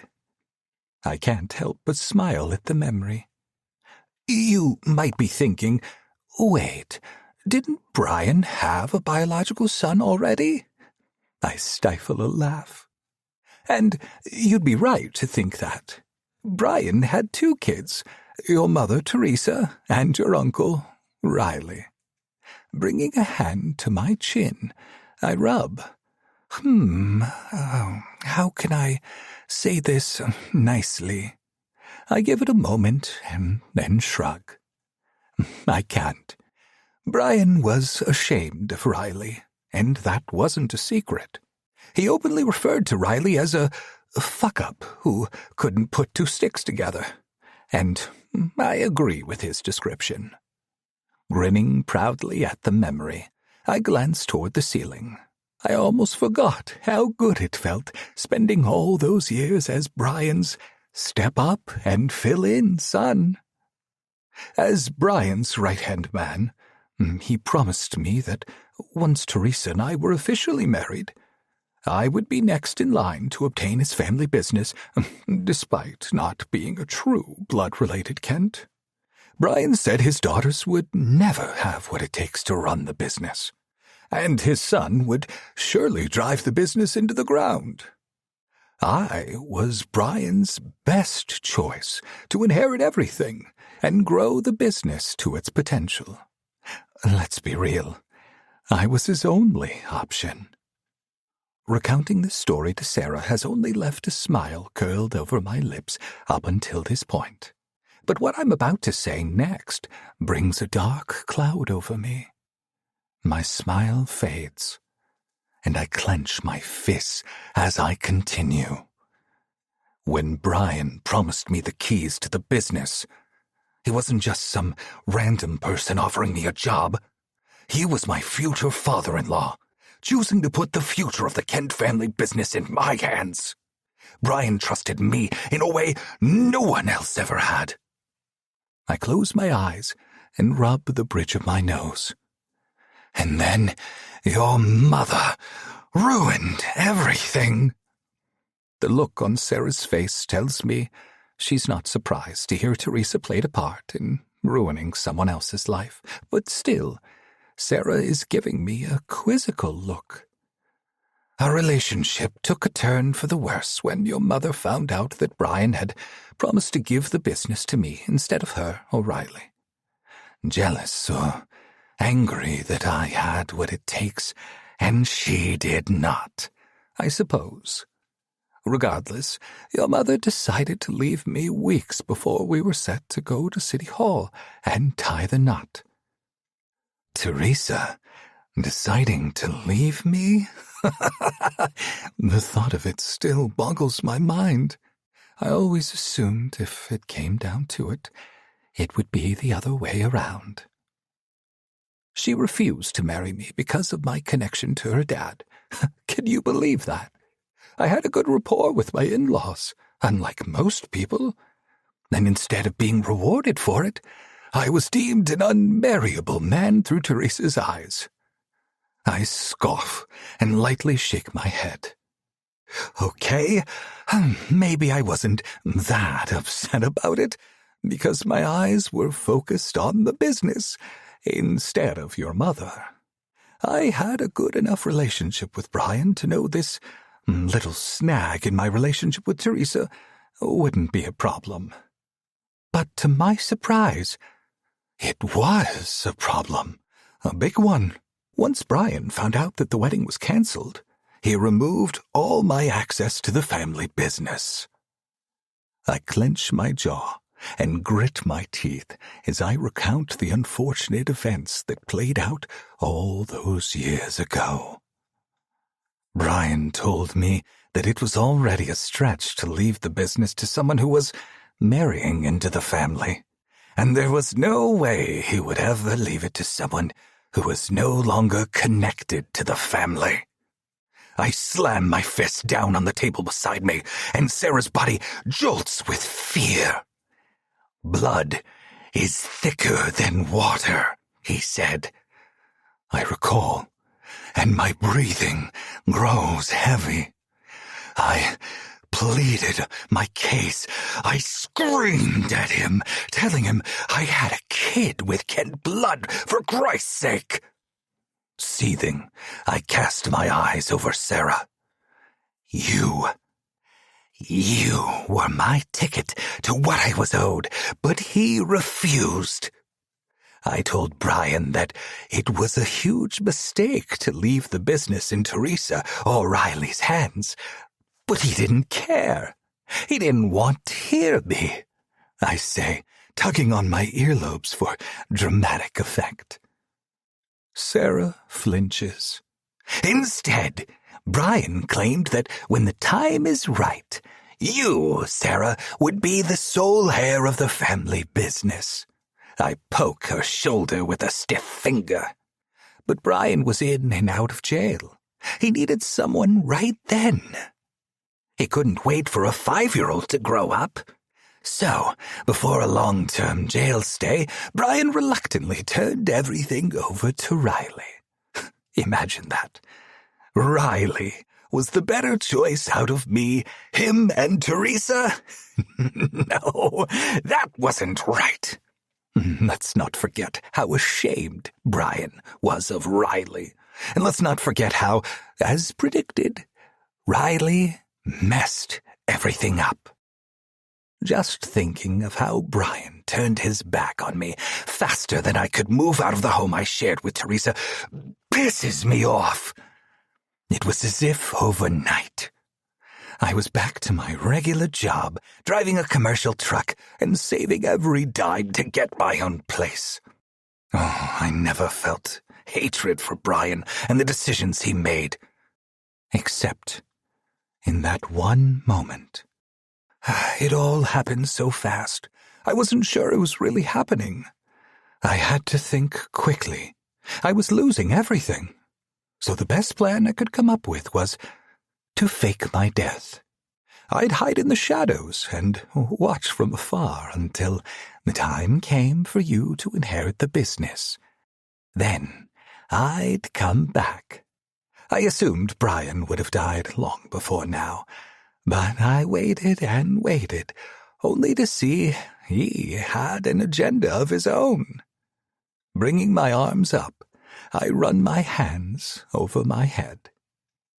I watched Brian when he would get out of jail and focus on Riley's every move. Brian saw how Riley continuously battled his genetics. Riley never wanted to be a Kent. He didn't want to be the person he was called to be, and Brian saw this.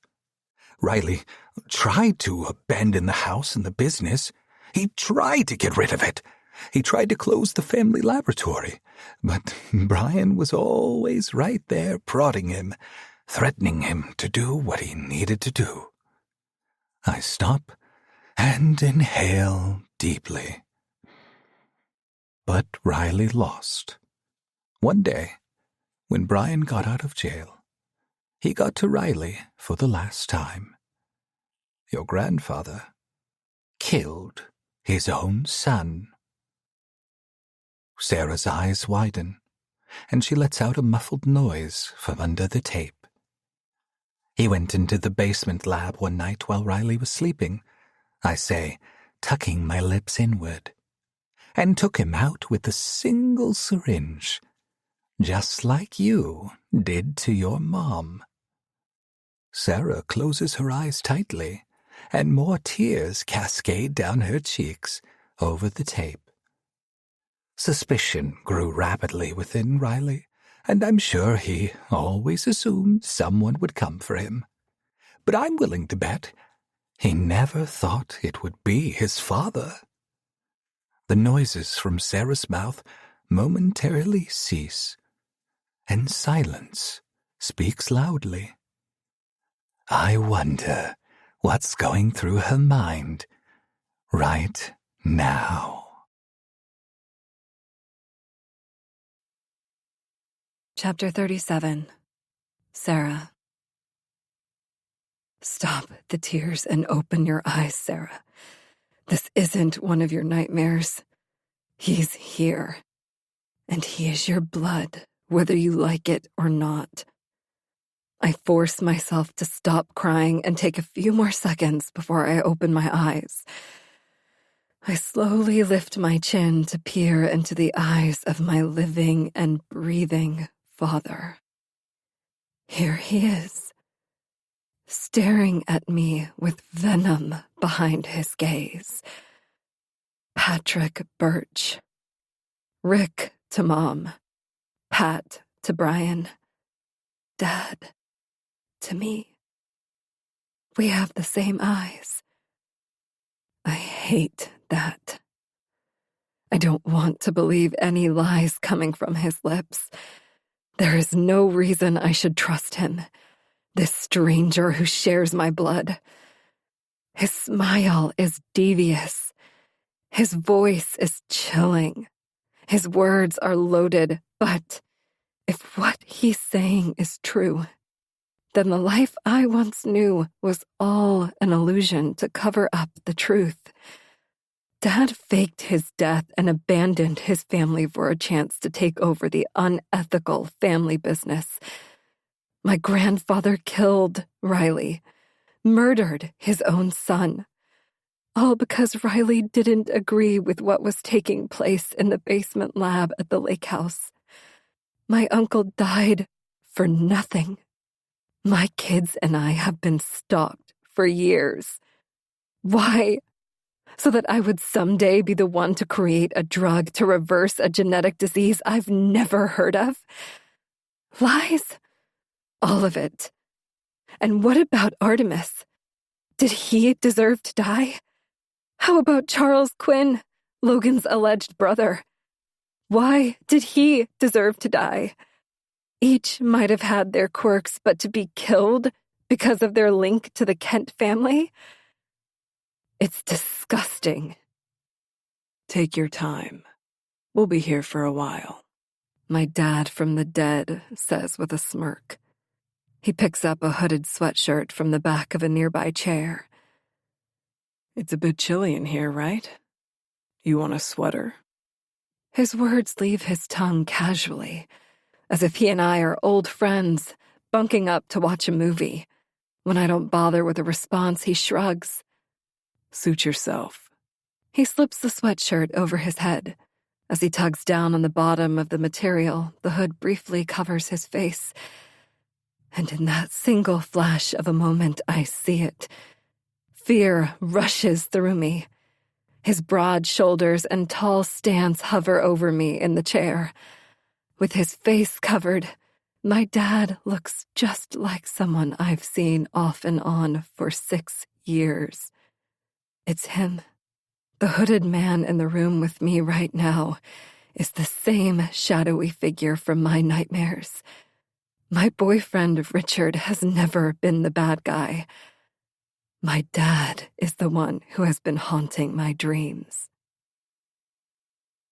Chapter 38. Him. "I've given you enough quiet time," I blurt shortly after putting on the sweater. "But I can see the question still spinning in your mind." She locks her eyes on me as I begin to pace the room. When I reappeared in your grandfather's life, he was, of course, surprised to see me, having thought I was dead. But after I explained why I faked my death, just to come back for the family business, he seemed less shocked and more pleased.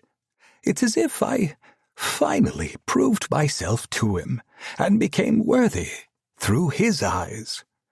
He finally saw me as the loyal man I've strived to be, and the feeling was so uplifting. It was then that he told me about his health. The MWG gene had woken up in his body, and the effects were taking him down at a rapid rate. He wasn't sure if he had years or days. He had a plan to revive the business himself someday, claiming he would deal with Riley and the damage he caused. But he wasn't sure he'd be around long enough to see it through. Brian was about to serve another stint in jail, and I saw an opportunity there. I offered to help, and to my surprise, for the first time since your mother left me, Brian said yes to letting me get involved. Sarah's brows turn inward. "I've been his right-hand man ever since that day," I say, beaming with pride. Brian wanted to do as much as he could for as long as his body would let him, and he did so, keeping some things just out of my reach. He tasked me with smaller assignments, yet I felt the work was still significant. For example, he needed me to watch you closely, so I did, for a very long time. And I'd say I did a pretty good job at that. What do you think? I hear noise from behind her taped mouth, almost sounding like a scoff. "I got you here, didn't I? That was probably the most difficult task I had of all of them. I had to blow up the lab you worked at just to get you to come back to Tahoe." I let annoyance ring through my tone, and Sarah raises her brows. Blowing up a place that did gene editing research hurt a little because, essentially, that's what the Kent family business is all about. But with you working there, it was like having a competitor. If the tape wasn't holding her lips together, her jaw would have probably dropped by now. Regardless of my personal thoughts on that place, do you know how long it took me to plan that out? Do you know how many cameras I had to avoid in the process? I shake my head slowly. Months of planning, and I still overpurchased the amount of explosives. I kept the extras at Artemis's house. Thank goodness that man had a lot of junk lying around. It was easy to store the boxes without him noticing. But in the off chance he did, I dropped your little boyfriend's card in the house, so if he ever called the cops, they would have the first suspect. Then I add, and let's not discredit the amount of overtime I put in keeping tabs on my grandkids. Fire builds in Sarah's eyes, and her breaths grow quick and heavy. If she weren't tied down, she'd be swinging her fists at me for that comment. I toss my head back on my shoulders and let out a chuckle. You can say I'm obsessed with the Kent family business. Obsession is in my blood, as it is yours. I refused to squander the second chance I had, so I did everything I could. I couldn't let anyone or anything get in my way. For example, take Artemis Bradford, your neighbor. I nod confidently. He was always sticking his nose where it didn't belong, so I had to take care of him before he got to you first. Sarah looks up at me with pure disbelief on her face when I mention Artemis. Don't worry. He went fast. I say, then wink. Sarah is struggling to hold back her emotions. Really? You're tearing up for Artemis when you didn't even give me, your father, a smile when I re-entered your life after all these years? I lift my brows in her direction. Shame on you. I had no idea you two were so close. There is a pang of jealousy in my heart that I didn't expect. You must have known the old man's history then.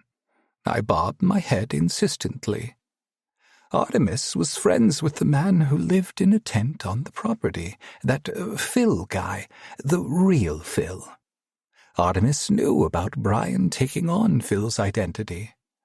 After the day real Phil was killed, Artemis started making up reasons to be on the property.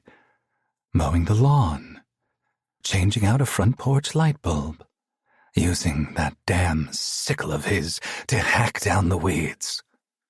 But I knew it was all an excuse to figure out what was going on. So, while Artemis was keeping an eye on Brian, I was locked in on Artemis. Sarah closes her watery eyes and slowly shakes her head from side to side, not hiding her sadness and disappointment. In a way, I feel like I need to explain myself. I'm a determined man, Sarah. If you really think about it, of all people, you should understand my actions. I say with confidence. Remember how determined you were to help the man who lived in the tent on your property? Oh, you didn't let anyone stop you, not even your late husband. Sarah's heavy breathing begins to soften. My plan to get her on my side might be easier than I thought. Like you, I did what I had to. That's why the drifter had to die too. Her ears perk. Charles Quinn or Frankie Moon? I say mockingly with air quotes. I don't care what you've heard, but it was no coincidence that he ended up in this lake house. You had already uncovered how Charles was Logan's forgotten sibling. Well, Charles thought he was entitled to this house because he was your late husband's brother. And the same goes for those blood-sucking sisters of his. What kind of family are these people if they are willing to sue you over something they have no right to? I grit my teeth. It makes me so angry when people try to take what's not theirs. You know why that Charles guy masqueraded under the name Frankie Moon, don't you? He stole that name from your little one years ago. He thought having the same name would help build a closer connection to your family. So one day, he could get a piece of this house. Toss in the coincidence of those two having the same birthday, and there you go. Connection complete. I would almost be impressed by his ability to play the long game, having played such a long game myself. I say, matter-of-factly. But that man and his sisters make me sick. If I'd known they were going to get involved, perhaps I would have taken a different route, instead of injecting a deadly compound in that junkie's arm upstairs. Lost in my head for a moment, I quickly bring my attention back to Sarah, Her chin has voluntarily lowered to her chest. I've unloaded too much and too fast. I need her on my side. Damn it! In a slow, calm tone, I finally get to the point I've been trying to make since the moment she gained consciousness in this room. I'm telling you all this so we can start fresh. I need you to trust me, so I've opened up to you in a way I never have with anyone else. Here it goes. Now that we've cleared the air, I'd like to make up for lost time. Let's revive the family business. Together. She quickly looks up at me, confusion written all over her face. Imagine us revamping the whole system and bringing the business back to its original purpose, I add excitedly. A dad-daughter business, creating the most powerful drugs in the world, selling to every military unit across the globe, giving every country a fair stake in war. By never choosing a side, we would sell more and make more money than our wildest dreams. You would be in a position to never have to worry about money again. We just need your intelligence, your skills. You have it in you. I saw it from the day you killed your mom. Let's do this. Join me. Chapter 39. Sarah. At first, I didn't believe him, but after everything he just unloaded on me, I'm starting to think he's telling me the truth. How could he be lying about all of it? I can't do anything but stare at him as his words scramble through my mind. There's no stone he left unturned. Everything adds up. It all makes sense. Why he faked his death, why he felt forced to kill Artemis and Charles. After everything I've been through over the years, my heart fluttered when he suggested my money problems could be over. Oh God, did I just say that it made sense to me why my father would murder someone? Closing my eyes tightly, I shake my head. What's happening to me? I don't even know who I am right now. It isn't right to put powerful drugs into the hands of people who would abuse them. I know that it's wrong. So why does it sound so appealing? If I revived this business with my father, the outcome could quickly grow to be globally catastrophic. But on the other side of things, my kids and I would never have to worry about money or safety again. That in itself could be worth it all. He's looking at me curiously. Wait, no. Am I actually being convinced to be involved in the family business? I've been in the room with him for too long. I need to get out of here. He locks his gaze on mine, and for a moment, I feel us connect. No, fight this feeling. I'm being brainwashed. Or was I destined for this life from the start? My father walks toward me, slowly, and reaches for the tape covering my mouth. I'm going to take this off now, and we're going to have a conversation. You won't scream. He looks me squarely in the eyes when he adds, I think you're ready to talk. Chapter 40. Him. There, I whisper as I roll the tape into a ball. That's better. Sarah gasps for air as if she's been slowly suffocating. I expect a rush of curse words and anger to spout from her mouth as soon as the tape comes off.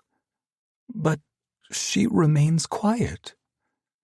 Looks like you and I might be working together after all, I say, smirking. Through gritted teeth, she finally responds. Why would I ever agree to revive a business that ruined so many people's lives? Then she adds, and with you, of all people, you are no one to me. I can't help but smile. I love seeing the fire inside her come out in play. Oh, come on, Sarah. You're going to hurt my feelings saying things like that, I add, my condescending tone evident. You're going to do this, daughter. You can't force me, she snaps. Oh, but I can. You have the MWD gene, remember? The same gene that's killing your grandfather right now. If you want to change your fate and stay alive for your kids, you will work with me. She opens her mouth to say something, then quickly shuts it. If you didn't kill her, you could have saved Teresa, you know, I add casually. She had the gene too. Wait, never mind. Who am I kidding? Oh, your mother was stubborn. She would have refused to take the cure just because it would have been associated with this house. I stifle a laugh. You can stop beating yourself up about that. If you hadn't killed her, she would have succumbed to that illness anyway. Sarah clenches her jaw, shifting it side to side, grinding her teeth. Oh, did I strike a nerve talking about your mom? I curl my lips into a wide, malevolent grin. I'll never know for sure, but I suspect Teresa knew her destiny. She knew she had the gene. She knew she was going to die. Why else would she turn to drugs, booze, and men after she thought I was gone? She was trying to find alternate ways to cure her pain because she knew she fucked up her family's lives.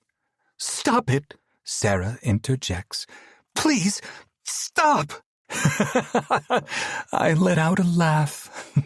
We're just having a little fun here. We both know what's going to happen. My confidence is at an all-time high. Eventually, we will be famous for what we will accomplish together.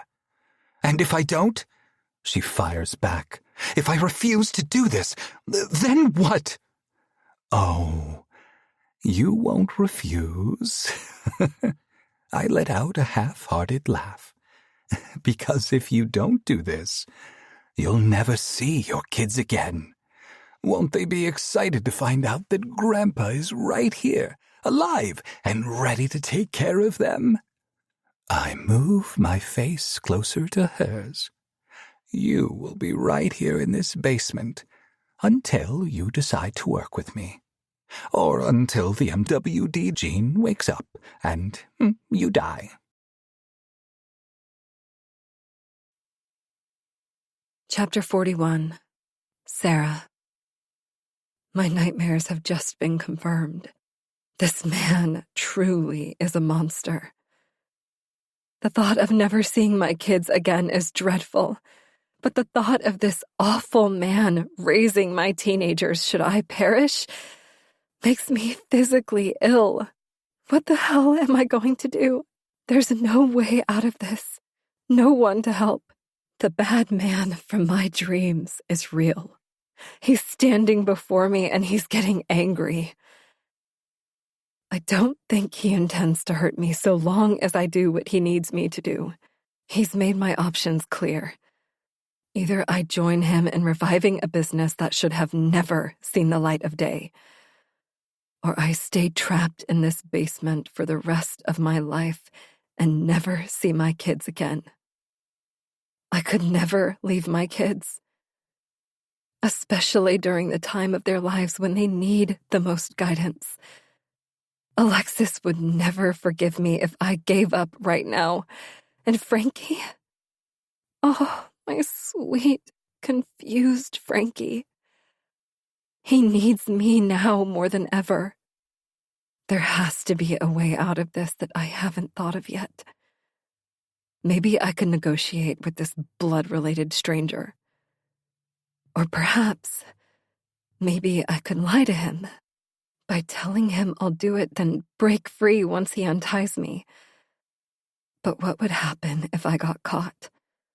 It's too risky. What about the MWD that I keep hearing about? I now believe that it's a real thing.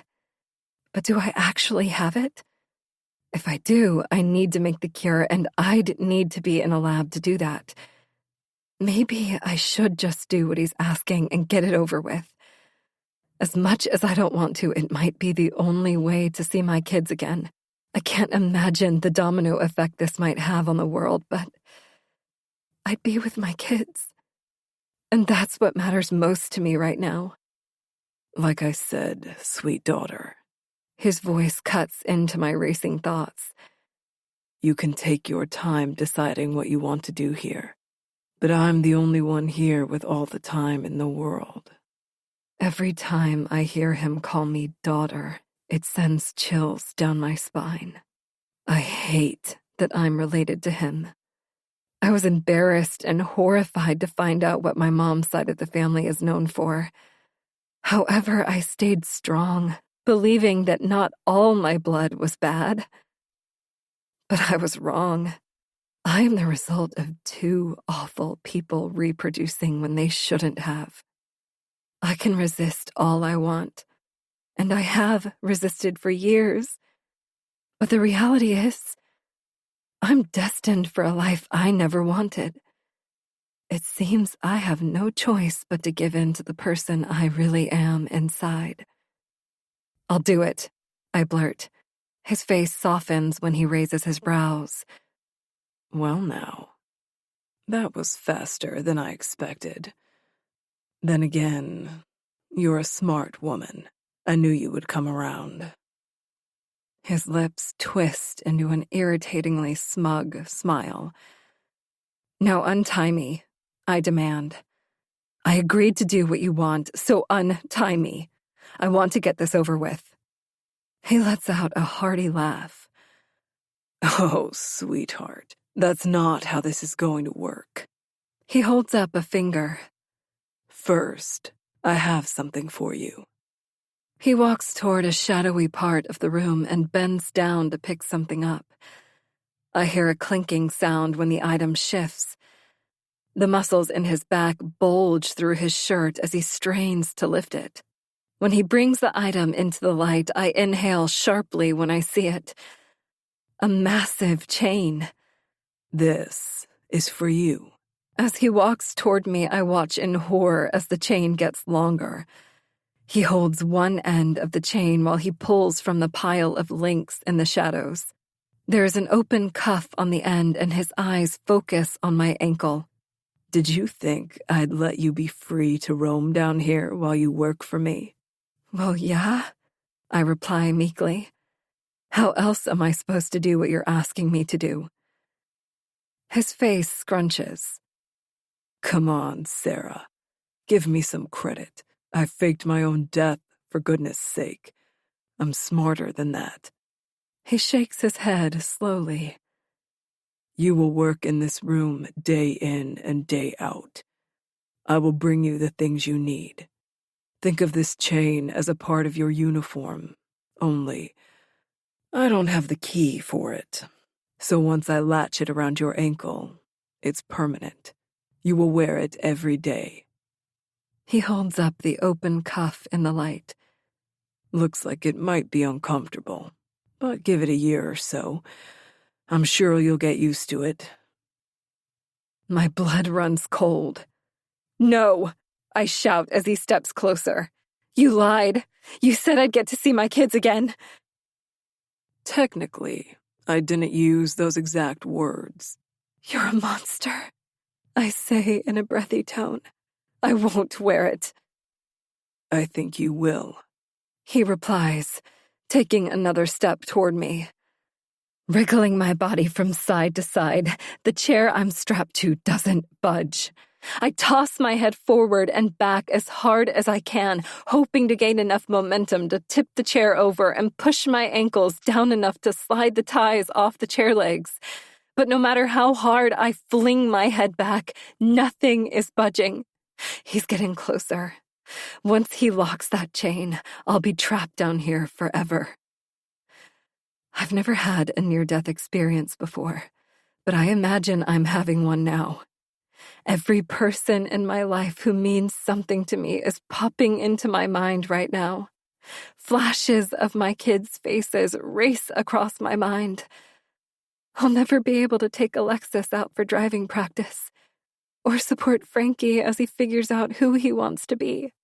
I'll never get to drink wine with Holly, or watch reruns of a TV show about 6 friends in a New York apartment who Holly and I practically grew up with and lived vicariously through. I'll never know how good life could have been with Richard, despite initially having my doubts. It's no use screaming. No one will hear, and I need to save my energy. The ties keeping me to the chair are so tight that all I can do is watch through glossy eyes as he kneels in front of me, wraps the heavy metal cuff around my ankle, and clamps it shut. He sits back on his heel and observes the chain. It suits you well, daughter. My life ends here. I should never have come back here. Or at least I should have let Richard come with me when he offered.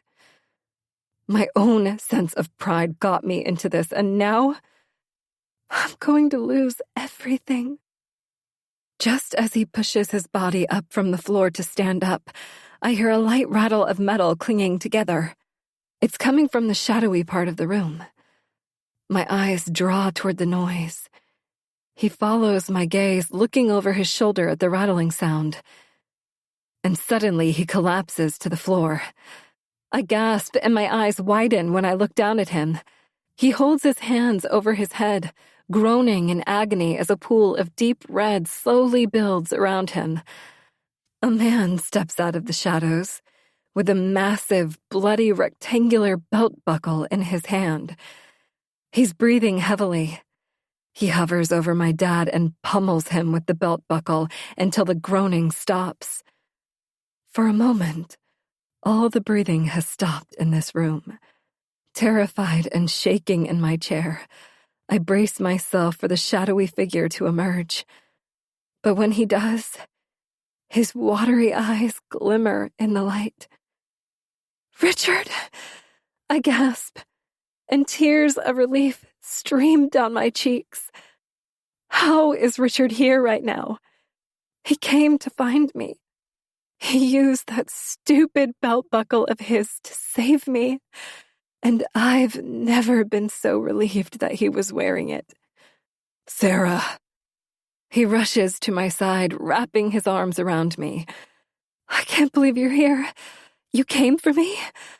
Of course I did. I knew something wasn't right when I didn't hear from you. We talk every day. Something was off when the conversation stopped. His voice fills with concern. Listen, I know you're strong enough, and you never wanted to be saved by someone, but I had to. He is almost crying now. I had to find you. So I jumped on the next flight out, and when you weren't at your hotel, I searched around town. After everything you shared about this house, I thought there was a slim chance you might be here. When I arrived and saw the front door cracked open, I just knew you were here and something had happened. So I acted on impulse and grabbed the first thing I could to use as a weapon. He motions toward his belt. And I scoured the entire house until I found you. Now I'm crying too. And I'm so glad you did. Richard pulls back and glances down at my dad lying lifeless on the floor. Richard bends down to check my dad's pulse. He won't hurt you anymore. He's dead. Tears of relief pour uncontrollably from my eyes. It's over. Years of watching my back and checking over my shoulder, and just like that, I don't have to anymore. My family can officially separate itself from the Kent family name. Richard looks down at the ties securing me to the chair. Let's get out of here. He looks around for something sharp to remove the ties, then opts for the bloody belt buckle. In one swift movement, the buckle slices through the ties on my wrist and they fall right off. He removes the similar ties from my ankles, but it doesn't matter. I'm still not free. The heavy chain weighs me down as I stand up and try to move toward the doorway. Richard ransacks every inch of this room looking for something that might help. Eventually, he finds a used syringe and a pin, which he uses to try to pick the lock. It takes a while, but finally the lock clicks and the cuff falls open. I take the moment to embrace Richard, feeling bad about ever having doubted him. We get out of the basement and into Richard's car before Richard calls the cops and confesses to what he's done. I begged him to deny it and told him we could make something up so he wouldn't risk jail time, but he refused. "Don't worry. I'm a lawyer, remember?" he said. "This is a classic defense of another case. I'll be okay. But if for some reason I'm not, don't worry. I have connections with people in high places." With that, we drove away, leaving my father bleeding out in the basement. Chapter 42. Richard. I think we've accomplished a lot in the past week, don't you? I look at Sarah sitting beside me at the table. That's an understatement, she replies. I take the moment to look deep within her light brown eyes. Did you honestly believe I would hurt you like the man in your nightmares? There's a pang in my heart when the question leaves my mouth. I was in love with Sarah from the moment I met her. How could she ever doubt me? Sarah lets her gaze fall to the ground, and she lets out a long, heavy sigh. I'm ashamed to admit it, but yes, at the time I did believe you were sabotaging me. My head was jumbled. I had a million things going on. Traumatic memories from Tahoe resurfacing, the nightmares, She lets her statement trail off. The more I try to explain, the more it just sounds like I'm making up excuses for not trusting you when it's obvious you were always there for me and just trying to help. She runs her fingers down my arm. I'm so sorry. I wrap my arms around her and pull her into a tight embrace. You never have to apologize for protecting you and your kids. I pull back just enough to plant a kiss on her forehead. Who, by the way, are quite possibly the best kids anyone could ever ask to be around. Frankie said something the other day that made me laugh out loud. I recount the memory and almost can't get it out because I'm laughing so hard.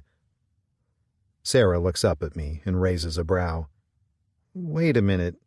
My son spoke to you? Let alone said something funny? Oh, yeah, I nod encouragingly. He has the best personality. Such a hilarious kid. Really? Now I've heard everything, she mumbles. What are you going to tell me now, that you and Alexis are best friends? Actually, Alexis, I begin. She... Interrupted by my phone ringing in my pocket, I pull it out to check who it is. Oh, someone's ears were burning. Flashing the screen in Sarah's direction, she raises her brows when she sees Alexis's name on my screen. Alexis? Alexis Harrelson? My daughter? Is calling you? Her questions draw out slowly, and it makes me laugh. Yes. Is that so difficult to believe? Sarah's face remains frozen, washed with confusion. Why would Alexis be calling you? Let's find out, I say with a playful smirk and swipe the green button to answer. Hey, Lexi, I say into the phone, and Sarah scrunches her brows as she mouths the word Lexi, the name Alexis told me she wants to go by. Uh-huh, I repeat twice, nodding my head. Yep, don't worry. We're still on for next week. Sarah gets up from the table and paces the room in front of me, utterly thrown for a loop, only hearing one side of the conversation. Okay then, I add.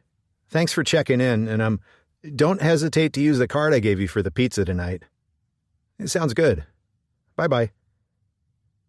Briefly glancing down at the screen when I end the call, I bring my eyes back up to meet Sarah's. With a hand on her hip, she taps her foot. Lexi? Still on for next week? A card for pizza? Her head is about to explode. I wasn't in Tahoe for that long. Why am I so far out of the loop?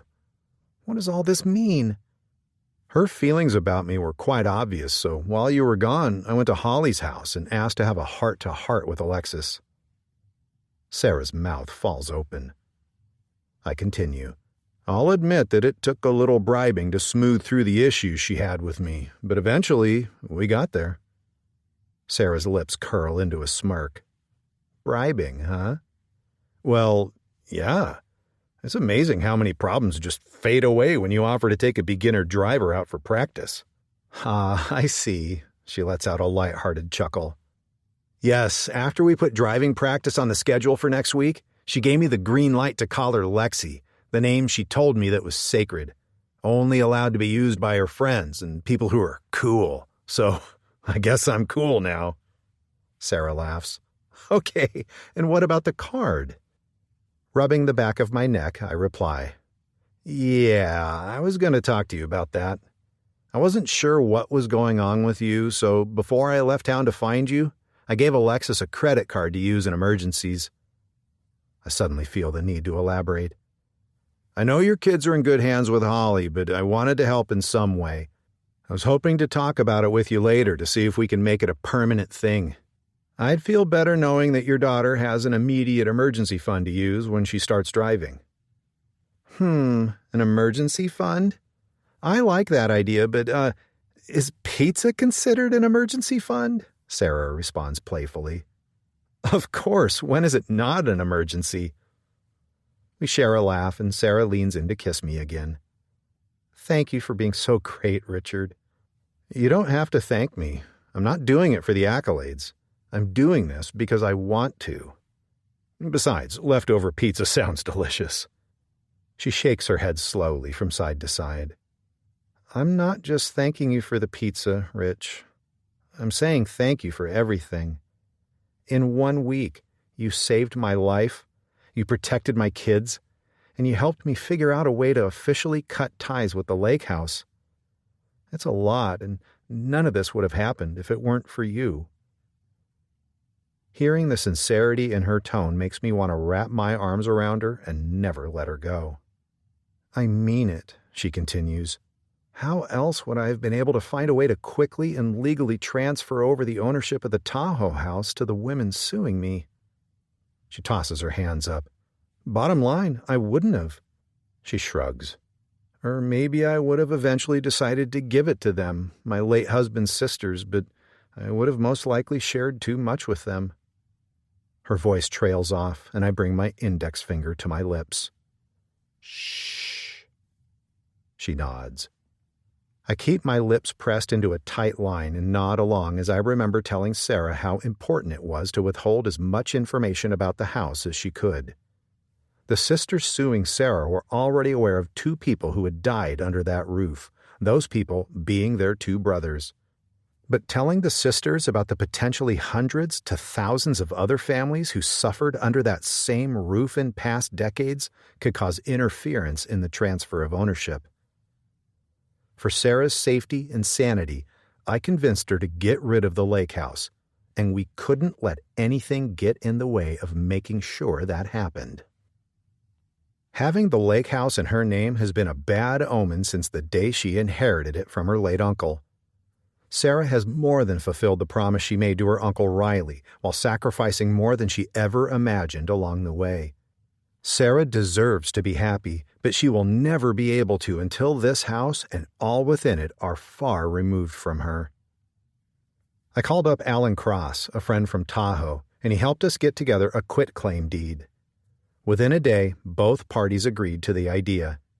We signed and notarized the deed, filed it at the county recorder's office, and within 24 hours, by tomorrow, the ownership of the house on Whispering Pines Loop will be out of Sarah's hands and legally transferred into the hands of the women who were suing her. In less than 24 hours, Sarah will no longer be haunted by this nightmare. I've thought about what you said, Sarah interjects. After really thinking hard about it, I don't think it will be a problem.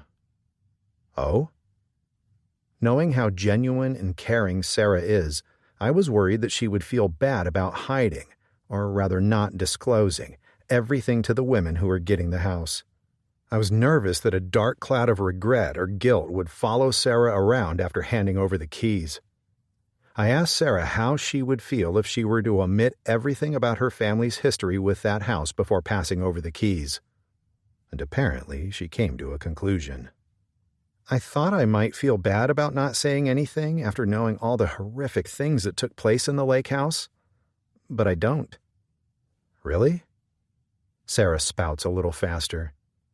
The women getting this house are the same women my late husband refused to talk to. These are the same women who, despite knowing everything my little family has been through, still insisted on blaming me for the death of one brother while suing me for the death of their other brother. So when you asked me to think about how I would feel about hiding the house secrets from these awful women, I did think about it, and I'm fine with it. The confidence in her tone surges through. I don't feel bad about it now, and I won't feel bad about it in 50 years. Chapter 43. Frankie. Frank? Mom's voice echoes down the hall. Frankie, come on! If we don't leave now, we're going to be late. Richard made these reservations weeks ago. Coming! I shout my reply, but don't move from behind my desk. My fingers hover over the keyboard of the laptop Richard bought me last week.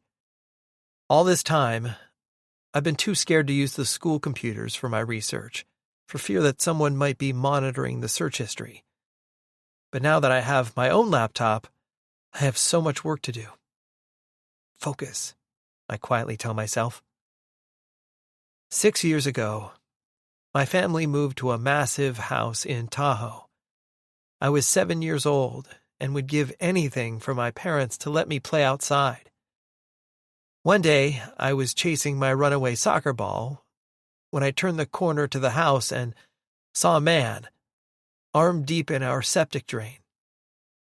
Thinking back to that day, I remember noticing how quickly the man jumped up, and I realized now that I must have startled him.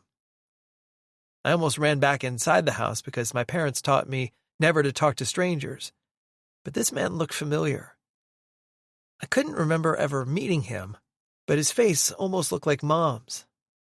It was confusing, and my body froze as I stared at him. The man smiled at me and very quickly introduced himself. My great-grandfather?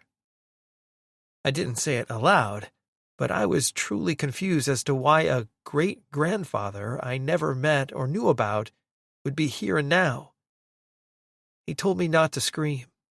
He told me not to run. And then he told me things that have been burned into my brain. My name is Brian Kent. I'm your great-grandfather. No need to be afraid of me. It's the house you should be afraid of. Do you know what it means to die? People, lots of people, died in this house before your family moved in. My great-grandfather spent the next minute explaining who the Kent family is and what they did. He made sure to emphasize how important it was that Mom continue the family business so someday Alexis or I could take it over. I came here to surprise your mom, so you mustn't tell her that we saw each other, okay? Brian said, and I nodded my head in solidarity. But I need you to help me tell your dad. Your dad needs to know that I'm here. I keep trying to tell him, but he's not listening to me. I'll need you to get through to him. Can you do that for me? He asked, and I agreed with a silent head nod.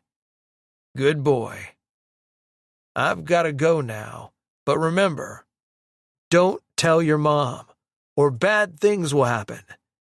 You don't want to be the reason that bad things happen to your family, do you? What 7-year-old would want that? I bobbed my head up and down many times so he knew I understood the assignment. I spent weeks trying to pull Dad away for a private discussion, but he blew me off over and over. I felt like I would accidentally tell Mom if I got to talking, so I chose not to talk. Bad things would happen if I did. Keeping my mouth shut was the only option. After Dad died, I blamed myself. I was just a kid, so I didn't understand the depth of why a person would kill another person. But somehow, I knew it was my fault. Bad things would happen if I didn't fulfill my promise to my great-grandfather, and I failed at the task I was given. While I never told Mom anything, I wasn't able to tell Dad in time before he was taken from us. The worst thing that could have ever happened did happen. I couldn't imagine what else might happen if I told Mom what I knew, so, to this day, I never said a word to anyone about meeting Brian. And now, I choose not to talk much at all. It wasn't until a few years later that I found out my dad was murdered by Brian Kent. My great-grandfather murdered my dad. I go through periods where it makes me so sick to think about that. I lose my appetite and lose a ton of weight. Once I force it out of my mind, I'm okay for a while, until the thoughts come back. But I've had questions for a long time, and no way to get the answers I need. Until now. With this laptop, I will be able to find out everything I need to know. Frank! Mom's voice gets louder as I hear her footsteps approaching. Her fingers wrap around the door, jiggling the knob, and I have just enough time to close the search tabs and hop up from my chair as she enters my room. I told you I'm coming! I snap. She widens her eyes. Okay, geez. Just checking to make sure you are all right. I follow Mom out of my room, and before I close my bedroom door, I stare at my laptop. My mouth is watering for answers, and soon enough, I'll get to the bottom of everything. Chapter 44. Sarah. I need to tell you something. Holly looks at me with widened eyes. It's been on my mind for a while, but you need to know. Okay, I shrug. So tell me. I motion for her to continue as I sip my glass of white wine. Okay, let me take you on a journey. I tilt my head with curiosity as I watch my best friend practically bouncing up and down as she sits a few cushions away, eagerly waiting to share. This is just another reason why I love Holly. She can make me feel normal again after any situation. And she's seen me through a lot. I've been back home for only a month or so now, and after everything I went through, I wasn't sure how I was going to be able to transition back into regular life again, for myself and my kids. I should have known that Holly had it all covered. Between Holly and Richard, my life can almost pick up right where it left off before I got the call to go back to Tahoe. You know that app we downloaded back when we were house hunting? Holly asks as a smile beams across her face. You know, the one we used 6 years ago when you moved back here to West Virginia? She insists. Sarah, you with me? She snaps a finger playfully. Yeah, I'm with you. I lightly shake my head, clearing my thoughts. I know the app, but I deleted it after I bought the house. Didn't you? I reply suspiciously. No. She begins with a smirk on her face. She pauses briefly to glance down at her illuminated phone screen. Unlike you, I never deleted the app after we bought places down the street from each other because I've been in the market for an investment home. Really? I didn't know that. You never said anything. Well, it was a dream that turned into a relatively new possibility. The idea stemmed from a meeting I had with my financial advisor. I mentioned that to you, right? Well, anyway, long story short, I'm a single woman living on a low teaching salary. If I ever want to feel secure in my retirement, the advisor suggested investing somehow. That got me thinking. Maybe it's a good time to buy an investment property. I bring my glass to my lips again and focus on Holly's demeanor. Whatever she's about to say must be weighing on her because she's not acting like her confident self. She's fidgeting, rambling, scatterbrained. I haven't seen her this anxious in a long time. She continues, "With the notifications turned on for that house app, I'll get texts when something good goes on the market that meets the criteria I typed in when I set up my profile. It's inspiring to see what's out there from time to time." For the briefest of moments, she gets lost in her dream. "Okay," I reply, still unsure of where she's going with this. "What are you getting at?" She swallows hard. "Well, about a month ago, something popped up. I've wanted to tell you about it, but you, sort of had some things going on." She shifts in her seat, tucking a leg under her as she sinks into the couch. "Hang on, let me find the listing. It'll be easier to explain when you see it." As she scrolls through her app, an uncomfortable feeling sits in the pit of my stomach. Oh God. Holly is not about to show me a picture of the lake house I just signed away. Is she? After only a month. The ink wouldn't even be dry yet. Even if those women I transferred the house to wanted to turn around and sell the place for the cash, there's no way they could do that yet. It's too soon, right? I could handle offloading the burden of that house to terrible people like them, but knowing it might be up for sale and could potentially be sold to a random unsuspecting family wouldn't sit well in my heart. "Look," Holly says, handing her phone to me. I let out a loud sigh of instant relief when I see that the picture is not of the lake house. But my relief is short-lived when I take a closer look. It's easy to recognize the house in the picture, even though I've only seen it up close a few times. Artemis Bradford's house has been listed for sale. "What the?" I gasp. I forgot about Artemis. Holly bobs her head up and down. "Yeah, I did a little digging. Apparently the house was listed 72 hours after his death. The house was mortgage-free in a trust with no title complications, and the old man had a realtor lined up in advance. So, bing, bang, boom, the house went on the market." "That's crazy," I mutter under my breath. I scroll through the pictures of the listing. When I get to the bottom of the listing, I notice the little yellow tagline that reads, "Sale pending." I suppose I'm not surprised to see this. A relatively large house on a big plot of land in a gorgeous area in the mountains. Of course someone would snatch it up quickly. I give Holly her phone back while shaking my head in disbelief. Could you imagine what the buyers would do if they found out what happened in the house next door? I let out a short breath from the back of my throat. Holly slowly takes the phone out of my hand. She bites her lip once, then replies, "Yes, I can imagine." Her words come out slowly and suspiciously. "Wait. No. Are you saying—" "I did," she replies without me having to say it. "I bought Artemis's house, okay?" she says, almost defensively. My heart shatters into a million pieces. What? Why would you? How could you? Holly unloads her explanation. 6 years ago, you kept your lake house when you should have gotten rid of it right then.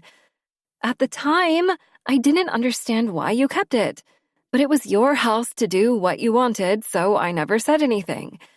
When I met with my financial advisor, I realized that everyone my age has retirement squared away except for me. Hall, even you, Sarah, with your lake house.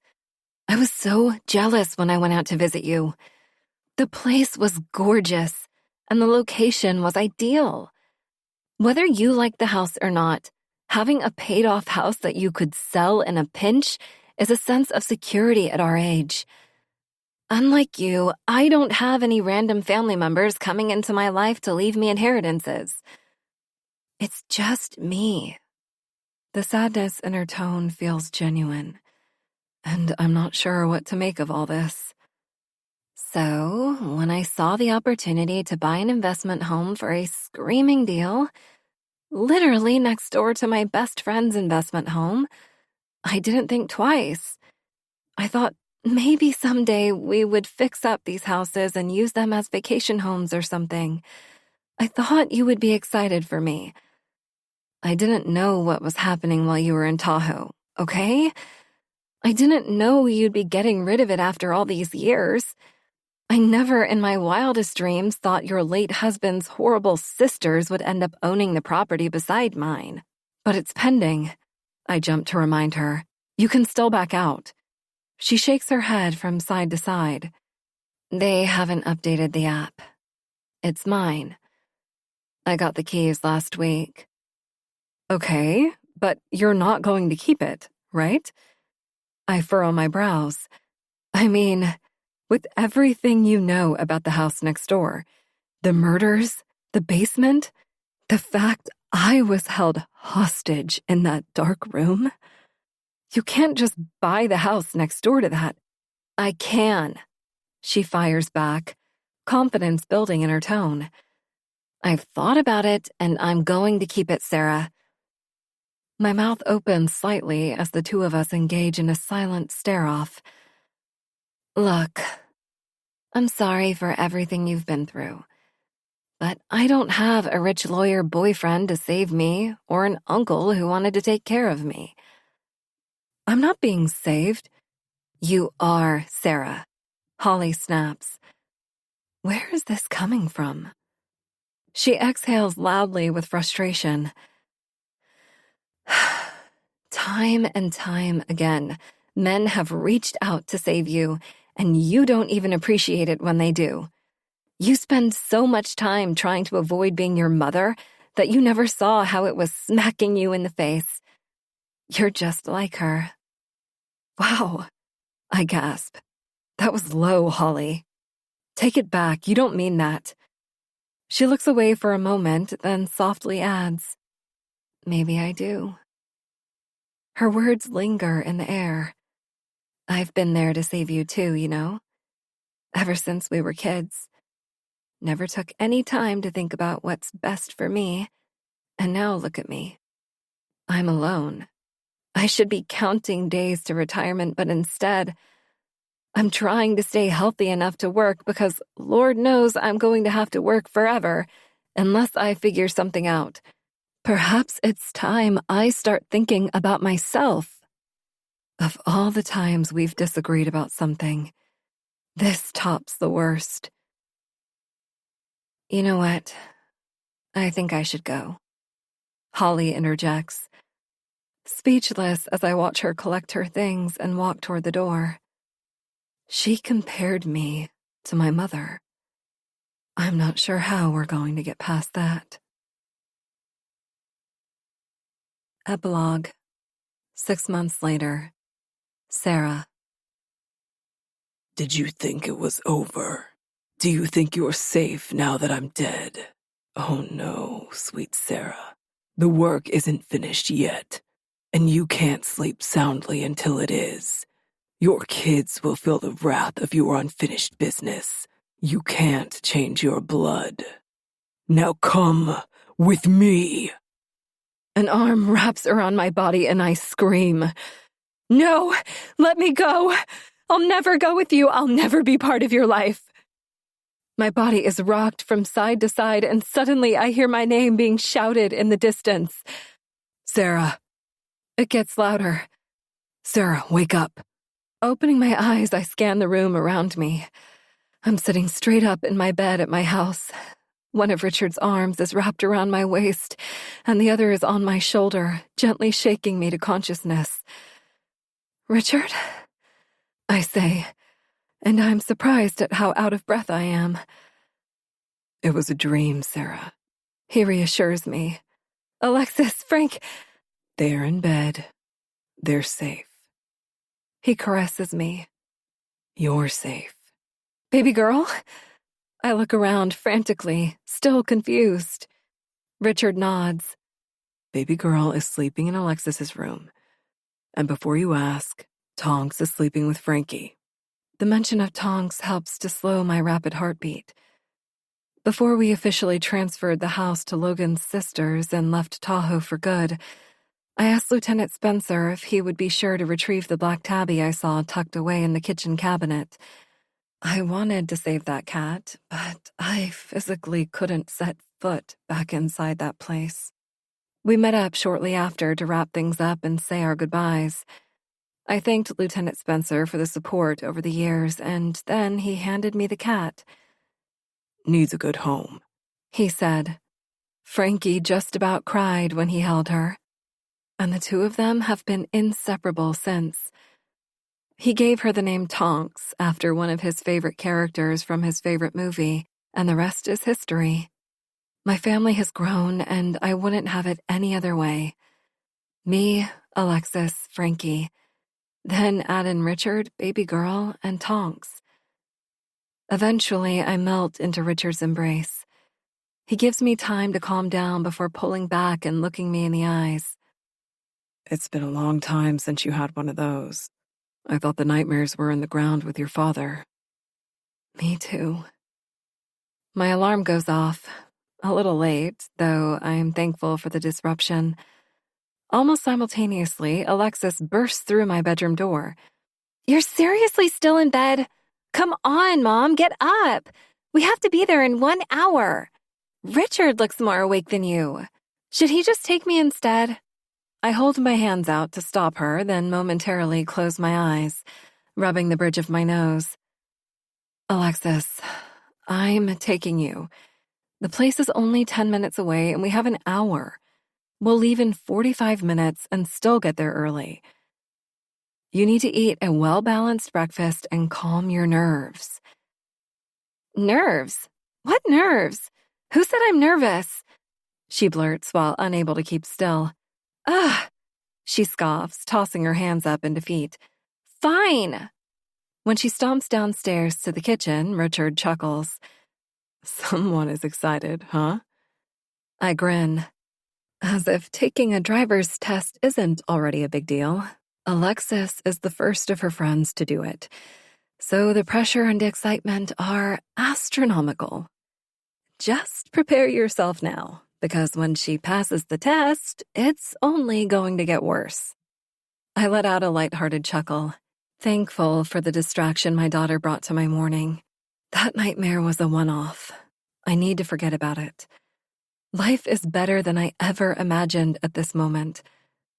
Well, except for a few things.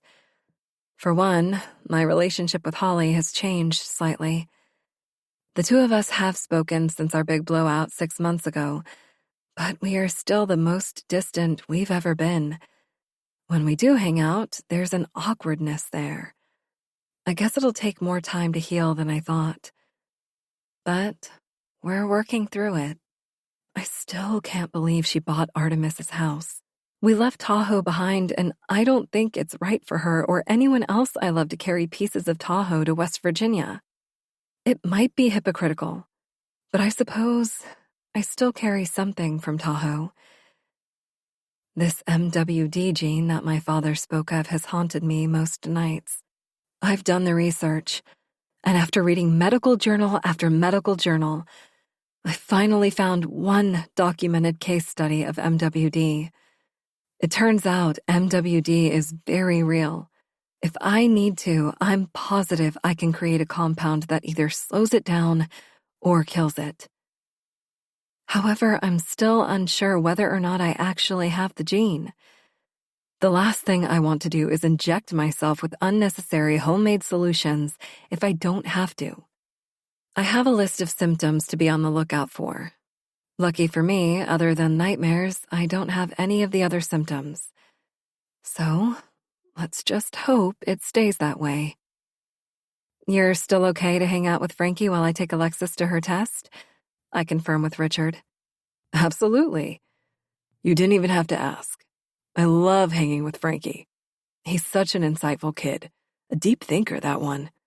He smiles. Thank you. I rest my forehead against his shoulder as he sits beside me in bed. The timing for Alexis to take her driving test is perfect. Had she been scheduled for next week, I might have been forced to have Richard take her to her test because I'm finally going back to work.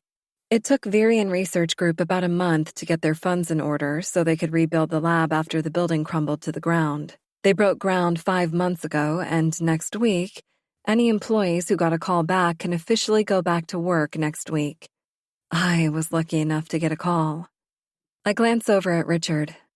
Thank goodness I don't go back to work until Monday. I wouldn't want to miss my oldest grabbing hold of this milestone. As happy as I would be to take her if you say the word, I'm grateful you two get to experience this together. He brings his lips to my ear and whispers, She needs you there with her. Richard is right. Alexis needs me, but I need her too. My fiancé always knows just what to say. That's why I said yes when he proposed 3 weeks ago. He took the time to ask Alexis and Frankie for their blessing, then brought them to the jewelry store and had them help pick out the ring. If I think about life lately, it feels so right I could cry happy tears. Gazing up at Richard, I smile.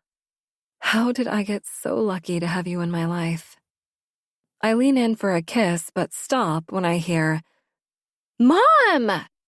Richard and I exchange a look when Alexis's voice booms throughout the house. Better get going or someone is going to lose it. I laugh. 15 minutes later, Alexis and I are in the car. Alexis Harrelson? A man with a clipboard calls out my daughter's name in the waiting room. Alexis looks up at me with her last bit of youth behind her gaze. A milestone moment between mother and daughter.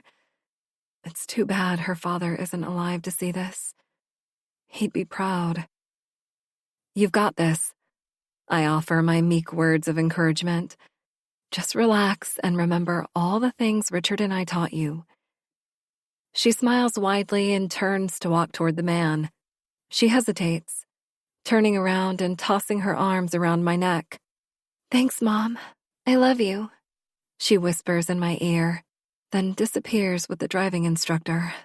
Water builds in my eyes, and I have to use every ounce of strength not to completely lose it right here in the middle of the waiting room. Alexis's displays of affection are becoming less and less over the years. So every time she surprises me with a sweet gesture or kind words, I can't emotionally handle it. Right now, I'm not sure I can hold back much longer. I hear my phone ringing in my purse. Phew. I let out a happy sigh of relief for the diversion and begin digging into the pits of my bag for my phone. As I rummage around, my fingers accidentally swipe the green button and answer the phone before I can pull it out and see who it is. I bring the phone to my ear. Hello? I say through a sniffle. Sarah? My heart falls into my stomach when I hear the same familiar voice that seemingly changes my life every time I hear it. Alan? Alan Cross. The man who has been nice enough, but somehow gained a reputation for being the bearer of bad news. He always seems to bring news that has a detrimental effect on my life. Hearing the sound of his voice is extremely unsettling these days. Yes, it's me. He confirms. Listen, I hate to do this to you every time I call, but I have some big news. My team finally did it. Did what? My IT team, he exclaims. They decrypted the remaining minutes of footage from your Uncle Riley's video. I bring my fingers to my lips and inhale sharply. No way, I whisper. I sit among the other customers staring blankly at the world around me, with my phone pressed to my ear as I wait for Alexis to finish her test. Here we are, more than 6 years later, And finally, all the footage from Uncle Riley's video is available to watch. It's unbelievable. Can you believe it? He interjects, reading my mind. After all this time, we finally have the whole story. Time passes in a flash when I hear the news. He has no idea what this means. The side door that Alexis left out of for her test swings open. Alexis comes running through with a smile on her face. She's shouting, "I did it! I passed my test!" and skipping toward me with large leaps for joy. The phone remains pressed against my ear. I'm caught between two critical moments, the future and the past. I force a smile on my face and open my free arm to congratulate my daughter when Alan clears his throat gently in my ear. I watched the retrieved footage, He adds, and I'm sorry to say, everything we thought we knew was wrong. Wrong? What does he mean by that? Alexis melts into my arm, squealing with joy in my open ear. "Can you believe I passed, Mom?" She belts out with joy. I pull her into me with one arm, resting my chin on her shoulder as I listen carefully to Alan buzzing in my ear. So, Sarah? Alan speaks up. When can we meet up? You're going to want to see what Uncle Riley had to say.